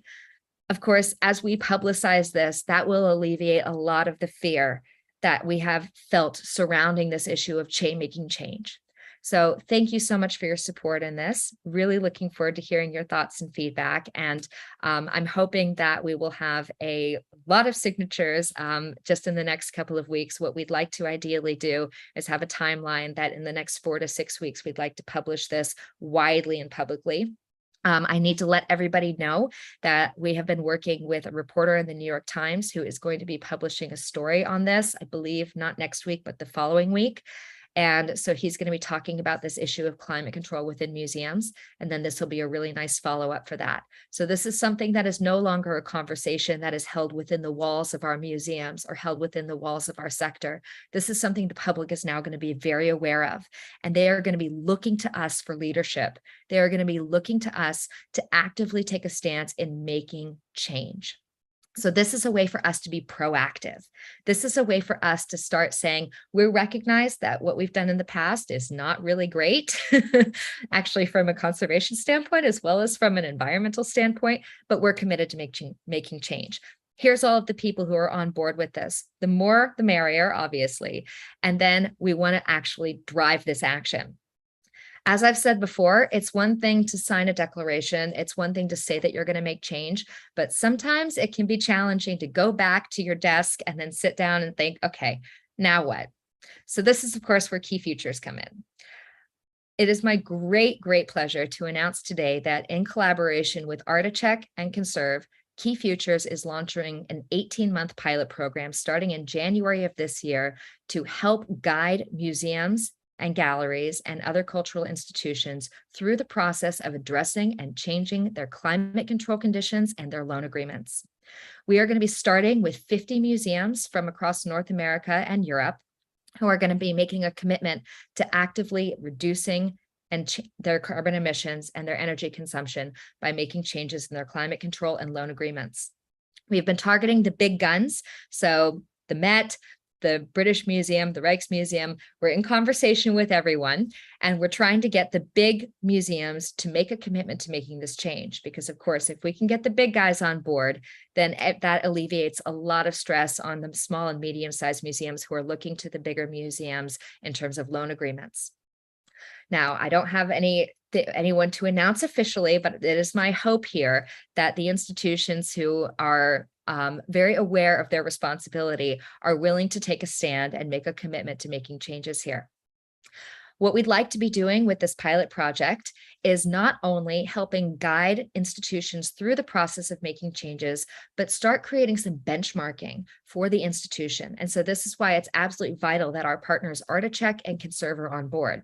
Conserve data loggers will be linked with the data loggers at the other data loggers at the institutions, but we'll be able to have data that we can compare across the field. That is apples to apples. Same with our condition reporting strategy. Using the ArtiCheck condition reporting, we'll be able to make sure that everyone's doing everything in the same way, using the same materials and the same standards. And this will be able to enable us to create benchmarking, so that we can compare institutions across the board and we can see how the process is working. One of the other really important things that we'd like to do is create a methodology for how this can be done. Over the 18 months, all of our participants will be working with 2 coaches, a preventive conservation specialist and a energy efficiency and engineering specialist. And these 2 people will be working together to help tailor bespoke conditions for the participants, to guide them through the process, and also, of course, at the end of the day, to be able to produce a case study on how this can be done. One of the other things that we're really focused on here is not just the climate control, but the back end. As I mentioned, we'll be working with energy efficiency specialists, and it's my absolute pleasure to be announcing a few of the coaches that we'll be working with, including Joel Taylor, Chris Cameron, formerly of IPI, now a sustainability preservation specialist, Kelly Kirsch, who I think is on the call. Hi, Kelly, if you're here, who is also formerly of the IPI and now is at the National Museum in Wales at Cardiff. And we will also be working with Krijn Braber, who unfortunately wasn't able to make it to our panel discussion yesterday, but Sasha Krasvich will be joining us as well as a mechanical engineering specialist, and Chiara Manfriani from our panel session earlier, and many more. So we have the best and brightest on board to help guide us as a collective sector in making the changes. There's Kelly. Hi, Kelly. So it's really important for us to be able to do this collectively. And I think that will alleviate a lot of the issues we have with feeling the fear of doing it alone.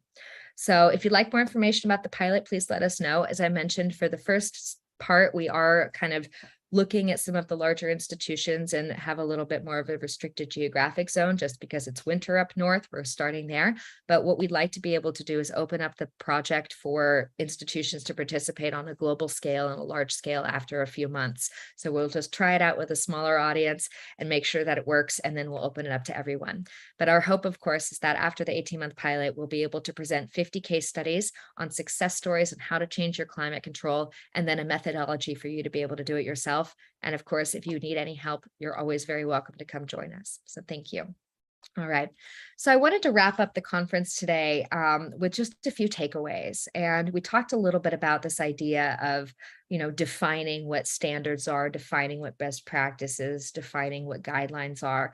But I think that for me, the most important thing to come out of this is this sense of empowerment.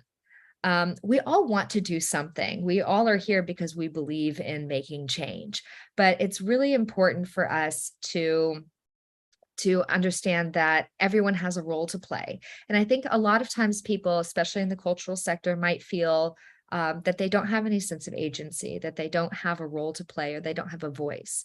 And I think that what we've seen over the course of the last 2 days is that everyone has a role and responsibility in this conversation. And that if you are not the person to start to stand up and ask those questions and make that statement, then nobody else will. So I encourage every single one of you to go back to your institutions and just ask the question, what are we doing about climate control? Are we going to make some changes in here? Is it, what standards are we using and why are we doing this? Ask why. That is the easiest thing that we can possibly do, is ask why. And then start the conversations. I loved what Christian was saying about reaching out and making friends. Get to know your facilities manager, get to know your conservation team, get to know your registrars. Ask for some information about your lawyers or your insurance companies. It's really important for us to be able to feel like we have agency and we have a place at the table. So no matter who you are, no matter what role you're in, it's really important for us to be able to be part of that conversation with other stakeholders. And I see that Annika had joined us. I do apologize. There was, I think, a little bit of a mix-up about if you guys were going to be presenting or not. Annika, did you want to present about Annika is the CEO of Articheck, who is our partner in the pilot project. So I apologize, Annika, I hadn't gotten your email that you were going to be joining us. Would you like to say a couple words? Yeah, thank you. I would. I don't know, can everyone hear me and see me? Okay. You are there. Thank you. So I don't know if you can see it, but I'm wearing my Act Now top from my protest from 2019 with Extinction Rebellion at Trafalgar Square, where we sat in front of the National Gallery, and I had my first kind of aha moment of, I really need to build tech tools to help enable my industry to move towards more sustainable practices, because I was just, reflecting at the protest on what a big carbon footprint the National Gallery has, and how, all the protesters around me had no idea, probably, and that it was just really an important area to get moving so that we could, as so many people have pointed out in this conference, effectively advocate for change and sustainability and help society feel the need to change and to move in the right direction. So I'm really passionate about facilitating these changes with Articheck, which is why I'm here today, and I'm really excited to participate in the pilot project. And very quickly, the whole plan of attack from our point of view is that we work with the institutions involved and with their mentors, and they create a kind of bespoke plan for how they are going to tackle relaxing climate controls and in what areas, where the low-hanging fruit is, in order to create that standardized and consistent data that you mentioned, the apples to apples.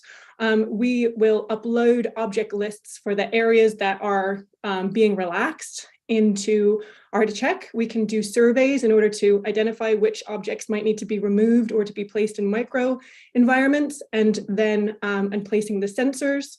And then Austin's company Conserve and Articheck will integrate. We will actually have sessions where we get feedback and understanding from the cohort to understand exactly, how the specification for that integration and how it should look.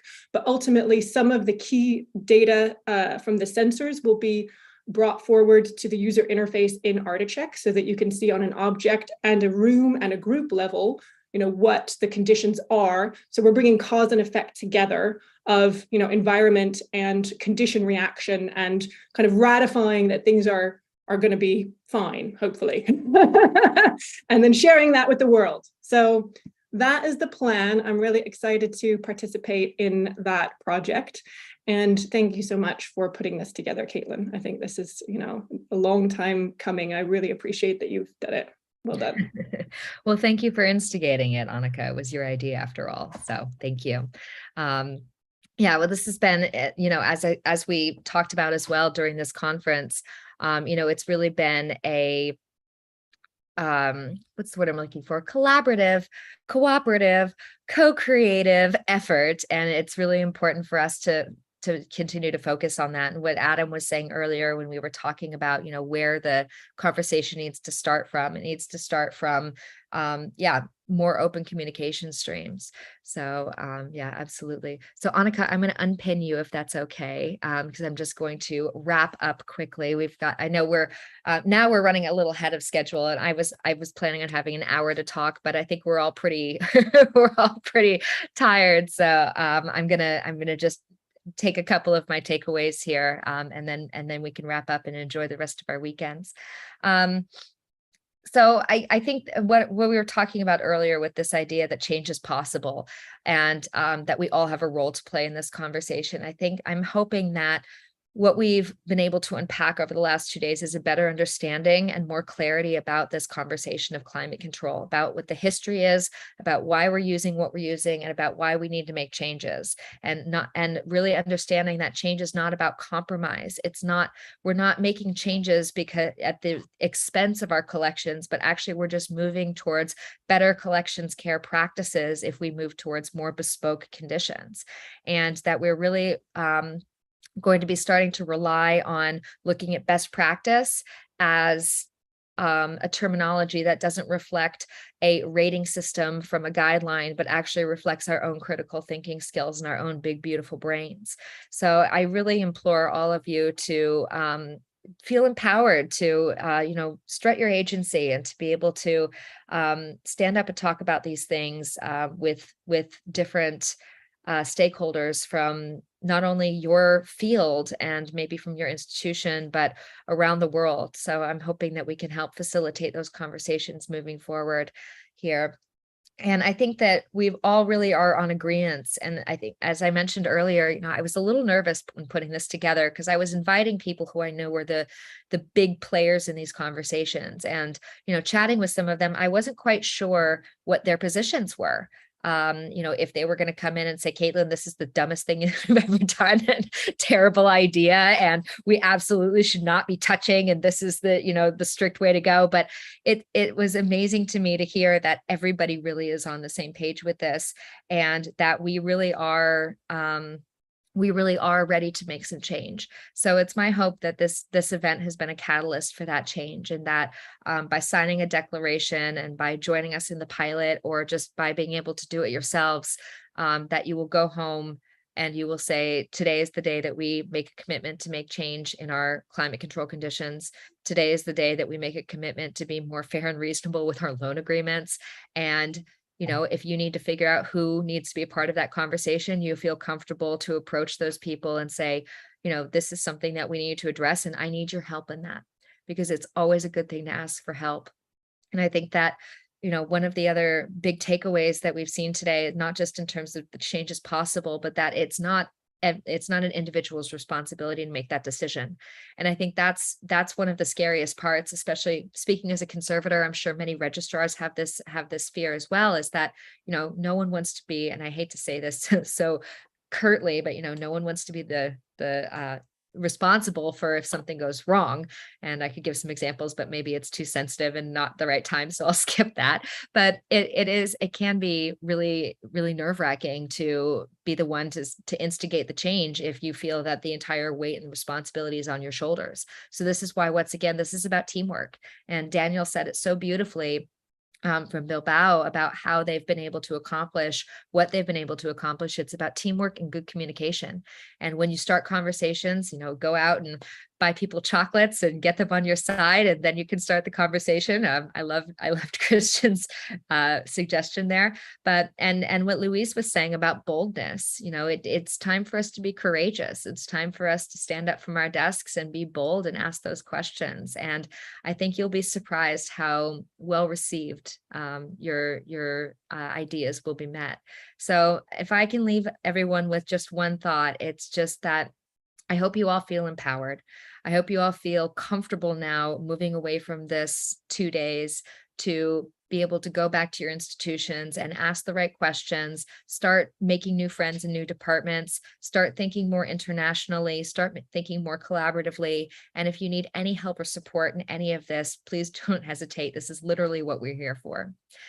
So with that, I will leave you guys for the weekend. I would like to first of all thank my unbelievably fabulous tech support team, and a huge thank you to Moira, to Aoife, to Vanessa, and especially to Kate, who has been just unbelievable in putting this whole thing together. So Kate, you are an absolute rock star. Thank you for all of your hard work in coordinating this and setting up all of the tech things and making sure that everyone had training. And I would also like to say a huge thank you to Nur, who is our communications director. They have been absolutely instrumental in making sure that everyone knew about this. As you guys know, everything was recorded. We have also saved the chat. So what we'll be doing is you can actually find the recording right now on YouTube, but over the next days and weeks, we will be sharing the content far and wide. The whole idea behind this is really to make sure that everyone has access to this information, because as we know, it's about knowledge. Empowerment comes from feeling confident and knowledgeable. So share this far and wide with everyone and anyone you would like who you think would be interested. Let's get the word out there that this is a conversation that we're not only having, but we're ready to take action on. So we will be continuing to spread the word through our networks. And also, of course, a huge thank you to the Gallery Climate Coalition for your belief in this project and for your incredible support in helping to make this happen. So thank you all so much again. Thank you to everyone who joined us, especially those who turned in very, very early this morning. I know that was a bright and early morning on this side of the hemisphere, but hopefully that enabled some of our colleagues in other parts of the world to also be able to join us. So thank you again to everyone for making this possible. Thank you to my panelists, to my team, and especially to you all for believing in making a sustainable future through the cultural sector. We look forward to talking with you guys all soon. Please get in contact if you need anything. I'll hang out here just to answer the questions in the chat. And of course, if anyone has anything that they want to talk about, please do feel free to get in touch. So wishing you all a very happy weekend. Thank you again, and we'll talk soon.